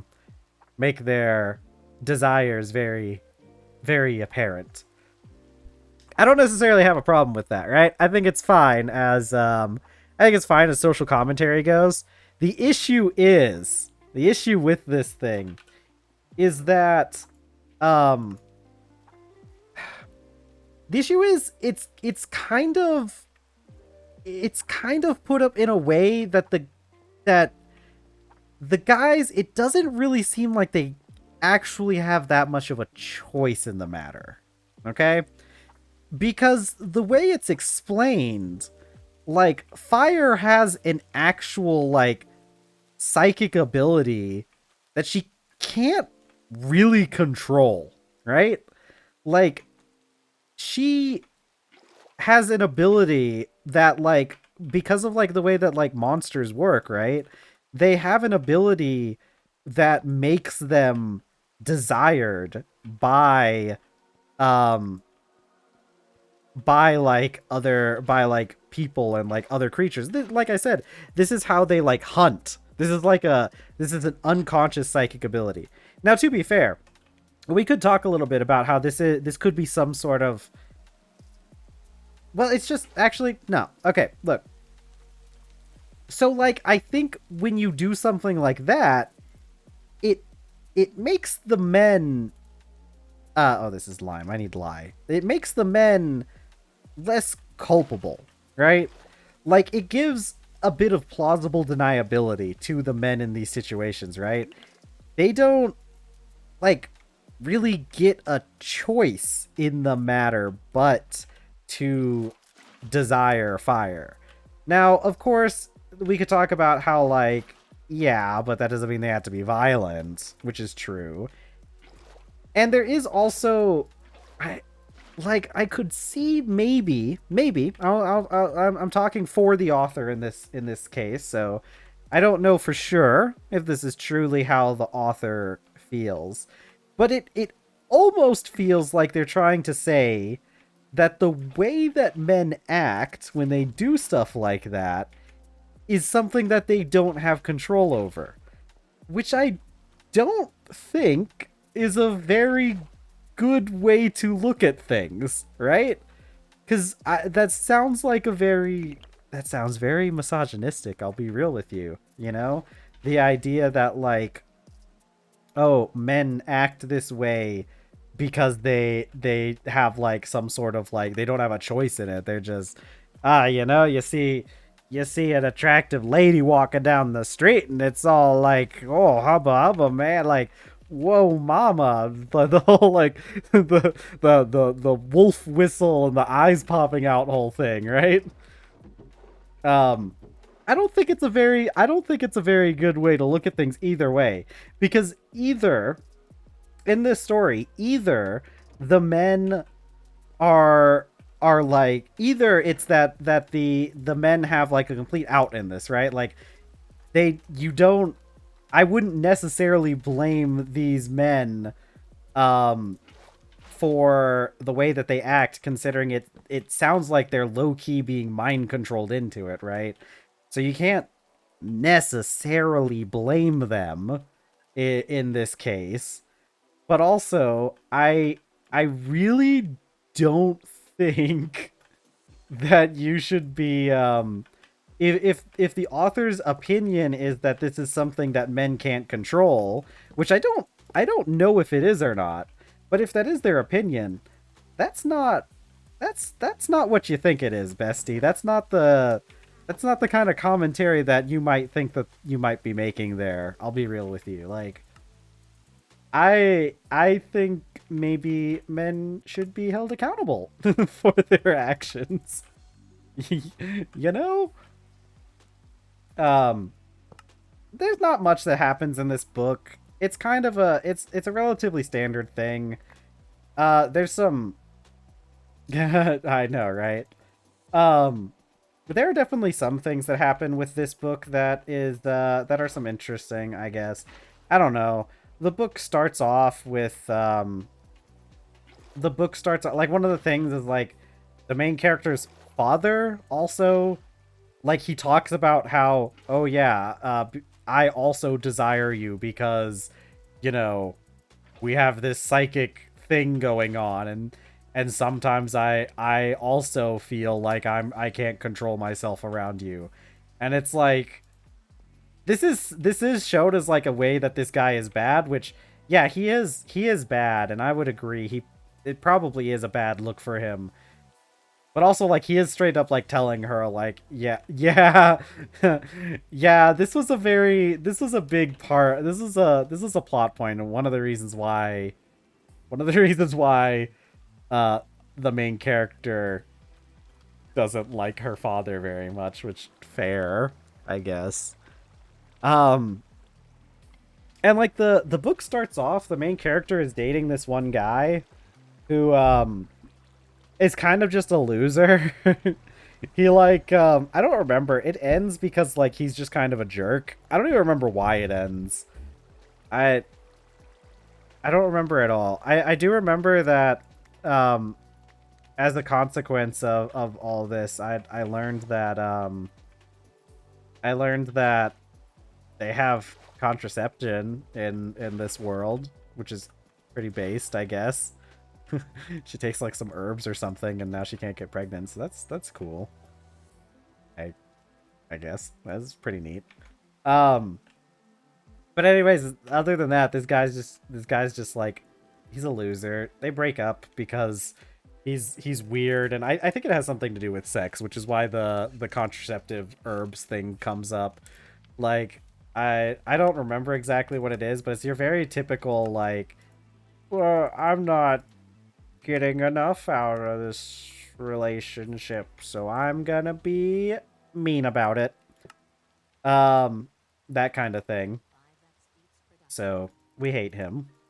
He wasn't even really a character, though, is the only thing I can say about this guy. Is like, he wasn't really even a character. Like, he didn't really get given the time of day in this series. Like, he barely even existed as a character. But yeah, again, we have another situation where the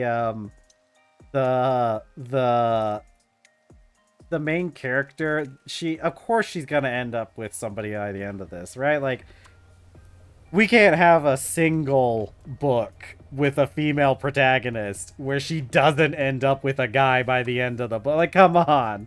What? Yeah, come on. We can't do that. All female characters need to have a male love interest that they end up with by the end of the book. Otherwise, why are you bothering telling the story? Like, come on, guys. You know, you get what I'm saying?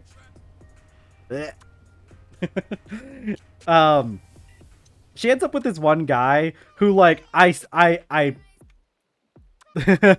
listen, she ends up with this guy, and I'm telling you, the bar is like, it's not even on the floor, it's like in the ground at this point, because she ends up with this guy who's whose only redeeming quality is not lusting after her the second he sees her.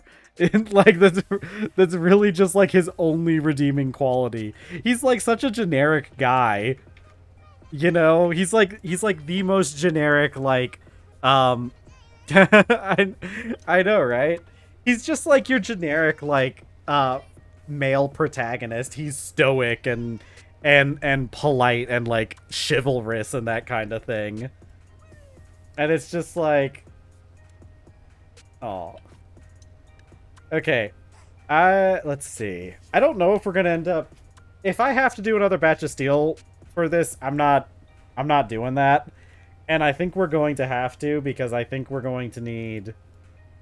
Ah, God. Maybe I will, though. I'll do another batch of steel. What am I talking about? I always do batches of steel. I drink my milk. I'm out of milk. Okay, I gotta go get some more milk. And we gotta go milk one of the cows again. Actually, I'm just taking it from the barrels. That way I can have, like, a full thing of milk instead of... We'll get the fresh milk later. Or a relatively full thing. Okay, I guess that's gonna fill up with water now. Listen, I don't want to do... It's just the forge hammer takes so long. I could pound out the steel myself, but I don't want to do that. Oh, didn't I... Wasn't I making food? Yeah, I guess I was. Oh, my soap's done. Okay, hold on.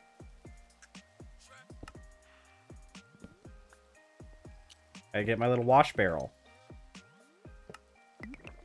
Yippee! Okay. Let's see. Where's my... Yeah, we'll put this soap up in here. I need my soupy. And then I gotta do dishes. I like how I didn't have to add in the mod that makes me do dishes in this game, but I did. We like realistic games, right? That's why we're playing. I love doing dishes in Minecraft. Oh God, what was I even? Where are we even now? Let's get another 12 ingots. I need to add more wrought iron sheets on. Yeah, I know, right? It's so true. I need to just add, now that we have like access to a lot more iron, I need to just add some wrought iron sheets. Actually, why don't we do that right now? What is it, 12 wrought iron? Yeah, it's 12 wrought iron to add another layer onto the blast furnace. I'll just go ahead and do that. I might as well have the blast furnace a little bit. And we could always reclaim the wrought iron later on. Okay. Yeah, so yeah, now the book, I don't know. It's just, yeah. I'm glad that we're finally getting I'm glad we're finally getting more queer media, because it means that I don't have to deal with these same boring stories where your protagonist ends up with the most generic man on the planet. Like, if that's the only thing we get out of this, I'll be happy.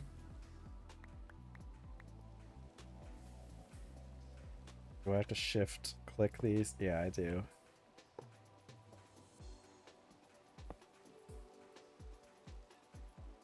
Like, man, give me some options here that aren't just complete trash in my stories.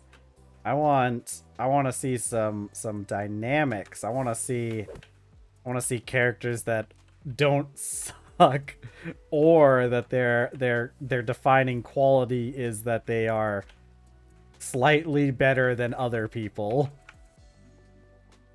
Hey Avery, how's it going? Welcome to the stream. I'm staying on a little late. Well, I guess, yeah. I know you're in America, so you understand about daylight savings time. I think we're gonna try something new out. I may.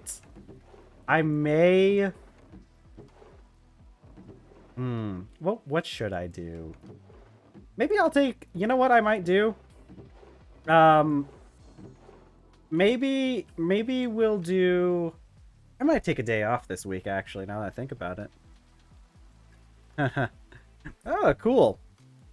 I might take a day off this week. I think about it. Maybe I'll take Wednesday off because I think what I might do is I think I'm going to I'm gonna be streaming for a little bit longer so I can kind of I want to get a feel for um I want to get a feel for when people are going to be online, when I'm going to get viewers, so I can know when. Oh no, that's unfortunate. Oh no.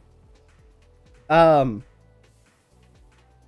But I want to get a feel for when viewers are going to be here because I don't know if I should stick with my schedule the way it is for using the daylight savings time, or if I should like add an extra or if I should start streaming an hour later because I start streaming at 2 p.m. Eastern. So I wonder if it'd be a good idea to stay at 2 p.m. Eastern, or if I should shift into like starting at 3 p.m. Eastern, which would be an hour later for me, but considering most of my viewership's from Europe, it doesn't matter to them at all. So I'm kind of thinking of maybe streaming for 5 hours a day this week, and just to get a feeling for how the viewership is. Maybe I'll take a day off in Wednesday. I don't know. I'll see how I feel tomorrow. You know? Before I determine something like that. Okay. I think we can do this with 8 pieces of charcoal. But yeah, I don't know. I'll let you guys know about that. I'll let you guys know what I decide tomorrow. Cause see, we're getting a lot more viewers in now. So maybe maybe I should be streaming later. Okay. I probably will go for another 20 minutes though. I don't really foresee myself finishing what I'm doing here in less than 20 minutes. Yeah. But then if I did an extra hour each day, then I could take one day off, and that gives me the same 20 hours per week. Or I could just do 5 hours each day anyways, and stop complaining about it, you know? Maybe I just it's I like, obviously streaming for long periods of time is like it is a lot. Like I don't want to act like what I do here is isn't difficult, but I also don't want to act like it's all that difficult. I mean, I'm doing like 20 hours a week, and this is aside from like the stuff I do at home. Like obviously I do have stuff I do around the house, but this is like most of what my commitment for a day is. So like, I don't know, I'm used to I'm used to working 8-hour plus shifts, so it's not like it's that different. You know. Hey, welcome back, Avery. Oh man, how's Call of Duty? How's that going? I never played the games. I have friends that play the game, and they kept trying to invite me to it, but I never got around to it. Doesn't that game take up like 200 gigs or something on your hard drive? Isn't that game like ridiculously large?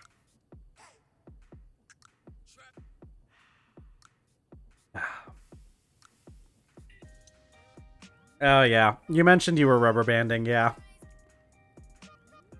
I guess which would explain, like, yeah, you're not actually playing Call of Duty. I guess I was being a little confusing there. But how's it going in general?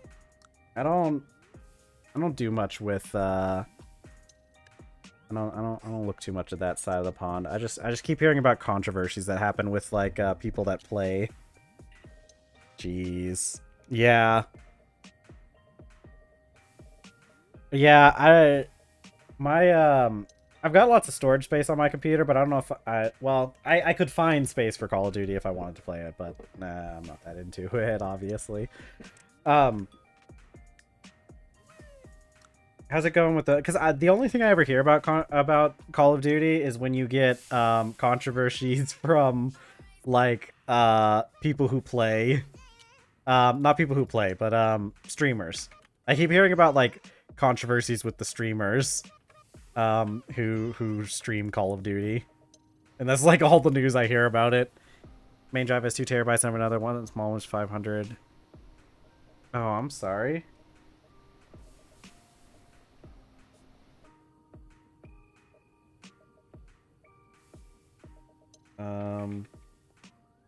Let's see. That's weird because I'm doing, it's fine on my end. I haven't even dropped any frames. Hey, welcome back. Yeah, sounds like you might have some weird stuff going on with your internet there. Let's see. Yeah. Yeah, it happens. You said you were in the Dallas area, aren't you? Is there you guys getting any bad weather over there? I know it's like, you know, it's Texas, so, or it's Dallas, so when aren't you getting weird weather nowadays?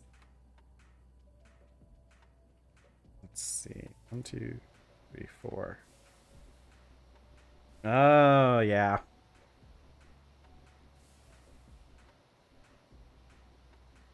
Oh, yeah. That can cause problems, too. Are you on a wireless connection?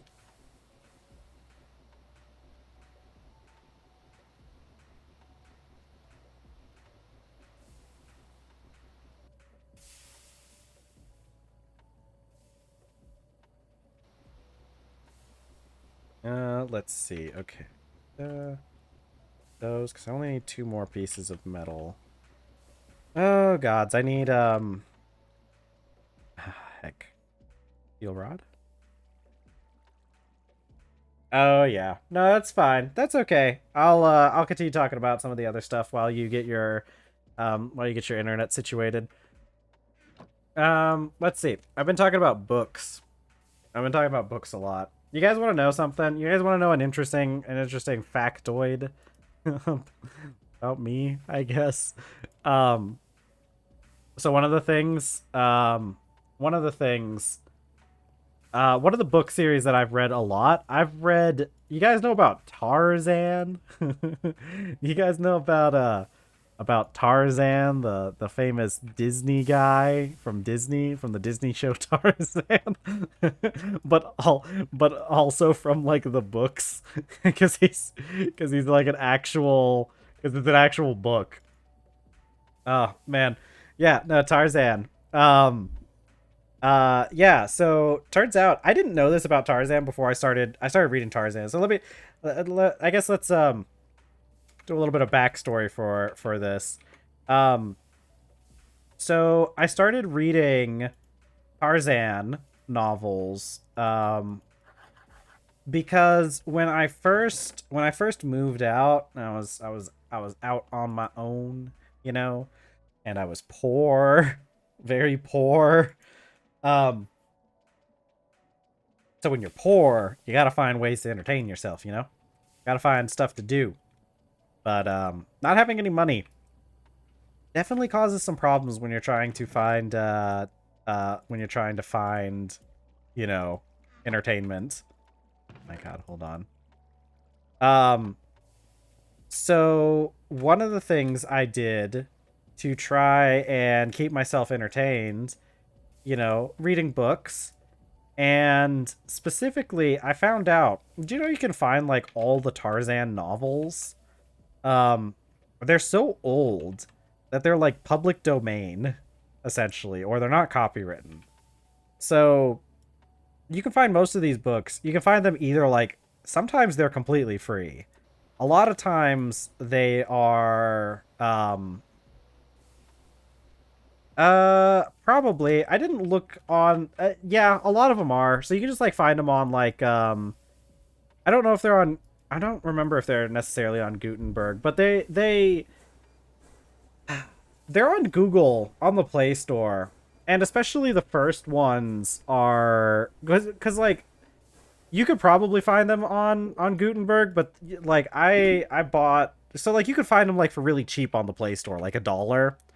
And really, you're just paying for the pleasure of having it in a properly formatted PDF that you can read on your phone is the real thing. So those books are either free or extremely cheap. Because like I said, they're public domain. Nobody you can't stop people from like posting them because they're public domain. Um okay, is this red alloy wire? Red alloy wire. Um So they're all free or extremely cheap, right? Now, I didn't know about this before I started reading Tarzan. But did you know Tarzan is a Pulp Fiction hero? I didn't know this, and I didn't know much about Pulp Fiction before I started um reading these novels. So, Pulp Fiction's actually a really interesting genre, specifically in America, I guess. Pulp Fiction is yeah, so listen, Pulp Fiction is basically the precursor to American comic books, right? They are they came out a little bit before the time of comic books, and um I need that. They came out a little bit before the time of comic books, and Pulp Fiction is basically very short novels. Like, we're talking about these books, like if a normal novel is, roughly like 300 pages is your average novel length, I'd say. Um Pulp Fiction novels are more like 200 pages. They're not very long at all, right? They're named Pulp Fiction because of the paper that they were printed on. They were printed on these special papers that was made out of like a different kind of like, it's made out of like wood pulp, right? So that's where they get their name Pulp Fiction, is from the wood pulp that they're printed on. Um and so I know way too much about Tarzan. I'll be real with you. I know far too much about this man and his antics. Um, it's really interesting. Did you guys know that Tarzan fought in World War One? By the way, he fought the Germans. He fought the Germans in World War One.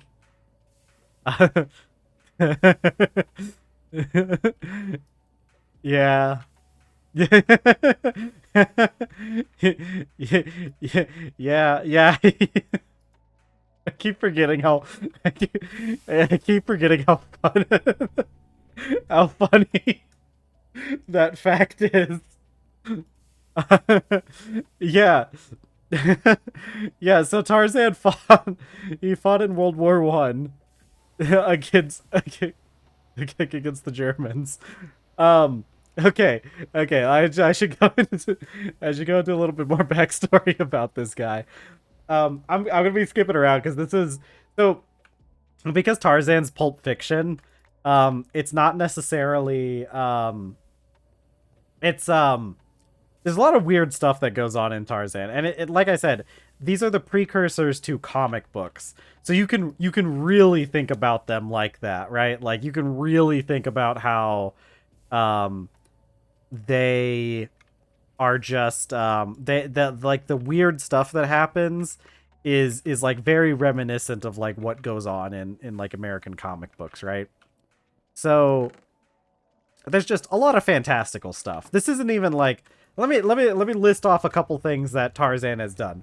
Tarzan fought he fought the Germans in World War One. And this is in no particular order, by the way. This is in no particular order.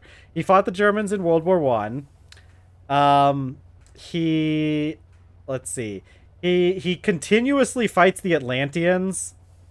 Fight slash, they want to bang him. I don't want to go too deep, too deep into that, but the priestess, the Atlantean priestess, really wants to bang Tarzan. It's actually how he keeps escaping. He keeps getting captured by the Atlanteans, but because the high priestess wants to bang him so much, he keeps finding ways to get out. So there's that. Um, let's see. He he fought the people from the Bible. He fought the Romans. He fought he got shrunk one time. They shrank him, and he fought a bunch of guys that are like a quarter of the size of a normal person. That one was a real fun one. He tied a bunch of iron bars into rope and used that to escape from jail. That was a fun time.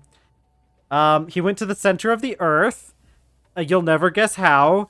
He took a zeppelin and he flew it to the center of the earth and fought the dinosaurs. He fought other unrelated dinosaurs when he was in the land of the monkey people. He fought some he fought some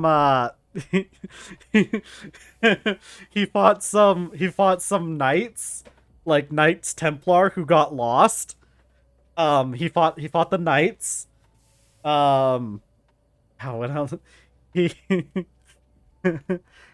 he tames a tiger, not a tiger. He tames a lion at one point. That lion Deus Ex saves him at some point. Hilarious. Good investment. I need to figure out how to make the stupid foil. God.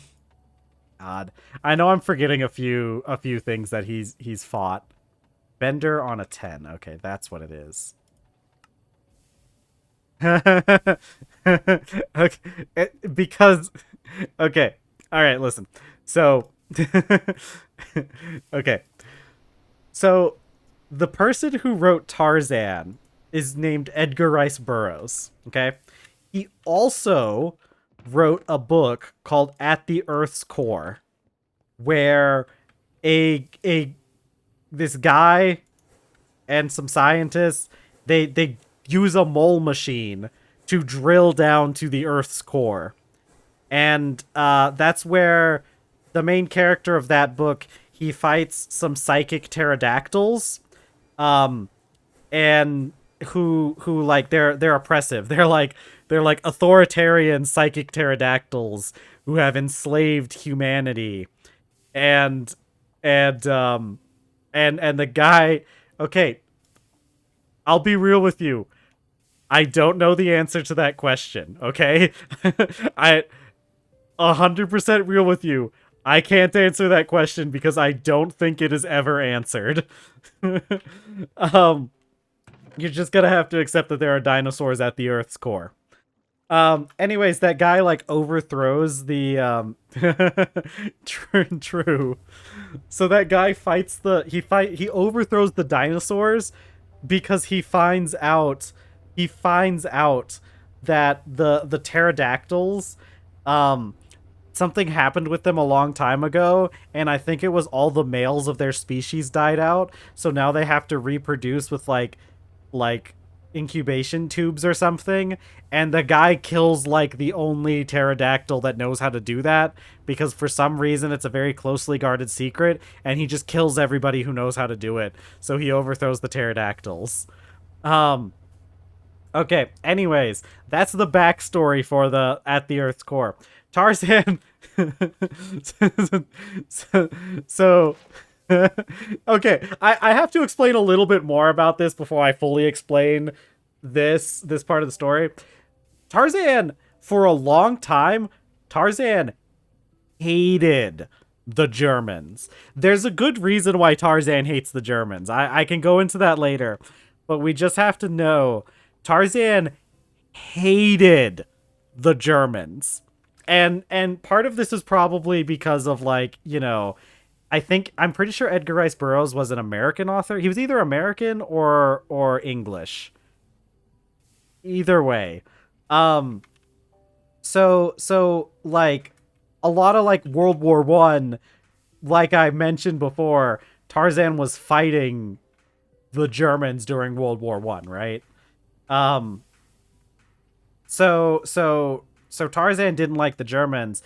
Now, weirdly enough, The Adventures of Tarzan was extremely popular in Germany. Okay? So So Tarzan was like really popular in Germany, and then all this World War One stuff happened. He was American. Okay, yeah, that makes sense. I know that Tarzan himself is British, so I couldn't remember if the author was or not. Um, so so okay, so Tarzan was really popular in Germany before all this stuff with like Tarzan fighting the Germans in World War One. Before that happened, like I'm okay. Let me. I keep having to explain more. Let me tell you why Tarzan hates the Germans in a very quickly.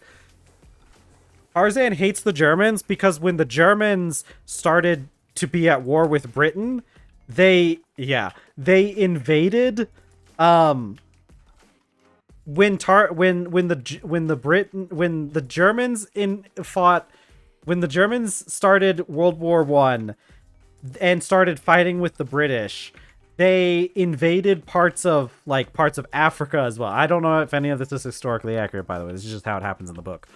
They invade the part of Africa where Tarzan lives, right? They invade the part of Africa where Tarzan lives. And Tarzan is away at the time. He's away from his bungalow, right? And he comes back, and the Germans, I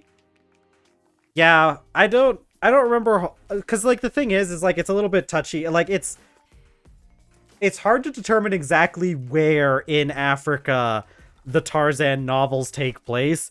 They seem to just like vaguely take place in most of Africa.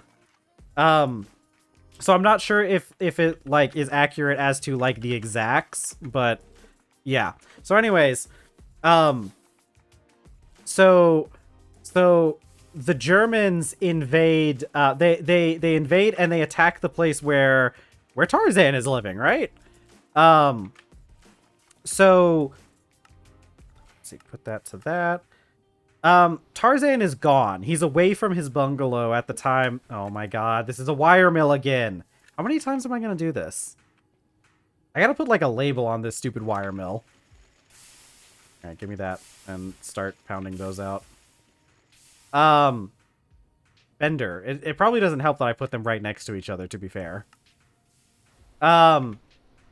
So they attack while Tarzan is gone, and they quote unquote they kill Jane. Okay, what actually happens? This gets revealed later on. They don't actually kill Jane.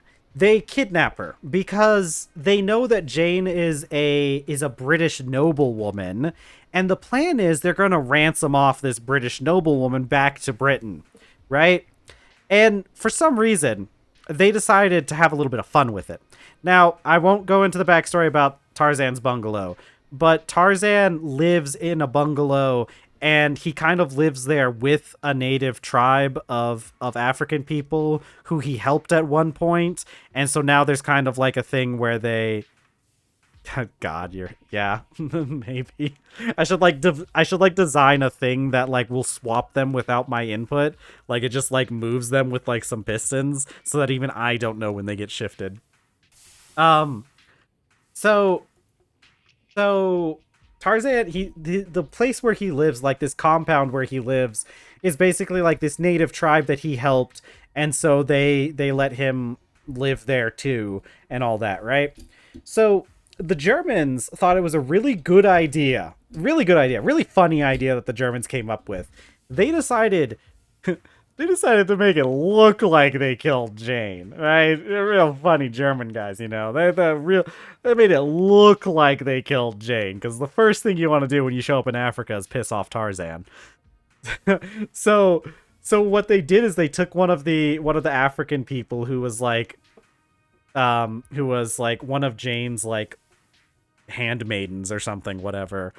No, they took this random like house servant person, and they took Jane's rings off of her, put them on the servant, and then set her on fire. That way Tarzan wouldn't be able to tell that it wasn't Jane. So Tarzan would just find this charred corpse and be all like, Oh no, oh my god, they killed Jane. I'd like to imagine that the Germans the yeah, it was pretty messed up. I'd like to imagine that the Germans that did this were like thought they were being like real funny or something. Like they thought like, haha, wouldn't it be funny if we like made this guy think that we killed his wife in like one of the worst horrific ways possible? Like wouldn't that be real funny, guys? Anyways, this upset Tarzan. This upset Tarzan a lot. This upset him a lot. You know what Tarzan did?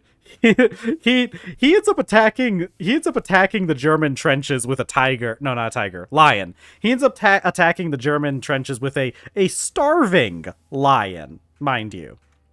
Yeah, it didn't end up that well for him. Tarzan at this point in time, Tarzan was fully intent on going to this is like part of Tarzan's inner monologue where he talks about his plan. Tarzan at this point in time is intent on going to Germany and killing every single German. Like just all of them. He was pretty upset about Jane's death. Oh no, no. It doesn't work. It doesn't work because Tarzan he speaks for the trees. And so there's actually a scene where the British they're getting pinned down by the Germans' Gatling gun, and Tarzan just swings through the trees, drops down behind the guy, and just snaps his neck. so Gatling gun doesn't work very well against Tarzan. Uh, so anyways, okay. Okay. So okay, let's get this. I gotta get these. Maybe that'd have worked. I don't think they tried it. I don't think they tried that on them. So maybe that was their mistake. Like, that's probably why they lost. Anyways, I'm glad we have the last piece of sulfur is going to be enough to finish this operation. So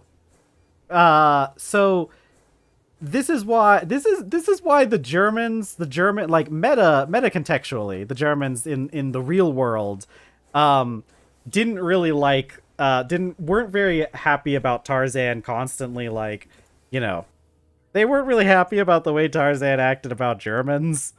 So later on in the book Tarzan at the Center of the Earth, this was a book that meta-contextually, Edgar Rice Burroughs kind of wrote this book as like a way to bring Tarzan back and to like a German audience, because in this book Tarzan he's brought onto a German expedition. The Germans are making a Zeppelin so that they can travel to the center of the Earth, and Tarzan gets brought along. Because why not? Why wouldn't you have Monkey Man help you at the center of the Earth? They found if you've watched Inside Job, they talk about this theory. There's just like near the North Pole and also supposedly near the South Pole, there's just a hole that leads to the center of the Earth. That's it. The only reason why people haven't like discovered this hole in the first place is because like the currents around the hole are in a way that any ship that tried to like go straight into the hole would just get like moved around the edge of the hole, and so they wouldn't even notice that the hole was there because the currents like move them around the edge of it. Yeah, there are people that actually do believe stuff like this. And so that's how Tarzan flies to the center of the Earth with a Zeppelin. You know? It's fun. Oh, did they do that in one of the Pirates of the Caribbean movies? I haven't seen... I saw like the first, or actually, you know what? I think I've only seen the second Pirates of the Caribbean movie. Okay. I have a sifter. Okay, hold on. I wanna actually use this thing. Yeah. Oh yeah, Ice Age 3 is a lot like that too. Yeah, I mean, like, this is where those stories came from, you know? They came from this, they came from, like, Pulp Fiction and, like, science and, like, sci-fi authors, you know? Who wrote all this stuff. Let's see. Okay. I wanna use this sifter a little bit. Okay. So yeah, no, we're going to be ending stream soon because I'm over 5 hours on this session and I just finished my sifter. I just want to use the shifter. Shift. Hey, soul shifter. How do I use this? Hold on. Coal. Do I need to what do I put in the sifter to get coal? Purified coal ore. Okay. So this was wrong. True. Can I purify this? Does this get turned into... No, wait, that's bulk washing. Hold on. I know I have more of this. No, okay. I shouldn't have crushed that up. I should have washed it. But I know I have more coal. Just... Where did I put it? Where did I put my coal? Didn't I have coal? Was that all the coal I brought back with me? Okay. Wait, here's some coal. I think that was the coal I brought back with me. I need to go. I'll need to grab some more coal when I because I did that wrong. This should have been washed first and then put in the sifter. Okay, so we are gonna need to go get more coal, but that's okay because I'm gonna leave a note. I'm gonna leave a note for myself. Remind me for this tomorrow. No. Okay. Get more coal. Remind me for this tomorrow, because we're gonna go back to the mainland. We're gonna go back to the mainland to move the miner. And so we're gonna grab more coal when we're there.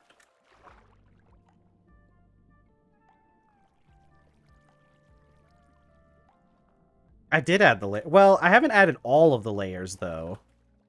But I don't think I'm gonna add any more, so we're gonna check it off. I need to make these navigator tools one of these days. Yeah, I don't think I'm gonna add any more layers to the blast furnace. I think we're probably just gonna go into an electric blast furnace. I don't see any reason to add any more to it. So is it... Did I do this right or did I do this wrong? Purified coal goes into the sifter. Purified coal ore. And it goes into the sifter. Oh. Yeah, but like, do we even get a quest for it? Is there a quest for it? If there's no quest for it, I don't care. Okay, hold on. Let's see if we get it.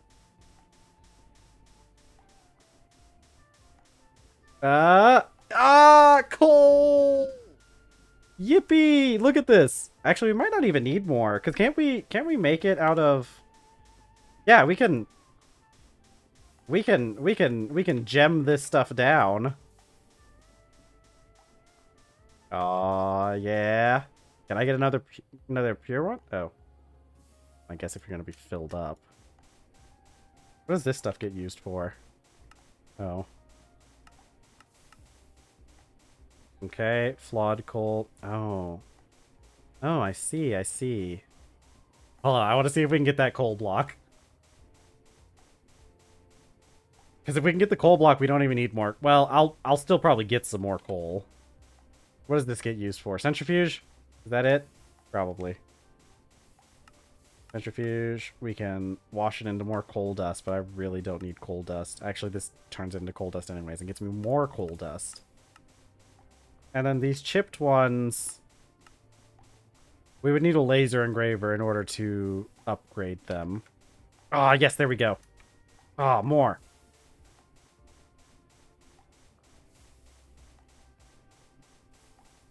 Can I get another one? Can I have another small piece? I don't think so. Can you?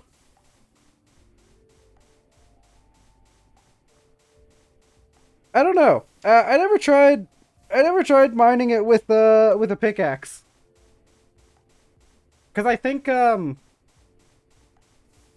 I don't think you can. Because see, the Greg Tech coal, you have poor raw coal, and rich raw coal. I don't know if you can get normal coal without the, without the sifter.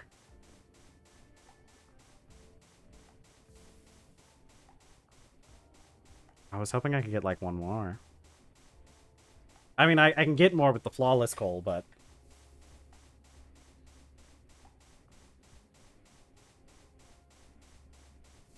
I know this stuff says, yeah, we can.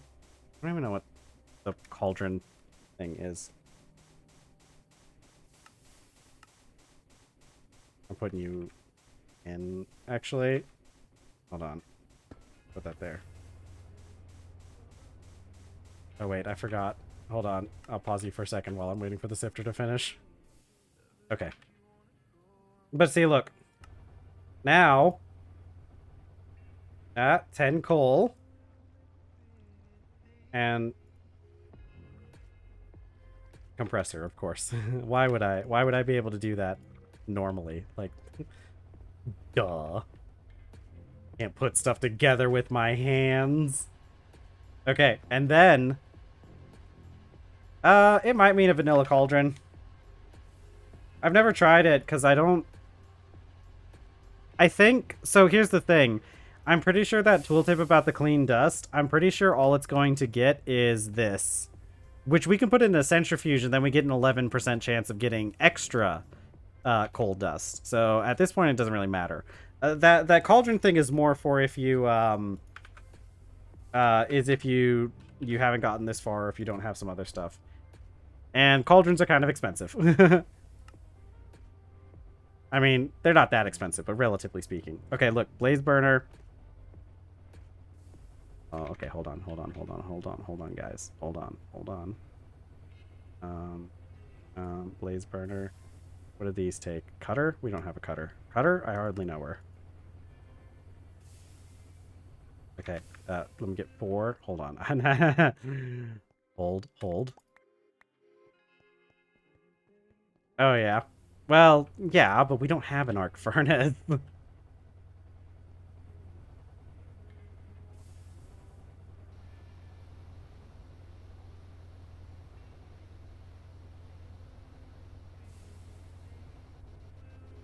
Oh, no. Pause you. Okay, hold.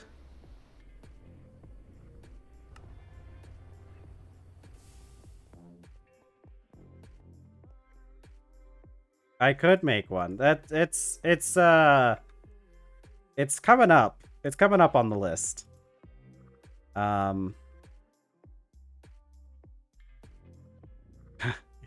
Yeah, true. Blast our arc furnace it's rapidly, we're rapidly approaching arc furnace time.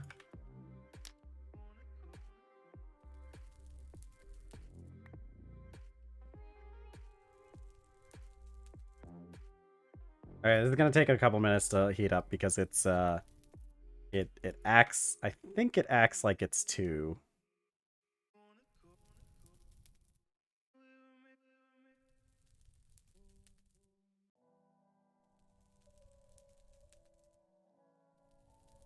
Okay, we're getting our blaze burner, guys.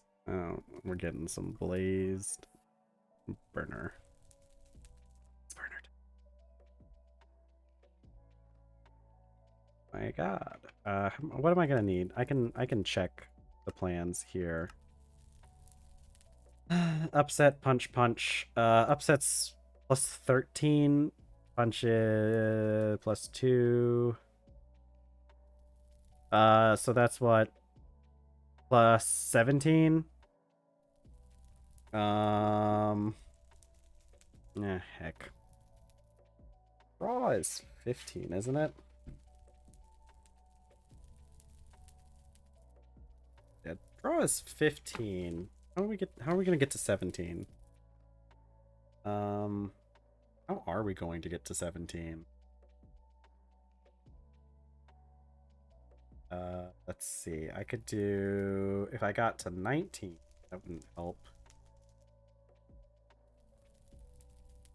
What if I do... Minus 15 is a draw. I can get to 18. I can get to... let's see. A draw and a medium hit is going to be 21. And then 2 punches will bring it up back up. Okay. Let's go.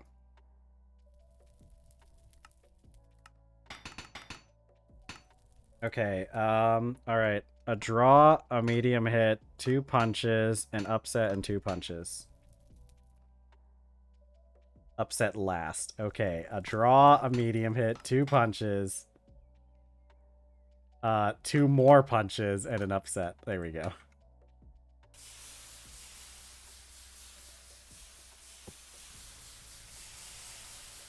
Okay.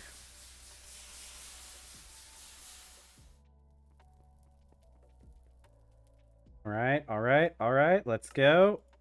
Blaze burner. Ah, isn't that cool? Okay, let's go install this. I know, right? Isn't it? It is nice.